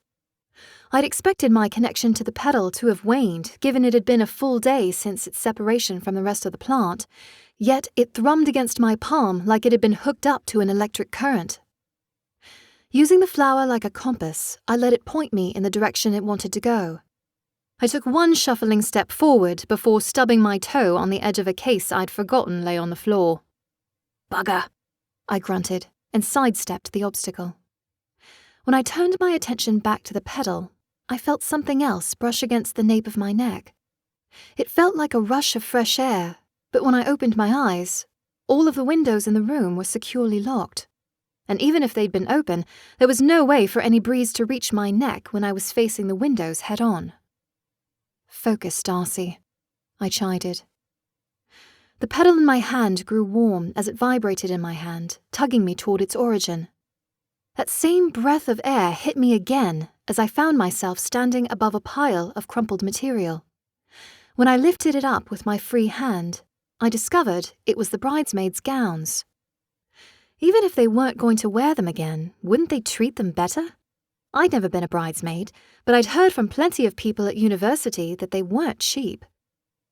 Moving the dresses aside, I found the bouquets all lumped together on the floor. A pang of sadness tugged at my heart. Ever since I'd embraced my hedge witch magic, I'd been more in tune with nature and felt more keenly for the flora all around us. These poor flowers had been discarded like they didn't matter. I nudged the still-tied bunches of flowers into a tight row on the floor with my foot. Each had that deep purple ribbon, and it was only then that I realized they each bore a tiny silver letter at the end. The farthest to the left bore a scripted D for Dina. The one in the middle had a letter S, and the third had a delicate letter E for Elise. "Time to see where you came from," I told the petal. I tossed it up in the air and sent out a burst of magic with it, urging the petal to return to the bouquet it had fallen from originally. The petal burned a brilliant shade of gold in the early morning light as it floated down, landing on the farthest bouquet to the left, on Dina's. Not what I'd expected. Then again, I didn't know the wedding party all that well. She'd seemed a bit resentful of the fact she'd been overlooked for maid of honor status, but that seemed a weak motive for murder. As I picked up the petal, still glowing faintly vibrant against its paler relatives, something sparkly caught my eye. I couldn't say what it had been. Maybe it was a trick of the light, but I could have sworn something gem-like glinted from beneath the bouquet. I glanced over my shoulder before picking the bouquet up off the floor. The glint disappeared as I rotated the flowers. As gently as I could, I tried to separate the flowers from being bound together, hoping whatever I'd seen had simply gotten tangled in the stems. Nothing. What was going on? That same odd breeze tickled my neck for a third time, and I felt it sweep across my cheek, lifting the bouquet and smacking me in the nose. On reflex, I inhaled, catching the dulled scent of the flowers. They'd started losing some of their fragrance after being discarded under clothes for several days. I could still pick up the vague hint of lavender, and thought I'd caught the same sort of floral scent in the bathroom at the church. My head grew foggy as I tried to recall as much detail as possible about what I'd sensed that day. An unfamiliar scent hit me, coating my nose and throat as I inhaled a second time. It tasted chemical, and I dropped the bouquet on the floor. My vision blurred and began graying out at the edges. Something's wrong. I tried to inhale, but wound up in a coughing fit. My fingers ached from where I'd touched the flowers, and my head swam. I needed to get out of the room. I staggered for the door, not bothering to cover my tracks as I groped half-blind for the doorknob. I managed to twist the handle and the door swung inward, forcing me back into the room. "Help!" I croaked out before stumbling into the hall, and my equilibrium deserted me. A rhythmic beeping roused me. My head throbbed in time to the sound, and I raised a hand to my ear in a weak effort to block the noise. Something snagged my arm on its journey to protect my ear, and I managed to open one bleary eye to see thin tubes snaking up over my elbow to a tall stand beside me. "Easy now." Maggie's voice came from my right, and I turned to find her sitting beside me. "What happened?" My throat felt raw. "You scared us half to death, that's what," she answered. The aching in my head persisted. I shifted in the bed, which I now realized wasn't mine, and the movement was enough to send additional cascades of pain through my skull. I settled back against the pillow and waited for the pain to subside. When it receded to a dull thudding, I opened my eyes again to look at Maggie. Slowly, my snooping in the bridesmaids' room came back to me. Before I could mention it, a petite woman in blue scrubs and a lab coat appeared. "Miss Ingram, good to see you're awake." "Everything's a bit fuzzy," I said, touching my temple. "Mind telling me what you do remember?" She pulled a penlight out of the lab coat's pocket and shone it in my eyes. I winced at the brightness. "Just that I smelled something strange and had trouble breathing. I think I passed out and then woke up here." "You were exposed to a toxin. We're still running tests, but the lab should be able to identify it soon. For now, we're going to keep administering IV fluids and monitor you." The doctor glanced towards something in the hallway. "There's someone here to see you, if you're up for another visitor." I did my best to sit upright in preparation for whoever this visitor might be. My heart sank when Chief Hayes filled the doorway. "I've just got a few questions," he said. I wanted to refuse his request. I still needed to get my head straight and fill in Maggie, and Tanya if she was around. But I also knew telling the chief of police no was a surefire way to get on his bad side. "I'll try," I responded. "That's all I ask." His tone was far gentler than I'd ever heard before. Maggie stood, the chair squeaking against the flooring. I reached a hand toward her. "You can stay." I glanced to Chief Hayes. "Right?" "Sure." Maggie sat back down and gave my hand a reassuring squeeze. Knowing she was here for me helped to clear the brain fog. Then again, I couldn't be sure it wasn't her magic that was giving me a boost. "What do you want to know?" I addressed the chief. "Where were you when this started?" "At the B&B. "Where in the house? Tanya said she found you upstairs unconscious near the stairs." "My room is up there." "So you were in your room?" "No." That ache in my temple returned, making it difficult to focus. "I was in the room given to the bridesmaids. I wanted to see if there was anything I could do, like clean or something." "And then what happened?" I looked around a bit, and then I started feeling off. "Did you touch anything in the room?" My pulse quickened, thrumming painfully in my neck, and my heart beat triple time against my ribs. Had I managed to get the flower petal back into the evidence bag and out of sight before passing out? If he went to check the room, would he find the evidence I'd pilfered? I moved some clothes. Honestly, the room was a bit of a disaster zone. Shoes, clothes, and cases all over. Something landed you in the hospital, Miss Ingram. I met his gaze and immediately regretted it. Those eerie flecks of amber in his gaze shone beneath the harsh hospital lights, reminding me almost of the glint I thought I'd seen in the bouquet. I think I picked up one of the bouquets. That's when I started feeling ill. Thank you. Has there been any progress on Andrew's case? The words slipped out. Can't discuss an ongoing police investigation with you. He glanced toward Maggie. But we have cleared Maggie. Thank God. Have you talked to his ex-wives? Chief Hayes looked annoyed at my question, as if my words presumed he was incapable of doing his job. We are pursuing all leads. They're in town. I thought you should know that. And how do you know this? We got to talking about Andrew, and I couldn't remember his exes by name, so we looked them up. Maggie interjected with a blatant lie. And how do you know they are in town? Maggie glanced my way, hoping I could fill in that detail. We found some photos online of Andrew and his wives. I thought they looked a little familiar. Chief, the caterer, florist, and photographer Casey hired for the wedding were all married to Andrew previously. A vein in the chief's neck pulsed visibly at the admission. This wasn't where or even how I'd planned to share the information with the chief, but there was no taking it back now. And he needed to know that information. What he did with it was up to him. I see. Well, thank you for bringing this to my attention. He took a step toward the door. Get better, Miss Ingram. Would it kill him to call me Darcy? I muttered once he was gone. Tanya told me about Andrew's exes. I didn't believe her, but it's true, isn't it?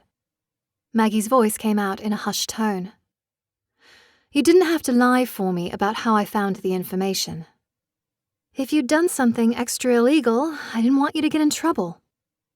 Lucky for you, I used the almighty power of the town's own records to my advantage. So what's your theory? Maybe they're all working together? I mean, Jerry said the food was already in the room when they went down, and there wasn't food when we found them, so someone had to remove it. When I talked to Clara, she had a shaky alibi. What about the other two? Well, I know I saw Colleen the florist in the chapel around the time you were leaving, but she did leave and I've no idea where to. And I know I saw Courtney, the photographer, standing outside the chapel on her phone when I came looking for you. I still don't understand how we could have missed seeing someone coming or going. I know I was in shock, but Andrew was still warm when I found him. He hadn't been dead long. I couldn't even begin to posit a theory on that one. I was in the bridesmaid's room because I was convinced that petal came from one of the bouquets, and I was right. A realization hit me. Oh, the petal. I'd had it with me and I don't remember if I put it away. Darcy, take a breath, Maggie instructed. I did so, and the panic receded a little. If we lose that, we're dead. Tanya found it with you before she called me and the police. It's safe. My heart stopped hammering in my chest as her words sunk in. Good. That's good. So you think one of the bridesmaids was in on Andrew's death? Maggie redirected the conversation. I don't know, but it was like I was compelled to smell them, and that's when I started feeling off. I got a chill as the heating system in the room sputtered, shooting out cold air instead of warm. The gust of wind triggered a sense memory of the wind on my neck. There was something else strange. While I was in the room, I kept feeling wind on my neck. But it didn't make sense, because the windows were closed and my back wasn't even facing them. Sounds like magic to me. How would that even work? Elemental magic can take a lot of forms, and maybe that could explain why neither of us saw anyone. What? Could someone turn invisible? Magic is wonderful, and there's a lot we don't fully understand about it, but it's possible. That would mean at least one of these women is a witch. But why would they try to poison the bridesmaids after the fact? Unfortunately, I don't think it will be as simple as getting Ginny to ask each of them if they're a witch. All of this made my head spin. I'd never dealt with a magical killer before. Not that I wanted to say I preferred mundane ones. They could be downright scary too. But the addition of magic made me nervous. My powers were growing, but there was a strong possibility one or more of these women had grown up knowing about their abilities.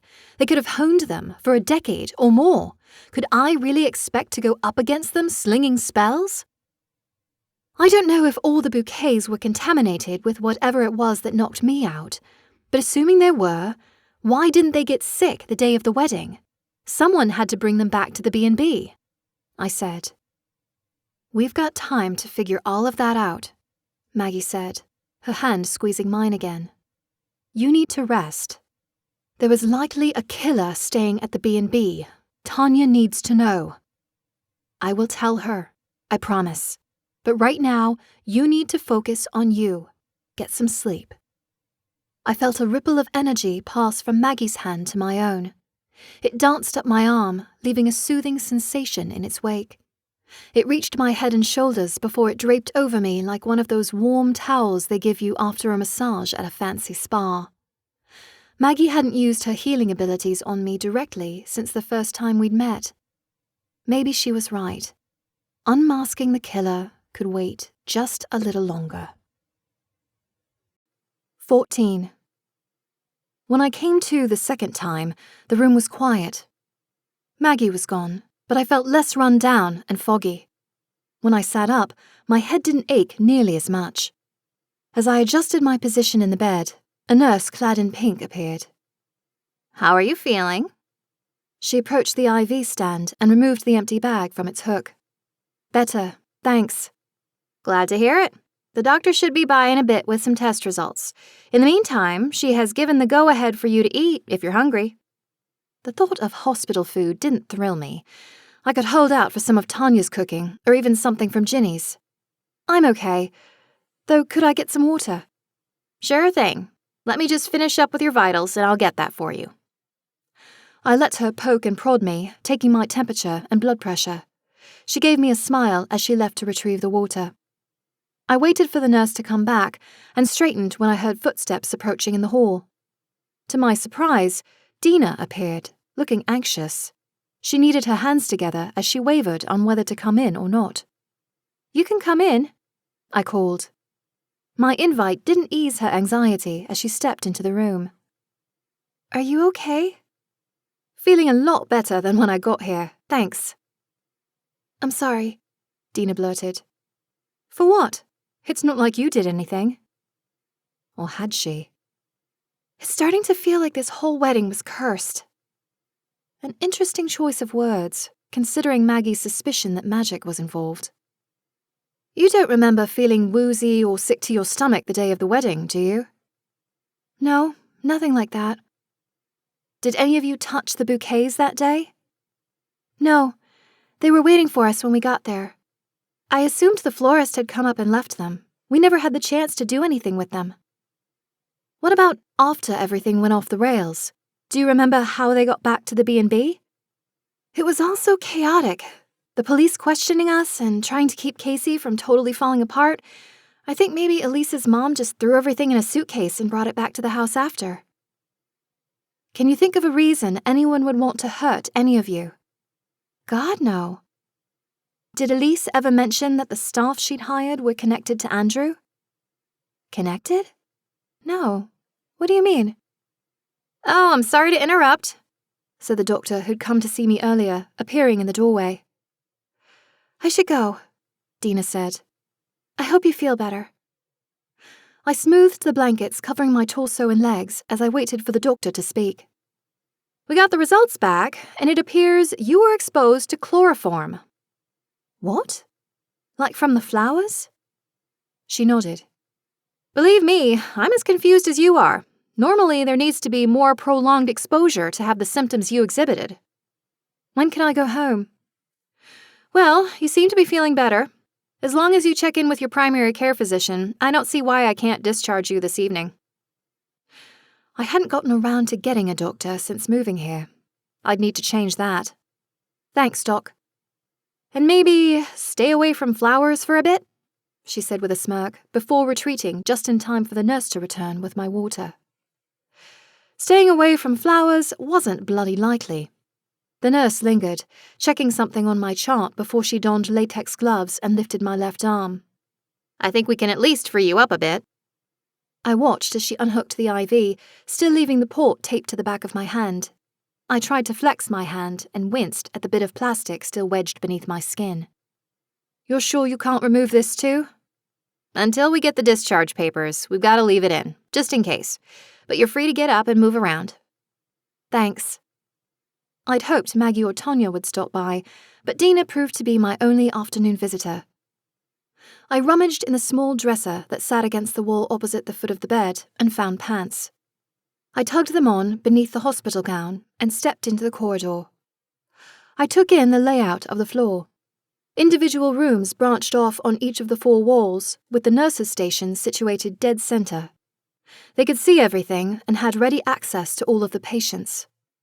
I doubted they would tell me where I might find Jerry, given my own current patient status. Thankfully, I didn't need to ask. I spotted Casey coming out of one of the rooms. Her entourage was nowhere to be seen, but I doubted she'd be visiting anyone else. I didn't get the sense she'd been close with the groomsmen. I walked the perimeter of the floor, stopping at the door to see a little ID tag on the door with Jerry's name on it. I knocked on the doorframe. Yes? Jerry's voice sounded stronger than during our video call. Jerry, it's Darcy. Can I come in? Oh, of course. I walked in, immediately realizing I'd never brought the paper I'd picked up at the library home from high time. Given the circumstances, I bet Jerry wouldn't mind missing an issue or two. Jerry sat in the chair by the window. He wore a bathrobe over a pair of pants and a white shirt. How are you holding up? I moved to sit on the edge of the bed. He eyed my attire and raised an eyebrow. I should ask you the same thing. Oh, I'm fine. Most people wearing hospital gowns aren't fine, he muttered. Well, if I'm honest, I'm a little confused about something. Maybe you can help me figure it out? I could try. How well did you know Andrew's previous wives? Honestly, after Katrina, I think I met the others once, maybe twice. And that was after they'd gotten married. None of them lasted very long. Would you recognize them now, if you saw a photo? What's this about? Whether she knew it or not, Casey hired 3 of Andrew's exes to staff their wedding. That's ridiculous. Believe me, I thought so too, but I confirmed it. Assuming they all still go by their maiden name, Colleen is a florist, Clara is a chef, and Courtney is a photographer. Jerry shook his head. No, that can't be right. Have you got your phone? I can prove it. Jerry gestured to the sliding tray on the other side of the bed. I scooped up the phone and opened a web browser, pulling up Clara's catering business first. I passed over the phone. But why would she... He mumbled to himself. Do you know anything about why they split with Andrew? Was it messy? We didn't talk about those sort of things. Truth be told, he confided in his mother more than me about that stuff. At least he did before she passed. You don't remember anything about any drama? Nothing that might have made the local paper? No, nothing. God, why would they agree to work his wedding? A question I intended to answer just as soon as I could track down any of the women. There was something else I needed to know from Jerry. A topic I'd never openly discussed in front of the man, because while Brookhaven was something of a sanctuary for magical folk, not everyone believed it was true. I know this has been unimaginably hard, but Jerry, can I ask you something else? He set the phone in his lap. What? Did Andrew know about magic? That question broke him. He burst out in tears and buried his head in his hands. I hadn't expected to upset him with my question, and I certainly hadn't anticipated such a strong reaction to just mentioning magic.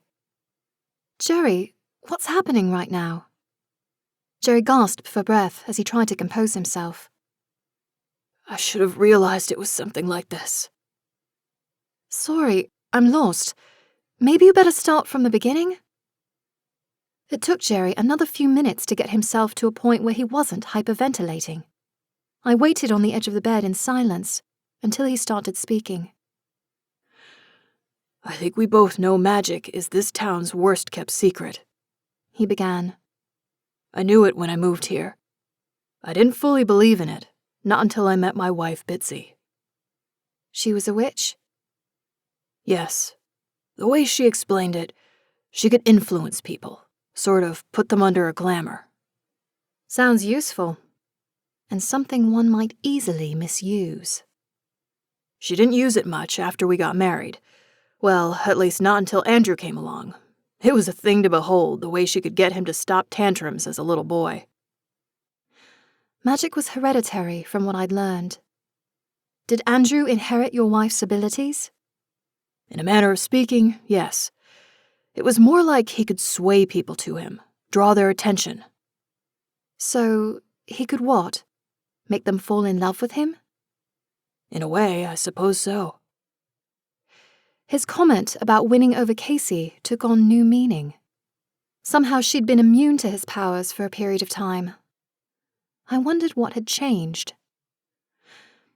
So you think that's why he married multiple times? These women just fell for him because of his magic? It's possible, but like I said, he confided in Bitsy about all of this.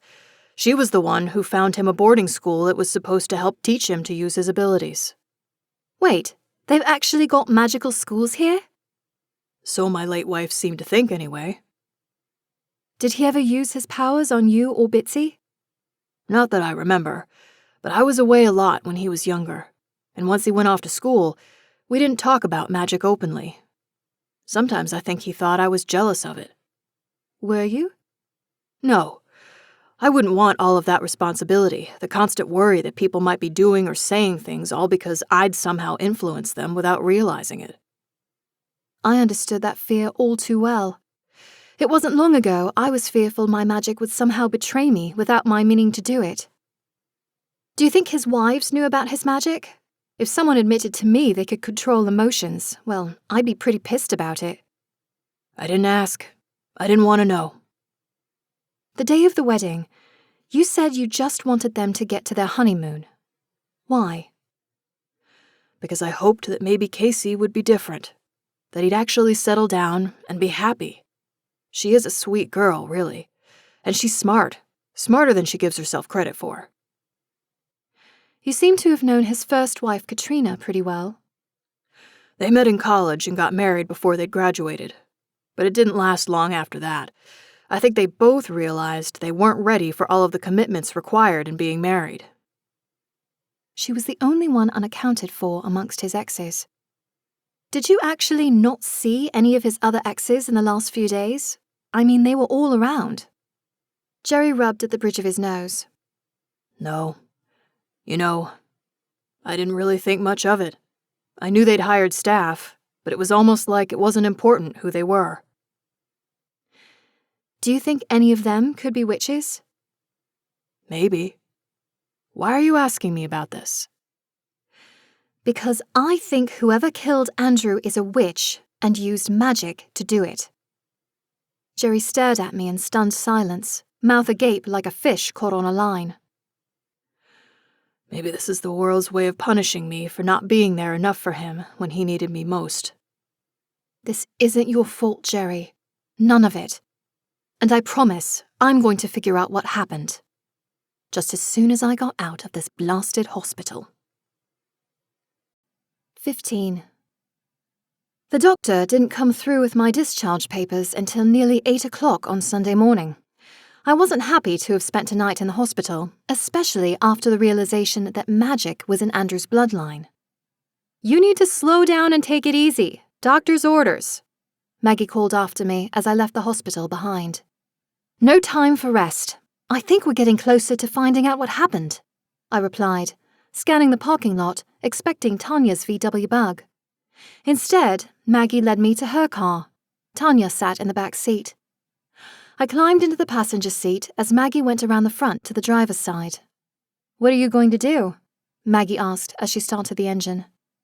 "I'm going to stop by the police station and see if the chief has anything new about how those flowers got dosed with chloroform." "And while you're there, please tell me you're going to return that evidence?" She produced the evidence bag with the petal inside. "I am, but there's something else I need to see." "Why don't we go back to the B&B just to regroup?" Tanya suggested as the engine rumbled to life. "See you there in 10, Maggie said, and took off at a sprint. "But aren't Casey and her friends still hunkered down there?" "Nothing says we have to have our conversation indoors." We bypassed the front door entirely, heading to the backyard via the side gate, and settled into the lawn chairs Tanya hadn't yet stored for winter. Maggie appeared just as we sat down. "So, explain why you need to go evidence gathering under Rick Hayes' nose," she said. Her posture conveyed her skepticism as much as her tone. "I don't know if Andrew's exes are witches, but I think you're right that his killer used magic to get by us unnoticed." "I'm still not following," she replied. "It took me longer to put the pieces together, but I remembered something. Before the wedding, I saw Courtney and Clara with necklaces on. They each had a really vibrant gemstone in them. I didn't see Colleen up close, but I'm pretty sure she had one too." "So what?" "So, the cords used to strangle Andrew had gems too, except they were dull, like all the brilliance had been sucked out of them." "Magical objects are rare, but not that uncommon, and typically they are used by elemental witches," Tanya noted. "Well, isn't it possible one of them could have elemental powers?" "It is." "What sort of magic could one of these necklaces do?" "Honestly, I'm not sure," Tanya answered, eyeing Maggie. "Have you come across them before?" "No, but I'm pretty sure I know someone who has." "And who might that be?" I prompted. "Tyson. He owns the pawn shop at the edge of town." "We've met. I went to him hoping he'd be able to help me identify Vera's killer. I'm not exactly his favorite person. I'm sure he's cooled off since then." "It's worth a shot, but do you really think he would have sold them these, amulets?" "There's only one way to find out, but first we need to get that flower petal back into evidence," Maggie replied. "You two go on. I'll stay here and keep an eye on our guests," Tanya said. Maggie and I retraced the path back to the driveway to her car. I climbed into the passenger seat as Maggie slid behind the wheel. I turned to put my seatbelt on and spotted Beau curled up in the back seat. "He wouldn't let me leave the apartment to come over here without him," Maggie explained. "He clearly knows something's going on," I replied as she pulled onto the street and headed for the police station. "Are you sure you don't want me to make the return?" Maggie pressed before we got out of the car. "I need to see those necklaces," I countered. "I could do that. You aren't the only one who can sense other magic around. And I'll be in and out with Beau while you've got Rick distracted. I'll take some pictures to bring with us to the pawn shop." "All right, but you're taking Beau." I'm pretty sure that's why he insisted on tagging along. "You better get camouflaged before we go in, so Rick doesn't get suspicious and go looking for you."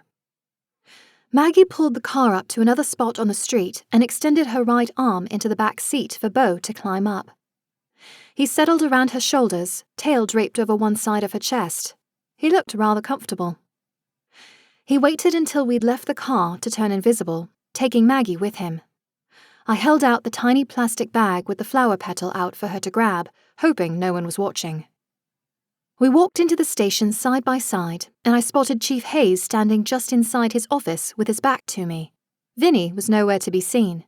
Although I spotted a cup of partially consumed coffee on his desk, so he probably wasn't far. "Chief," I called, hoping to get the man's attention before Maggie passed him down the hall to the evidence lockup. I watched Chief Hayes hold up a finger to whoever was in his office before he turned to look at me. "Miss Ingram, what are you doing here?" Well, I was hoping you might have figured out how chloroform got onto those flowers. The doctor told me at the hospital that's likely what knocked me out. We've tested the flowers, and it appears all of the bouquets found in their room were contaminated. You're lucky you didn't get more in your system. Dina, one of the bridesmaids, stopped by to see me in the hospital. She mentioned she thought the maid of honor's mum might have handled them at some point. That would be the maid of honor, Elise Guthrie? I blinked, the last name hitting me like a ton of bricks. I never got her last name. But yeah, Elise was the maid of honor. We're interviewing everyone who had access, he replied. Elise's mum was home when I passed out. I think she might have been in the shower. As I said, we're interviewing everyone who had access. He started to turn and head back to his office. I doubted Maggie had enough time to sneak in, deposit the pedal, and get pictures yet. Do you think one of the bridesmaids was the intended target? Miss Ingram, to the extent that it pertains to your assault, I will keep you informed. Beyond that, I can't talk about an active investigation. I know, I interrupted. I heard the distinct squeak of shoe soles on the linoleum, and I caught the barest flash of green scales as Maggie moved past us. It just seems like it might be important. I mean, if someone was targeting the entire wedding party, they'd have to be pretty angry about the two people getting married. I appreciate your insight, but stay out of it. I was about to tell him that his sister Ginny had asked me to help him out on this one when I felt my phone buzz in my pocket. I glanced at the screen to see a text from Maggie urging me to wrap it up. I didn't need to land in the middle of any Hayes family drama, so I kept Ginny's directive to myself. You know where to find me if anything else comes up, I told the chief. Chief Hayes gave a dismissive wave before heading back to his office. I stopped just long enough at the front door to the station to see Courtney duck back into the office. What was she doing here? I waited for Beau to drop his invisibility before gesturing for Maggie to share what she'd learned. Please tell me you got some good pictures. I did what I could, she answered, and flipped to her phone's camera app. She'd taken the tangled mess of necklaces out of the bag, laid them as straight as she could, and snapped a few pictures. I realized now that there was a fourth stone in the mix. Something pale pink, or perhaps even a diamond. Do you think this will be enough to show him and get his help? I asked as we returned to the car, heading for the edge of town and Brookhaven's only pawn shop. We'll find out. Did you get anything useful out of Rick? He said all 3 bouquets were laced with chloroform. I didn't notice anything on the dresses that had been piled on top of them, but it's possible they could have been dosed already and whoever poisoned them was careful. So you think the bridesmaids might have been targets too? Just like Jerry and the groomsmen, but we got to them too fast? Maybe. And I just saw Courtney in the chief's office. He knows she's one of Andrew's ex-wives. Maybe she did see something. Or maybe her conscience got the better of her and she's cooperating? Maggie suggested. Maybe. But there's something else. When I told Chief Hayes that Elisa's mum had brought the flowers back from the church, he double-checked her name. Her last name is Guthrie. And that's important? Andrew's first wife was named Katrina Guthrie. It can't be a coincidence. And they were married over 20 years ago, long enough that she could have had a child since then. Someone who could have gone to college with Casey. It could explain Elisa's insistence on keeping Casey away from Andrew.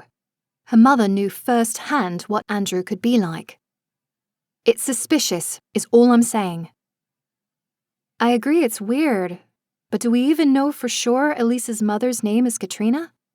No. Right. Well, one mystery at a time. Let's see what we can find out about these necklaces, then we can go chasing down people's genealogy. 16. The shop was just as I remembered it from my visit a few months ago. The interior was cramped, with a large counter dividing the space. The area beyond the counter looked like it shouldn't be able to house as many odds and ends as it did. and there certainly didn't appear to be enough space for the proprietor to simply materialize like he did either. Magic was funny that way, I suppose. "What can I do for you, Maggie?" He greeted, acting as if I wasn't present. "We need some help," she replied, and slid her phone over the counter for him to see. "I'm sure you heard about the murder a few days ago." "Who hasn't?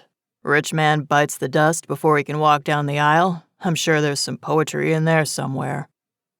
"We think magic was used, or at least involved. This was used to strangle him. I saw 3 different women with necklaces and very similar stones on them, but they were brighter," I added. "So you think I had something to do with it?" Tyson scoffed. That was a leap. I watched the way Maggie's face remained stony and neutral. "I know you carry magical wares, Tyson. We just want to know if these look familiar." He let out a sigh and picked up her phone to scrutinize the image closer. "Yeah, they look familiar." "They do?"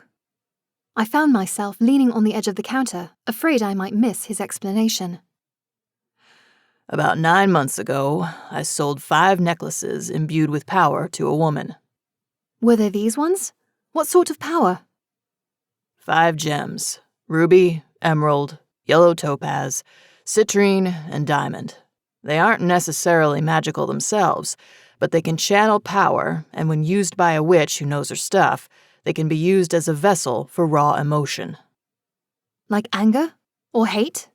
I prompted. Or grief, or sorrow.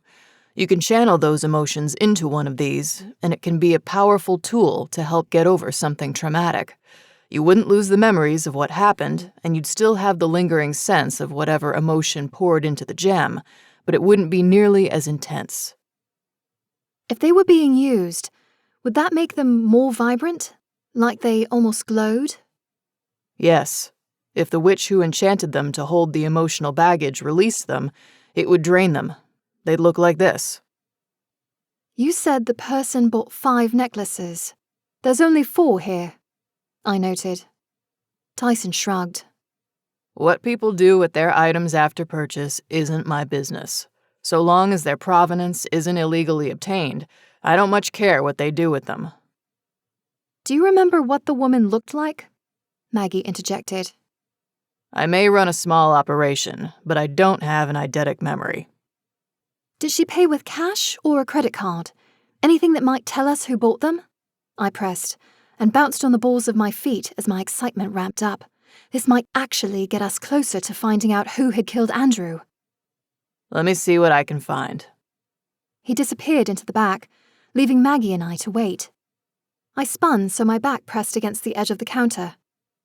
"So how do you know so much about his magical object inventory?" "Brookhaven is a small town, Darcy, and a witch doesn't always have what she needs to do her job. I've come to Tyson for help a few times when I needed something to give me a power boost." Her admission surprised me, though I couldn't say why.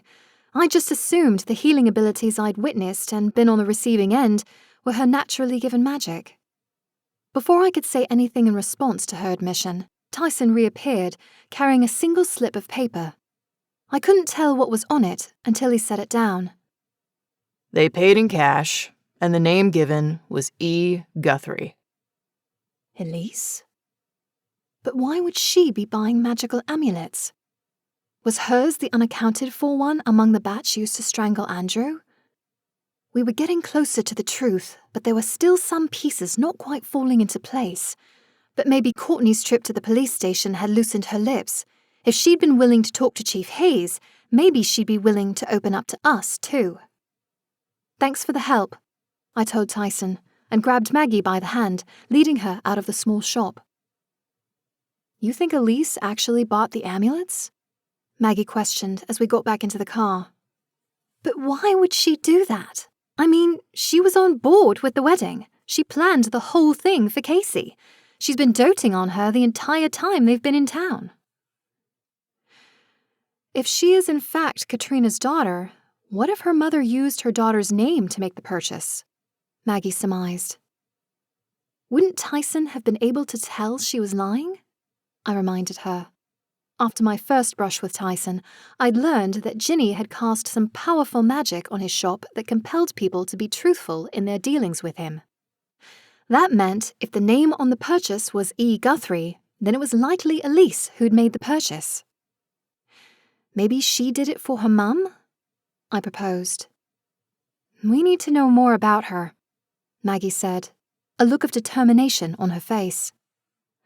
The fact that Elise had made the purchase, coupled with the realization that her mother was Andrew's first ex-wife, suggested there was a larger motive at work here. Maggie was right.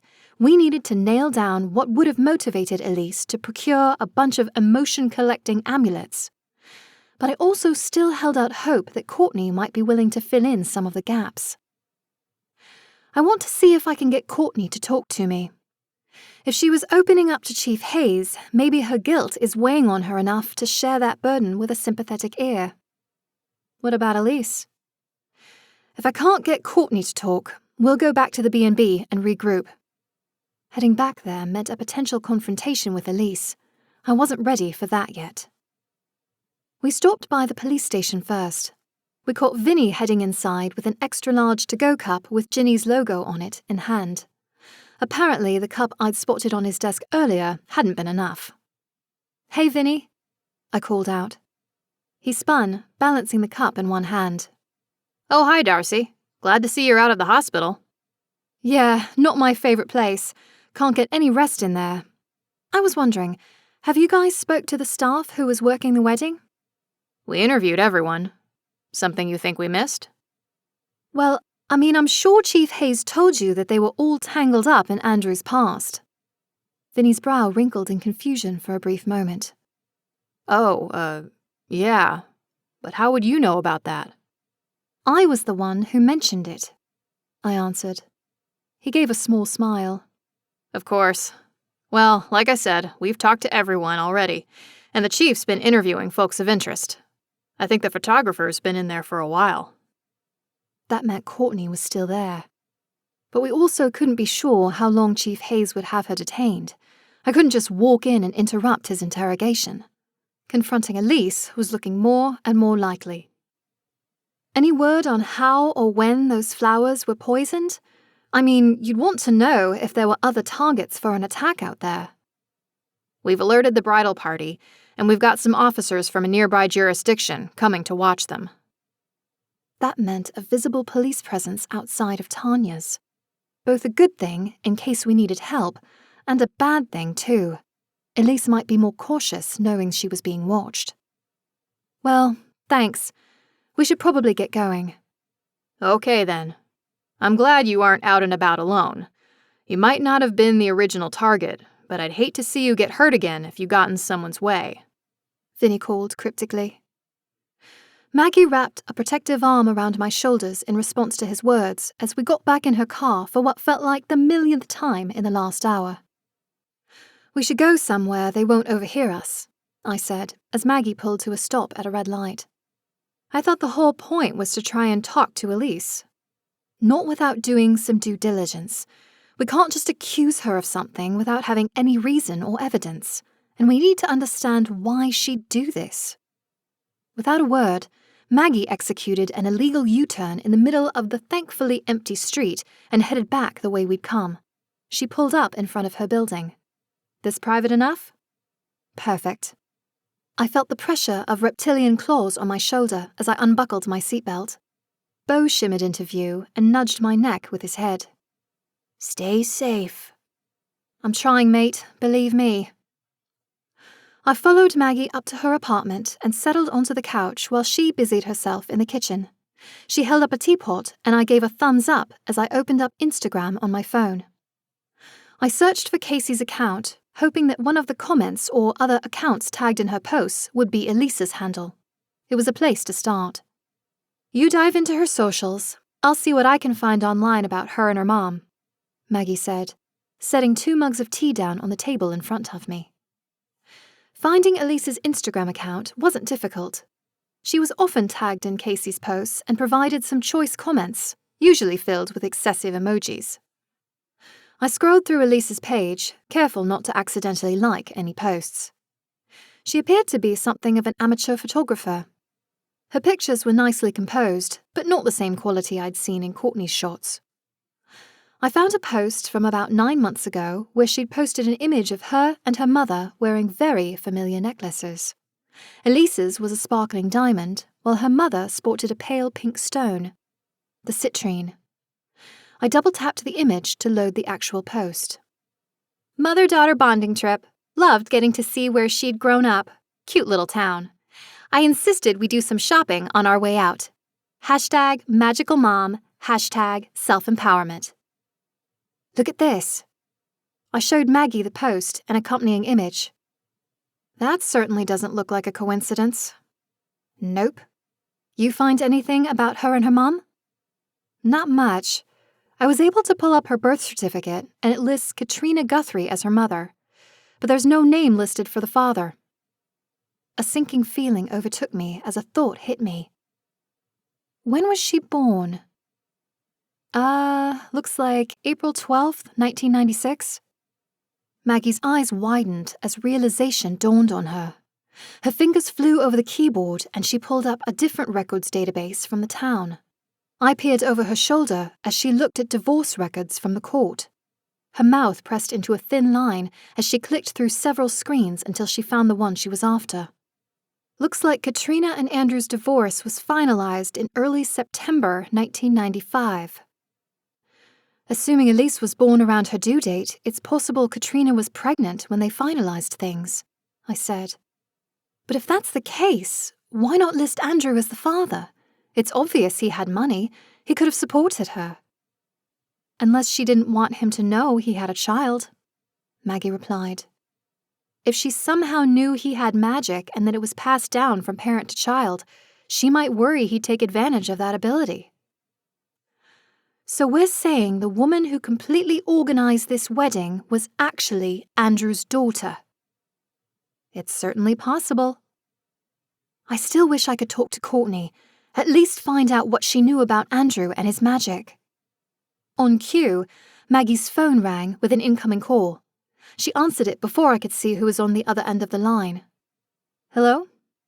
A pause, and then Maggie said, I appreciate that, thanks. She ended the call and slid the laptop off her lap and onto the table. What was that about? Apparently Courtney's left the station and is currently occupying a table at Jenny's. They let her walk? Maybe they think they can use her to get to the killer. You don't think she did it? Maggie shook her head. I'm pretty sure I passed her on my way downstairs at the church, and loitering that close to the crime scene seems a little foolish to me. I'm betting she was meant to be the lookout. That tracked with what I'd observed too. She was definitely on the phone with someone when I'd gone by. If magic was involved, maybe there really had been enough time for them to slip away before Maggie and I arrived on the scene. I checked my phone. It was somehow already almost noon. Food was probably a good idea, especially after not eating anything at the hospital the evening before, as well as skipping breakfast. It was as good an excuse as any to just happen to be at the only diner in town, and if I just so happened to sit near Courtney, then all the better. Hey, does Ginny's magic work by proximity? Maggie stopped halfway to the front door. How do you mean? If she's just in the room, are people more inclined to tell the truth? Or does she have to be the one getting them to talk? I mean, I'd kind of assume it's the first since she was able to put that spell on Tyson's shop, and I'm pretty sure she can't be in two places at once. You know, I've never asked her. As much as magic is an open secret in town, we don't really talk that much about it. But today might be a good day to find out. And lucky for us, Ginny's always there for lunch on Sundays. She always likes to get the post-church crowd. They're reliable, tip well, and her poor kitchen staff at least know what to expect. Somehow, I doubted there would be many people in that category this Sunday, given the church was still technically a crime scene. But I'd been in Brookhaven long enough to know that Ginny was almost always there, holding court at the counter. I just had to trust that she'd stick to her pattern and be there today. Because I could really use a human lie detector right about now. 17. It turned out, despite the church crowd not having a place to gather to worship, they stuck to their schedule and sat clustered in the booths on the far side of Ginny's when Maggie and I walked in. Maggie gave me a smirk as I approached the counter, sliding onto one of the stools beside Ginny. "Heard you had a run-in with some bad flowers," Ginny said, without taking her gaze off a group of older women in brightly coloured hats seated 2 booths from the front window. I'd say I wasn't the intended target, but I'm not so sure. Anyway, I was hoping you might be able to help me with something. That got her attention, and she swiveled on her stool to face me. "What sort of help?" How close do you have to be to someone for your magic to affect them and get them to tell you the truth? Is it a direct line of sight sort of thing, or more a general area? "You're looking to get that shady photographer lady who's been taking up an entire booth by herself for the last half hour to spill." Yeah, and you basically told me to help solve this case. Not that I understand why, but that's what I'm trying to do. It works better if I'm the one asking the questions or steering the conversation, but I might be able to whip something up in the back to give you a boost. Give me a few minutes. Before I could ask for clarification on what exactly she would whip up, Ginny was off her stool and through the door to the kitchen. Maggie sidled up to the counter in the space she'd vacated. "So, did we answer the question of the day?" "One of them," I noted, turning slowly to see if I could spot Courtney. As Ginny had noted, she was sequestered inside a booth in the far back all by herself. She sat facing the door. Not a bad position to be in. It would be hard for anyone to sneak up on her, especially since she'd picked the booth at the very back of the shop with no obvious ways in or out. "This ought to loosen her lips," Ginny pronounced, and set a mug of what looked and smelled an awful lot like peppermint tea in front of me. "Just remember, whatever she tells you under the tea's influence will be the truth, but it isn't like it would stand up in court or anything. Getting it to hold up in a court of law wasn't my concern or my job. That was for Chief Hayes and the prosecutor to figure out. I just needed to know what Courtney had spent all morning telling Chief Hayes. I turned to Maggie. "Wish me luck." "You don't want me to tag along?" "Too many people could spook her. Besides, she and I have a bit of a rapport. At least, she kind of recognizes me, and we've had a few conversations." Maggie took my seat beside Ginny once I'd vacated it and watched me carry the cup of tea across the shop to where the wedding photographer sat. Courtney's gaze tracked me, and I held up the teacup. "The owner sometimes offers drinks on the house, and she thought you could use one. It's just tea." Courtney stared at me in silence for a long moment before accepting the cup and saucer and then setting it on the table in front of her. "Mind if I sit?" I gestured to the empty seat across from her. "Or are you waiting for someone?" Courtney's body language shifted, her shoulders sagged, and her posture deflated. "Go ahead. It's not like I can hide here forever. I'll have to face reality sooner or later." Maybe I didn't even need the tea. "What's going on, if you don't mind me asking?" She let out a sigh.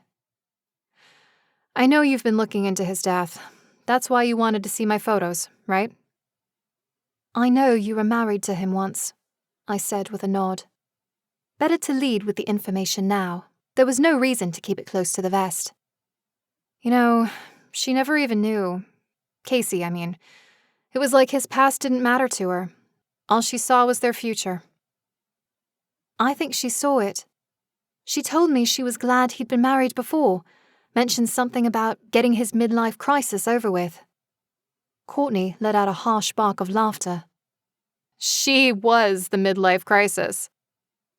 She took a sip of tea, and I could swear when she exhaled there was a fine mist on her breath. I glanced over my shoulder and met Ginny's gaze.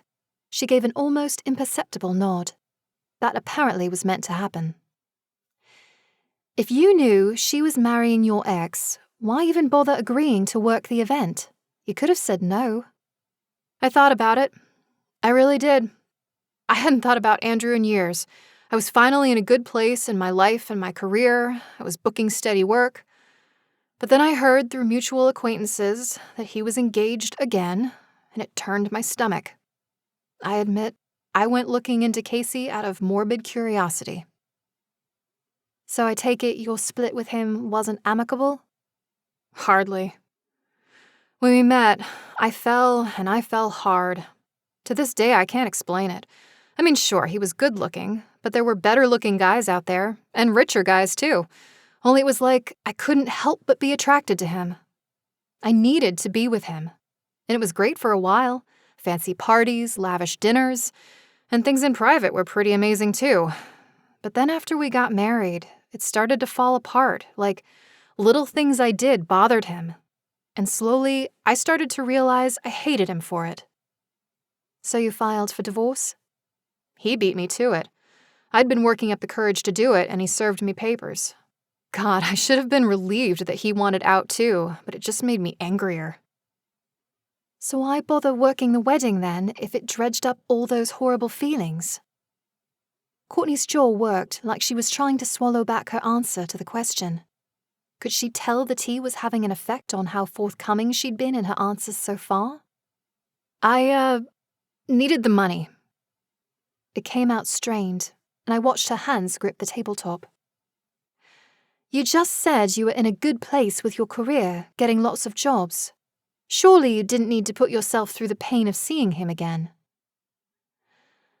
Someone made me a promise that we'd get back at him. Did you know the others? Clara the caterer and Colleen the florist were both exes of Andrew's too. It's not like we have a support group or anything, but when we were all brought on for the wedding, we found out. I'm guessing they had similar stories as you? Fell hard for him and then things went bad and he dumped them? Yeah. If you knew what Casey was in for, why not try to warn her? Why not tell her who you were and share your experiences? Save her the trouble. She's a big girl. She needed to learn her lesson like the rest of us. No one stepped in and told us what was waiting for us on the other side of saying I do. I don't believe you're that cold-hearted, I countered. You don't know me.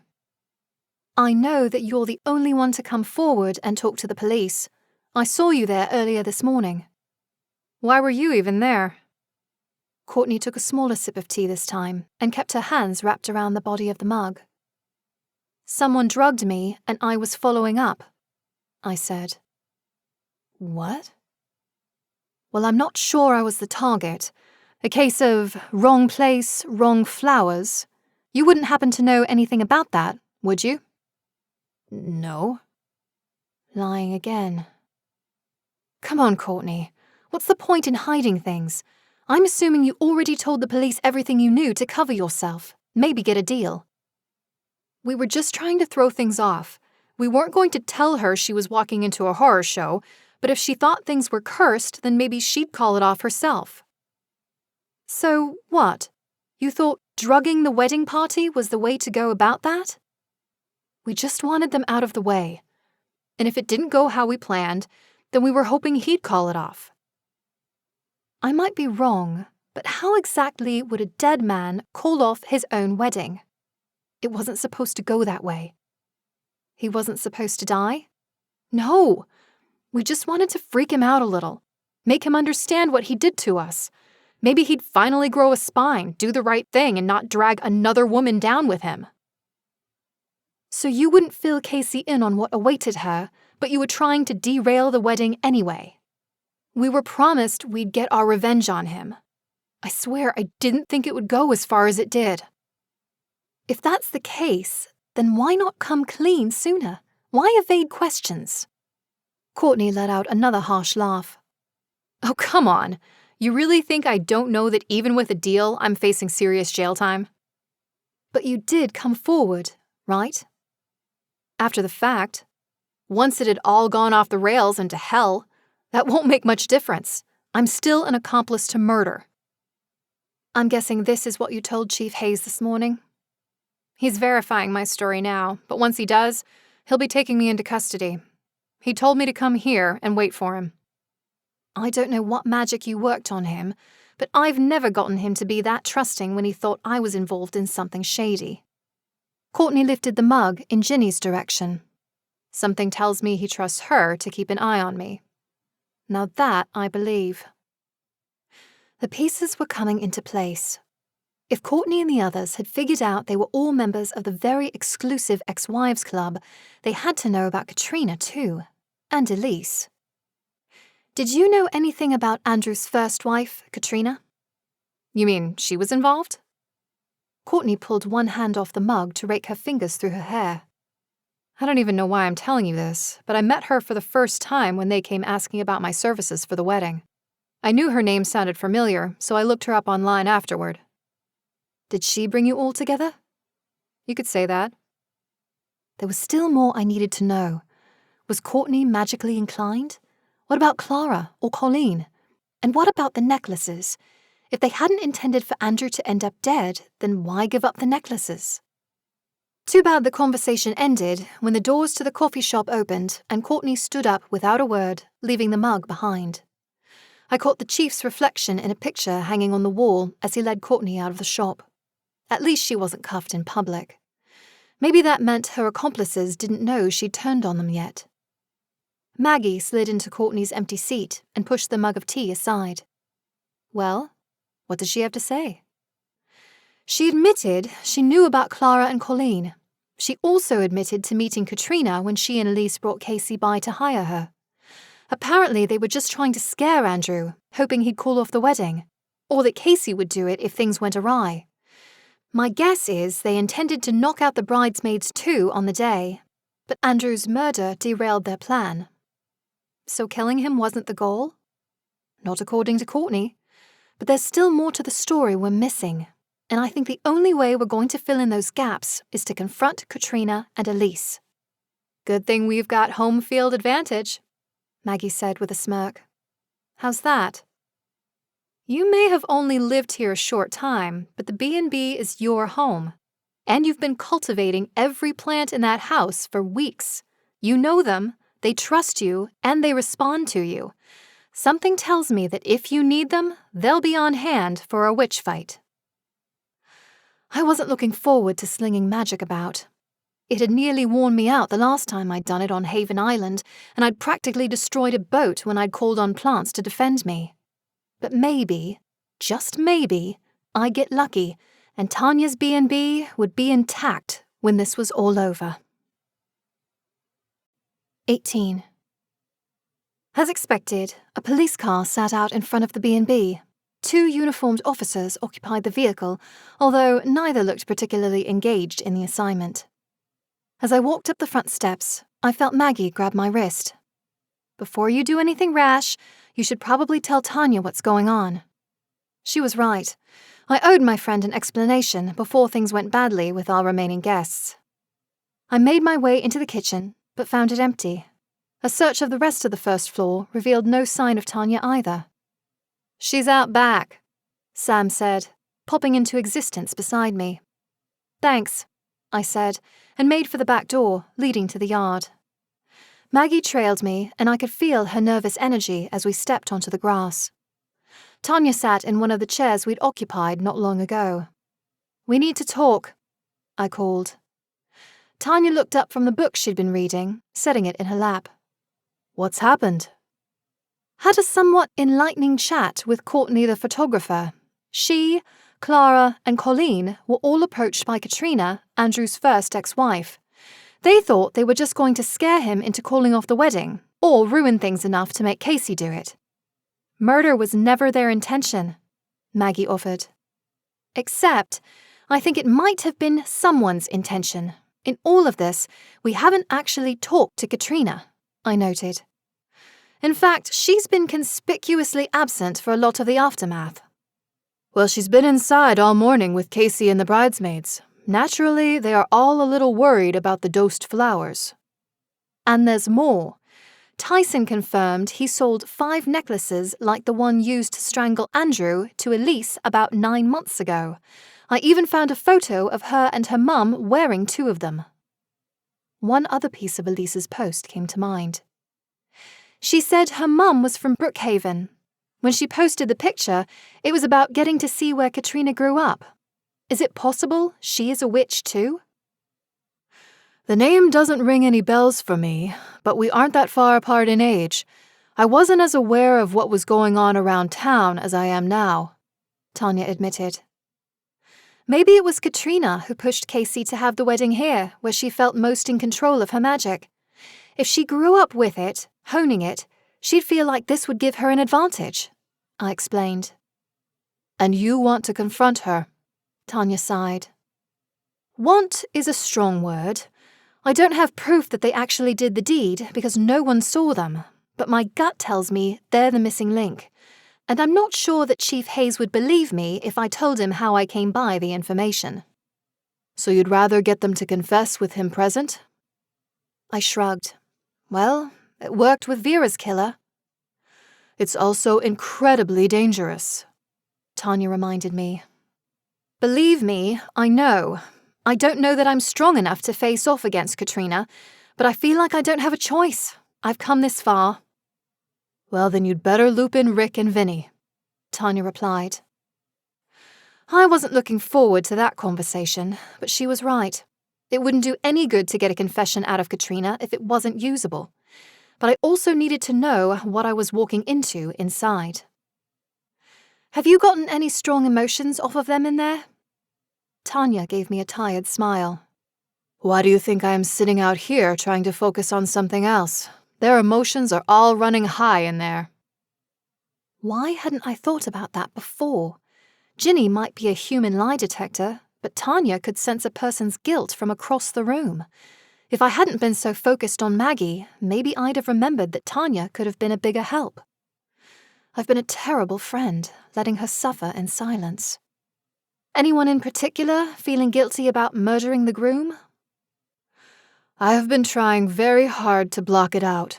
I know I put on a brave face for everyone, but Casey's grief on Friday nearly made me faint. It was so deep, so profound. I felt it in my bones. I still feel it now, even as she's starting to transition from the shock and heartbreak to anger. In some ways, it's worse, because she doesn't have someone to direct that anger toward. Just what I didn't need, an emotionally volatile former bride. I'm sorry that's been so overwhelming. I wish you'd said something. I put a hand on Tanya's shoulder to show my support. You were so focused on what you were doing. I didn't want to be a burden. You should have come to me, Maggie interjected. I could have given you something to block or at least lessen the intensity. Tanya set her book aside and stood up to face Maggie and me. I know you would have, if I'd asked. But I could feel your own fear that your magic might have failed Andrew, and I didn't want to burden you. Maggie's jaw dropped at Tanya's words. If I were in her shoes, I would have denied that hesitation had been there, even if I would have been lying to myself. Which was probably why Maggie didn't argue with Tanya's assessment. I appreciated the pair of them admitting their feelings, but it wasn't going to help me prepare to face off against Katrina. Is there any chance you'd be able to get a read on how Katrina is feeling right now? I don't want you to risk your safety, so yes, I will see what I can find. Tanya agreed, and led our trio back into the kitchen. To Maggie, I said, do you think you could find a way to get the rest of the bridesmaids and Casey out of the house? They don't need to get caught in the crossfire. I can try. My palms grew slick with sweat as I waited for Tanya to get a sense of Katrina's emotional state. I also realized in that moment I had no clear plan of what I'd do once I confronted her. I knew little about how her magic worked, and that made it more difficult to mount a counterattack. She's in her room, feeling calm, Tanya whispered. She doesn't think we know anything? I couldn't believe she had no idea what was transpiring around her. She is also feeling confident, but about what, I can't say. Normally, I loved a confident woman. Right now, I would have taken a timid, unsure girl. I took a step toward the front of the house and stopped. I pivoted to Maggie and said, "Can I see the photo of the necklaces from evidence again?" "Sure, but why?" "Just a hunch," I murmured as she handed over the device. I zoomed in as much as I could on the cluster of gems at the center. The fourth gem was definitely the paler pink stone I'd seen on Katrina's neck. That still left the diamond one Elise had been wearing in the Instagram photo. I hadn't seen her wearing it in the last few days. A tiny voice in the back of my head warned that it wasn't a coincidence. I need to check Elise's room first to find that last necklace. I could understand why she bought the necklaces for the other 4 women, but why would she need one for herself? I hadn't seen Katrina wearing anything either. Then again, I'd crossed paths with her so infrequently, and she'd made sure to avoid the people in town who might recognize her, like Ginny and Jerry. "What about Vinny and Rick?" Tanya called when I handed the phone back to Maggie and made my way out of the kitchen.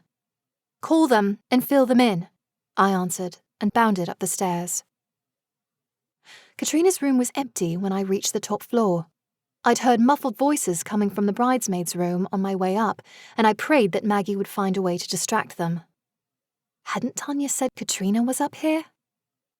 The thought that the woman could turn invisible made my skin crawl, and I jumped at the sound of the heat kicking on at the baseboards. I needed to focus and find the necklace. I had to assume that Katrina had orchestrated everything from behind the scenes, using the other women as her cover. Maybe she'd used Elise's necklace for cover too. The room was immaculate, so unlike the bridesmaids' disaster zone. The bed was neatly made, and the case which I'd offered to take up sat at the foot of the bed, zipped up. There appeared to be no personal items sitting out on the side table or on top of the short chest of drawers against the far wall.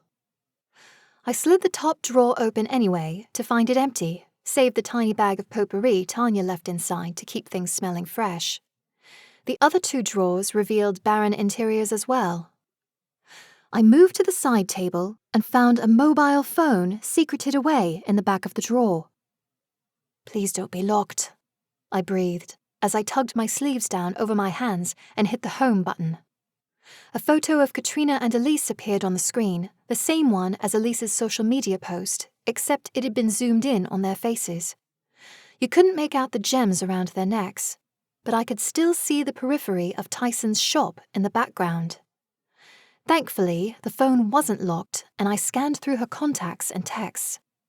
Nothing jumped out at me. Then again, according to her email signature, she was a successful researcher, so she wasn't an idiot. She wouldn't leave evidence lying about for anyone to find.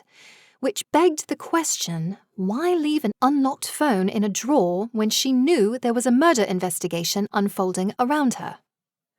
A sense of foreboding crept up my spine and settled just below my hairline on the nape of my neck. It distinctly felt like someone was watching me, but when I did a slow circle, there was no one in the room with me. I set the phone back in the drawer and eased it shut again before taking a deep breath and reaching for my magic. I needed to know if I was alone in the room or not. There were plants on every floor of this house, and I could feel them awaken to my magic. Tending to them and encouraging their growth had bonded us. Perhaps Tanya had been expecting something like this, a need to rely on this network hidden in plain sight. The leaves of a nearby fern bristled, and I caught the barest flash of Katrina standing in the room alone. She looked hazy, and I realized she must have been using her own powers to keep herself hidden. Then, in this hazy plant memory, I saw Elise walk in, and the gem at her throat blinded me. "They're getting closer," Elise said. "There were no witnesses. They will soon deem it an unsolved case," Katrina replied. "That woman is still looking for answers. There's power there. I can feel it," Elise continued. "Let her look. She won't find the answers she's looking for." She gestured to the necklace around Elise's neck. "Especially if you hide that." The conversation dissipated, but that sense of foreboding remained. How I wished Beau were here. He'd be able to tell me if someone else was in the room with me, or if I'd have convinced Tanya to come along, but I felt guilty enough about neglecting her feelings and the emotional trauma she'd endured. Instead, I just barreled off into potential danger alone. But maybe it didn't matter, since there was nothing here to find.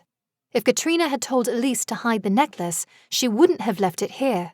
The safer option would have been amongst the chaos of the bridesmaids' room.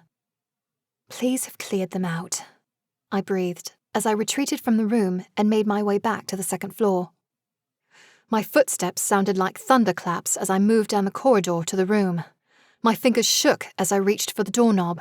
I was surprised I didn't jiggle the thing out of the door when I turned it. Get it together, Darcy. The room was in somewhat less disarray than my last visit. The bridesmaids' dresses had now been removed entirely, collected as evidence, I suspected.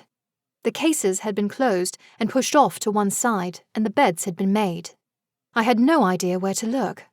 I still hadn't determined which case belonged to which woman.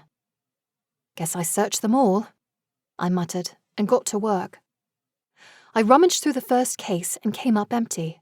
The second case yielded only a pair of broken earrings and a dried-out mascara brush buried beneath clothes.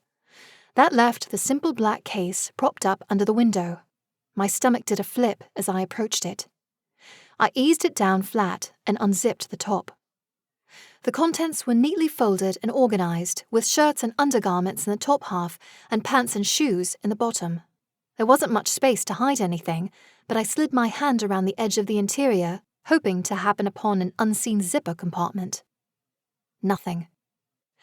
I had no way of knowing when that conversation I glimpsed occurred. For all I knew, Elise had gone back to wearing the necklace, or she'd ignored her mother's directive entirely. But there was one last place I hadn't searched. Casey's belongings. I backed out of the room and crossed the hall to the partially open door leading to the room Casey had inhabited since Thursday night. She would have shared it on her wedding night with Andrew before heading off on their honeymoon. Her wedding gown hung from the top of the closet door, its lacy train artfully gathered up at the bottom to keep it from getting dirty. I spotted a large garment bag, and for a moment I wondered why she hadn't stowed it back in there. It didn't matter, though. I needed to find the necklace. I could have used a plant-induced vision of Elise stashing it somewhere. When I reached out with my magic, I got nothing, not even a hazy vision of Casey's distraught sobs that had filled the house for days. I rummaged through her suitcase and found extra makeup and hairpins along with the dress she'd worn to the rehearsal dinner. No necklace. Looking for this? Elise's voice cut through the silence of the room, and I whirled to face the still open doorway where the maid of honor now stood, holding the diamond necklace aloft in one hand. I would have thought getting drugged would have been enough to kill your curiosity. I'm resilient, I quipped, my palms growing sweaty again. You knew what your mum did, didn't you, to Andrew? Elise let out a bark of harsh laughter. You've got it all wrong. She didn't kill him. I did. 19. You? I'd seen her in the room with the other bridesmaids when Vinny had gone to notify Casey of the death. What, you don't think I had it in me? But they just wanted to scare him. They were still blinded by his charms. I knew he'd never stop hurting people, using them. So, you killed your own father? He was no father to me. A glorified sperm donor at best. Before I could ask any more questions, the window behind me flew open with a chilling gust of air. The sensation of it on my skin matched what I'd felt before being drugged, but the intensity had gone up to 10. The click-clack of high heels on wood announced Katrina's presence as she came into view. Why don't we take this outside? I'd hate to ruin the house. She gave a dismissive wave, and my feet were off the ground in a matter of seconds. I flew backwards out the window and slammed hard into the ground. The air left my lungs with such force, I thought I'd never breathe again. The world above me blinked out of focus as the jolt to my body caught up with my brain, sending pain signals through me. Every part of me ached as I struggled to sit up. Tanya and Maggie were nowhere to be seen. Had Katrina and Elise taken care of them while I snooped upstairs? I managed to get to my feet just as Elise appeared on the grass in front of me. For a moment, her outline blurred. She reached a hand out and grabbed a fistful of my shirt, flinging me toward the fence. I landed with another painful oomph. You saw the version of him he wanted you to see, Elise continued. I understood who he really was, a man who used people to get what he wanted. He never even knew you existed, I coughed, trying to get to my feet again. How would you know? Because I saw your birth certificate. Your mum never listed a father. that doesn't matter. I watched him for months with Casey. The way he reeled her in, he didn't care about her or want to support her. He just wanted a younger woman on his arm to make his rich friends jealous. If that's how you felt, why not tell Casey the truth and warn her off him that way? Elise's anger ebbed momentarily. She wouldn't have believed me. It was just easier to go along with the plan. So, your plan was to ruin what was supposed to be the happiest day of her life? Doesn't seem like very good friend behavior. Definitely not maid of honor worthy. But then I bet you wormed your way in to make sure you'd be given that role. I knew she didn't really want to do it, so it was easy to get her to agree to let me handle everything. And then you found his ex-wives, and they fit perfectly into your plan to ruin things, didn't they? Like I said, they were still swayed by his charms when I met them. Oh, sure, they hated him too, but it was buried by time. They tried to move on with their lives. That's when I realized I had the perfect way to get back at him. How's that? You wouldn't understand. I finally managed to find my balance and stand up again. The grass beneath my feet might have been fading as winter approached, but it was still alive, and I could feel it tickling the back of my mind, begging to help. I suspected she didn't realize yet that I too had magic like her and her mother. Time for a little display of my own power. I think you'll find I do, I quipped, and spread my fingers out. Directly beneath my hands in my shadow, the grass rippled, growing visibly greener and more alive. It swayed and waved as the tiny shoots that had been stubby and brown moments ago rose up to waist height. Nice trick, Elise scoffed, her voice coming from the side of the house. I turned to see her and her mother striding toward me. I looked back to see her still standing in the yard with me too. As the Elise in the side yard grew closer, the one who'd been explaining all of her machinations grew fuzzy around the edges. Finally, the two versions of Elise merged into one person. I blinked, the double exposure effect still wreaking havoc on my retinas. It finally made sense how someone had been able to move around without being seen. That's how you did it. You can astral project, I said, failing to keep the awe out of my voice. Do you want a gold star for figuring that out? Elise sneered. I turned my attention to Katrina. Did you want him dead too? Andrew never truly understood the effect he had on people. Believe me, the world's better off without him in it. Then why lie to the others? Make them think they were just going to scare him. After me, I think Andrew realized he needed to find mundane women to snare with his charms. Less chance they'd be able to fight back. And honestly, they weren't that bright, Katrina answered. Courtney had been smart enough to turn herself in and cooperate with the police. At least she'd get a reduced sentence. I suspected given time, Colleen and Clara would throw their lots in with her. Across the yard, Katrina held up her hand and a swirl of wind materialized, creating a mini cyclone between us. You really should have stopped meddling in other people's business. Letting Maggie fall under suspicion, however brief, made it my business. I should have known it was you who tried to drug me, I said. But how did you know I was even there? Katrina held up a phone with a different case from the one I discovered in the side table in her room. You didn't think I would leave my daughter in there with dangerous chemicals unsupervised, did you? She hit play on a video that showed me rummaging through the room and uncovering the flowers. The one time Sam had actually respected someone's personal boundaries. All 3 of the bouquets were dosed. The police told me as much.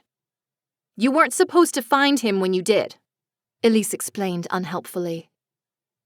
You were going to all be knocked out, so how could you have possibly done it? And if anyone else asked questions, you could blame it on the florist. The police would figure out her connection to Andrew and blame the jilted lover. Same with Clara and the food. Did she really remove the food? Or did you do that too? I'll never tell. Well, you didn't count on there being witnesses to your little meeting with Colleen at the rehearsal dinner, I commented. Guess I'd better tie up those loose ends, Elise taunted. They'd clearly planned this for some time and weren't above letting other people take the fall for their crimes. My ears strained to hear police sirens in the distance. Surely Tanya and Maggie had filled Chief Hayes in by now and he'd be swooping in for an arrest. There was only silence beyond where we stood. There was still one piece missing. I don't understand the necklaces. You said Andrew's other exes were mundane. So why bother purchasing magical amulets? They didn't need to have magic. I just needed them to channel all that anger and hate into the gems, Elise said. And it was easy once I'd convinced them to take on Casey as a client. I was there for every meeting, facilitating everything for her as a good maid of honor. But wouldn't Andrew have noticed his exes running around behind the scenes, even if he wasn't that involved in planning? Elise gave a smirk. The necklaces were spelled, so he'd be compelled to look away and not pay attention to them. Why bother having them channel anything into it if you were just going to strangle him? Because he needed to feel what they felt. He needed to know what he'd done to them. I let it all out, hit him with it as I squeezed the pathetic life out of him. Elise spat. Elise, shut up, Katrina huffed before sending the cyclone flying in my direction. I threw my hands up to shield myself from the oncoming torrent of wind. The sound of foliage cracking and bending against strong winds filled my ears. The grass I'd grown as a show of my power had formed a latticework, a wall of stiff grass and root. The tree that sat in the back corner of the yard had extended its barren branches to shield me too. The wind battered the plants, but they didn't buckle or yield. The longer I held them, though, the more my body felt the strain of channeling my magic after the fall out the window. My muscles ached as if I'd been running full speed, and my joints throbbed. I should have anticipated Elise's attack, but her astral form caught me off guard. I felt her hands wrap around my throat from behind and squeeze. Had this been how she'd managed to catch Andrew off guard too? It could explain the gash on his cheek. If he'd truly gone to the bathroom looking for water to help his father, she could have been watching him unseen and slipped into the tiny room behind him. I clawed at her hands, trying to loosen her grip on me, but it only fueled her anger. She dug her nails into the soft flesh of my throat, and I could smell the copper in my blood as it stained her perfectly manicured nails. My vision grew spotty as oxygen fought to get to my brain and my body tried to get air into my lungs. I did the only thing I could do. I jabbed my right elbow straight back, colliding painfully with her sternum. It sent shockwaves down my arm, but it was enough to force her to loosen her grip. I staggered forward as Katrina's whirlwind died down. The grasses remained firm as a barrier between us, but what I really needed was one between Elise's astral form and me. I turned to look at the projection. "You made one mistake," I coughed. What's that? "The flowers. I don't know how, but you managed to leave a petal behind." So what? It could have come from any number of places. I heard a car engine rumble somewhere nearby as both Elises began circling me, edging around the foliage barrier I directed. Out of the corner of my eye, I caught Katrina waving her fingers at the ground. I didn't realize what she was doing until large clods of dirt flew into the air, taking pieces of the latticework grass with it. I couldn't focus on all of this at once, so I turned my attention back to Elise. "You're right. It could have come from anywhere, and if it had just been the police investigating, they probably would have just brushed it off as unimportant. But not me. Plants are my specialty. They love to tell me things, show me where they belong. And that petal brought me to Dina's bouquet. I give you credit for handling her flowers. I'd say it was another bit of misdirection on your part, but you didn't even notice, did you?" "No one's going to believe you. You don't have any proof," Elise's astral self taunted. "I do." Casey's voice cut through the conversation like a machete. We all turned to see the former bride standing in the yard, tear tracks marring her flushed cheeks. I saw Chief Hayes behind her with weapon drawn but held lowered at his side. At least he wasn't charging in where he might accidentally hit me. Knowing the police chief wasn't in the mood to shoot me was a good sign. "You don't know what you're talking about, Case," Elise said, her astral form disappearing. "I heard what you said! I heard it all!" Casey shouted, her hands balling into fists. How had she known to come back? By the fact that all of the rooms were empty, I'd assumed Maggie had managed to corral her and the other women out of the house. But Maggie and Tanya were also missing in action. Had they gone to the police with what we suspected? "I did you a favor. I did us all a favor," Elise spat back. "He would have ruined your life, and mine, because I would have had to pick up the pieces." "Stop talking," Katrina snarled at her daughter, her hand clenching into a tight fist. Elise's mouth clamped shut and her eyes widened as her mother literally forced her into silence. Casey closed the distance between her and Elise, and she raised a hand, ready to strike the woman who had pretended to have her back. "I hate you!" Casey shouted, and landed a solid blow to Elise's jaw. That was enough for Chief Hayes and Vinny to rush forward, weapons now raised and leveled at Elise and her mother. Vinny skillfully pushed Casey away from the fray as he produced a pair of handcuffs and spun Elise around, tightening them around her wrists. I didn't pay attention as the two women were read their rights and hauled off into a waiting police cruiser. Casey sunk to the grass, burying her head in her hands as the whole situation likely hit her like a ton of bricks. My own ordeal hit me at the same moment, and my body turned to jelly. My bones melted and I collapsed to the grass. At least I felt the soft carpeting of green cushion me this time. I blinked my eyes closed for what felt like hours, but couldn't have been more than a few minutes given Casey's proximity to me on the ground, to find Tanya and Maggie sitting beside me. Maggie pulled me into her lap, and I tried not to wince as all the aches I'd felt from the fall renewed their discomfort. "Ow," I moaned. "What hurts?" Maggie's voice was gentle. "Everything. Katrina threw me out a bloody second-floor window." "Dios mío," Tanya whispered. "How did you manage not to break anything?" I patted the small patch of vibrant green grass beneath me.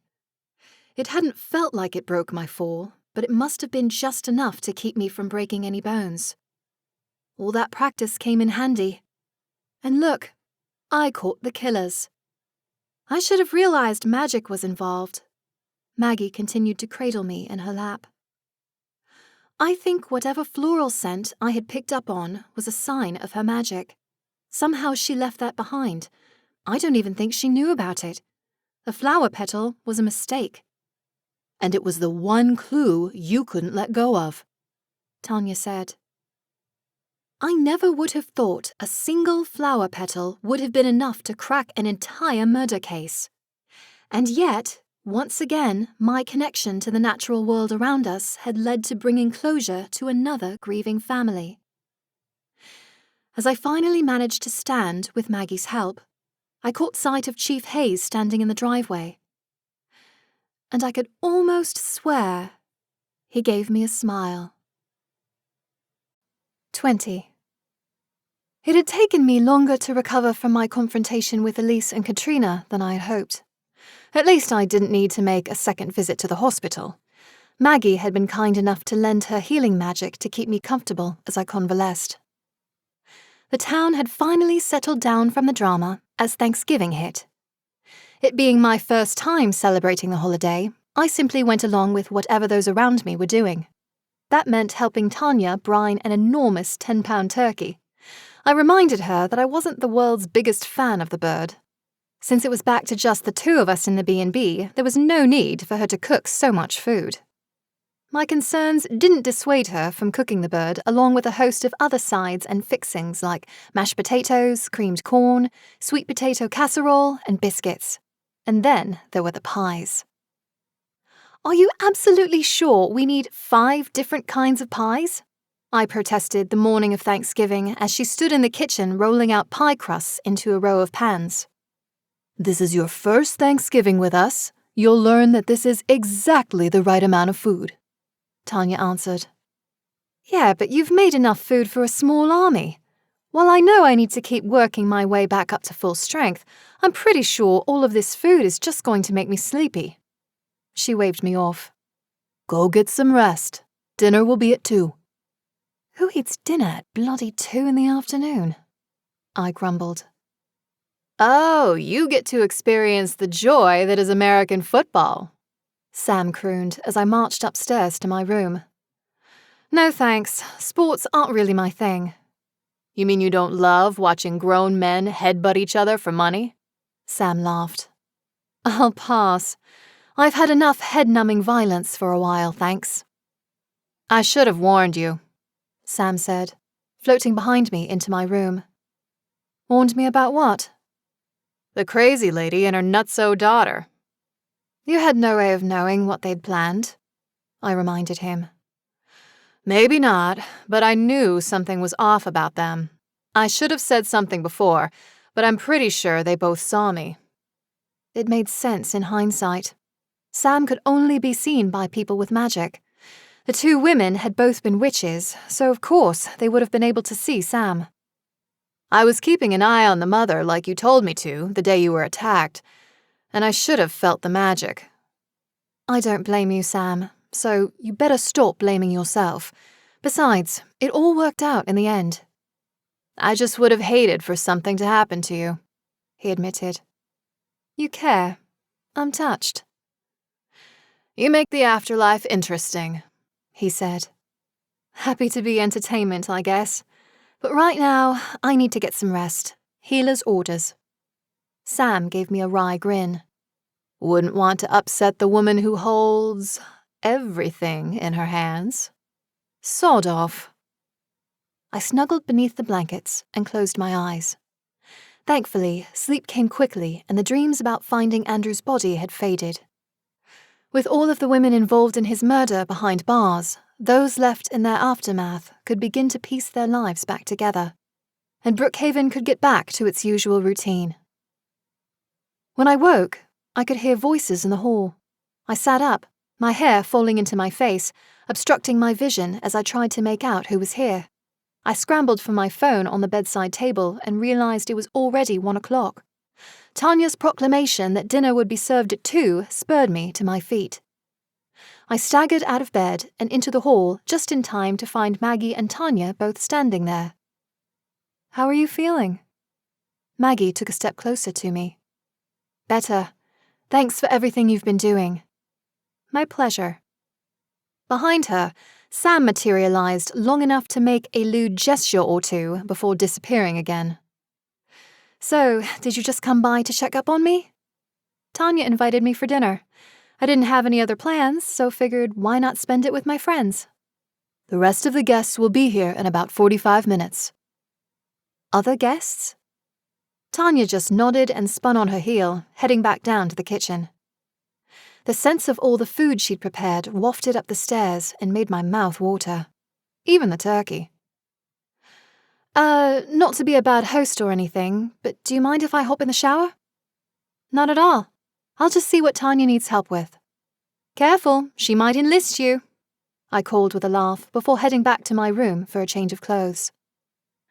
When I emerged 20 minutes later, I felt human and the most normal I'd been in days. I swept my hair into a messy knot on the top of my head as I descended the stairs. I was halfway down when I heard a knock at the door. Tanya had said our dinner companions wouldn't be arriving for another 25 minutes.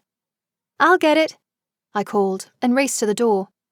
Ginny stood on the doorstep with a bottle of wine and a covered basket. What are you doing here? I felt bad turning down Tanya's invite for dinner. I've got other plans, but I thought I'd bring by some dessert and some wine. Did she invite the whole town? I blurted. No, and don't worry, she invites me every year. It's kind of a running joke at this point. She invites me, and I always say no, but bring over a little something. Well, we've got a mountain of food and enough pies to float a cruise ship, but thanks. I'm sure this is going to be brilliant. I'm glad you figured out what happened. Not sure your brother agrees. He won't admit it to anyone else, but I know he was grateful for the help. Magic makes him a little touchy, so thank you for getting the truth to come out. Well, You're welcome. Happy Thanksgiving, Darcy. Same to you, Ginny. She turned on her heel and headed down the porch steps out of view. I had just enough time to carry the basket and wine into the kitchen, presented them to Tanya, who laughed and smiled, before another knock resounded on the front door. "That should be the rest of our dinner party," Tanya called as she stirred a pot of thick gravy. I marched back through the front hall and opened the door to find Jerry and Casey standing there side by side. We all stood staring awkwardly at each other for a few moments before I regained my composure. "Hi, come on in. Here, let me take your coats." I accepted the overcoat Jerry slipped off and the knee-length coat Casey held out. She wouldn't meet my gaze as I hung their coats and followed them through the kitchen where Tanya stood, still manning the stove. Maggie had found a bottle opener and was already opening the bottle of wine from Ginny. "Can I help with something?" Jerry asked. "You're our guest, Jerry. You can help by sitting down and letting me bring you food," Tanya replied with a shooing motion. "Come on, you can help me bring in the side dishes," Maggie stage whispered. Jerry accepted the butter dish and basket of biscuits, while Maggie carried in the corn and the casserole. I followed after them with the mashed potatoes and jam for the biscuits. "We'll carve the turkey in here and bring it out for people to pick their choice of meat on that serving dish," Tanya instructed, gesturing to a large silver platter and accompanying serving fork. Casey stood there looking shell-shocked as Tanya moved around her like a ballet dancer executing languid moves. I gently put a hand on Casey's elbow, ushered her into the dining room and into an empty chair. "Wine?" I offered, but she shook her head. In short order, Tanya appeared with the turkey piled high on the serving platter and set it into the middle of the table. Even with just the 5 of us, I questioned the amount of food she'd prepared. "Thank you all for being here with us today. We may not be related by blood, but we are bound by circumstance and by friendship," Tanya said with her head bowed. "Now, please eat." Silence descended on our small group, save for the occasional clank of cutlery on dinnerware or the scraping of the bottom of a serving dish. I shouldn't have questioned Tanya's culinary estimation. By the time we'd finished the main course, there were only scraps left. "I'm too full for pie," I announced, pushing my plate away. "Don't worry, you won't be when it's time for dessert," Tanya said. She directed us to the living room where we spread out across the space. Maggie sat near Jerry, and Tanya retreated briefly to the kitchen. I heard the telltale sound of water in the sink as she rinsed dishes. I settled on the couch beside Casey. "I'm surprised to see you back in town," I said. "Jerry invited me, and I didn't have anyone else to spend the holiday with." "I'm sorry. What about your friends? Isn't Friendsgiving a thing?" "Dina went home to her parents in California, but I don't have the money to cover a flight. I spent most of it on the wedding." Tears sparkled in her eyes at the mention of her failed nuptials. "Well, I'm glad you found somewhere you felt comfortable coming for the holiday." "I almost didn't come." For the first time since arriving, she met my gaze. "But then Jerry told me you'd be here too, and I realized I had to come." "Because I was going to be here?" She nodded. "After everything that happened with Elise and her mom, I didn't get the chance to say thank you." "I didn't really do anything," I said, trying to brush off her appreciation. "You helped a complete stranger get closure, and you made me realize the darkness I'd let into my life. I owe you for that." "Please, you don't owe me anything. I was just trying to figure out what happened, and things got a tad out of hand there at the end, but everything's been set as right as it can be. If I could wave a magic wand and take it all away, I'd have done it."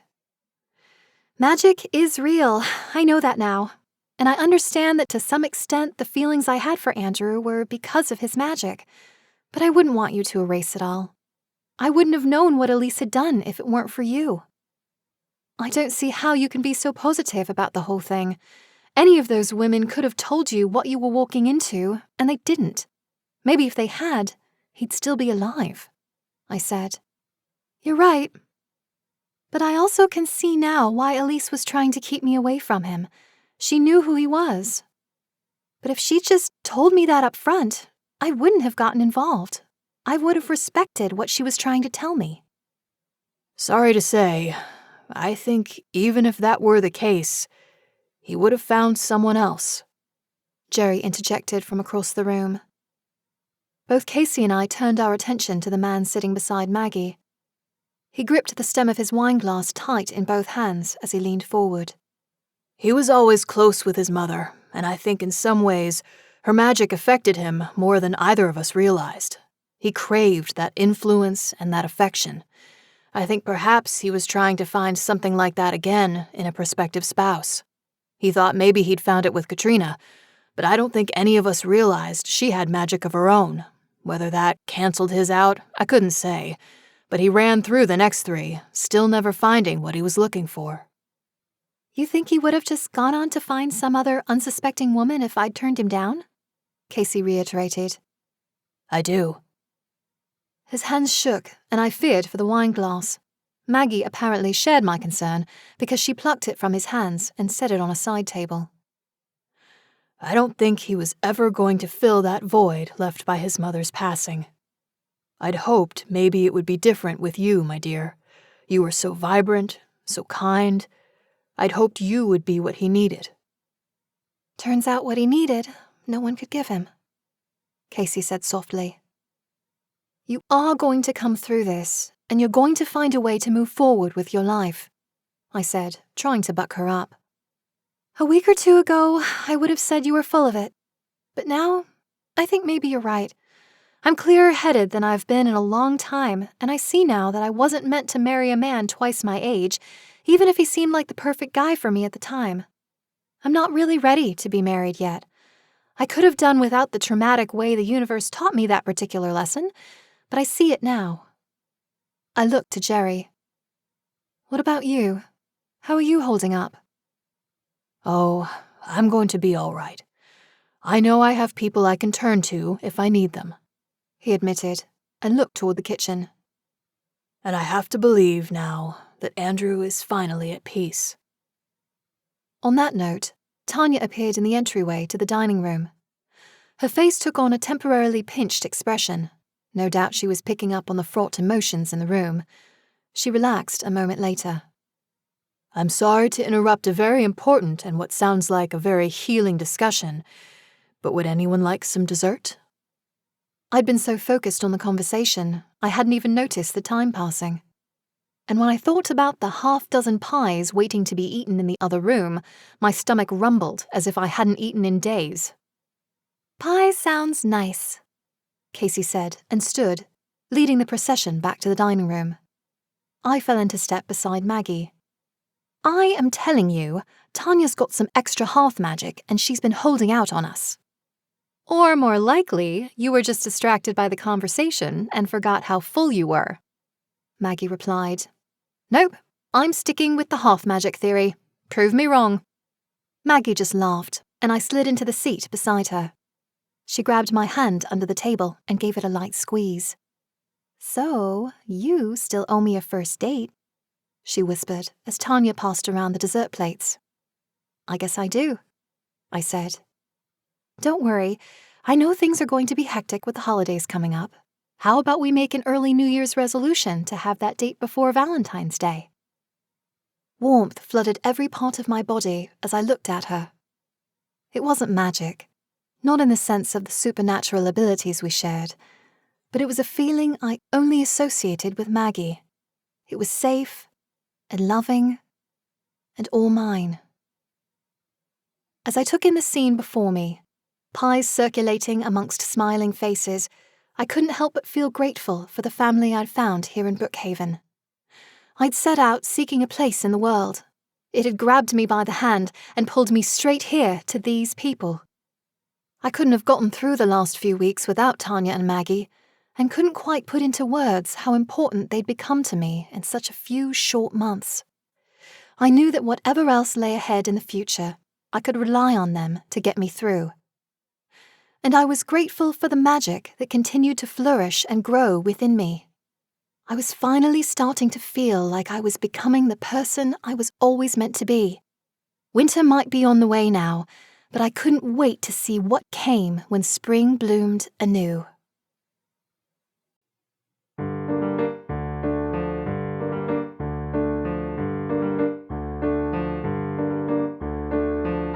This has been a Bean audio production of High Fidelity, a Brookhaven Paranormal Cozy Mystery, Book 3. Written by S.E. Biglow and performed by Bonnie Jean Betcher. Audio production copyright 2025 by S.E. Biglow. Music copyright 2025 by Bonnie Jean Betcher. All rights reserved. We hope you have enjoyed this program.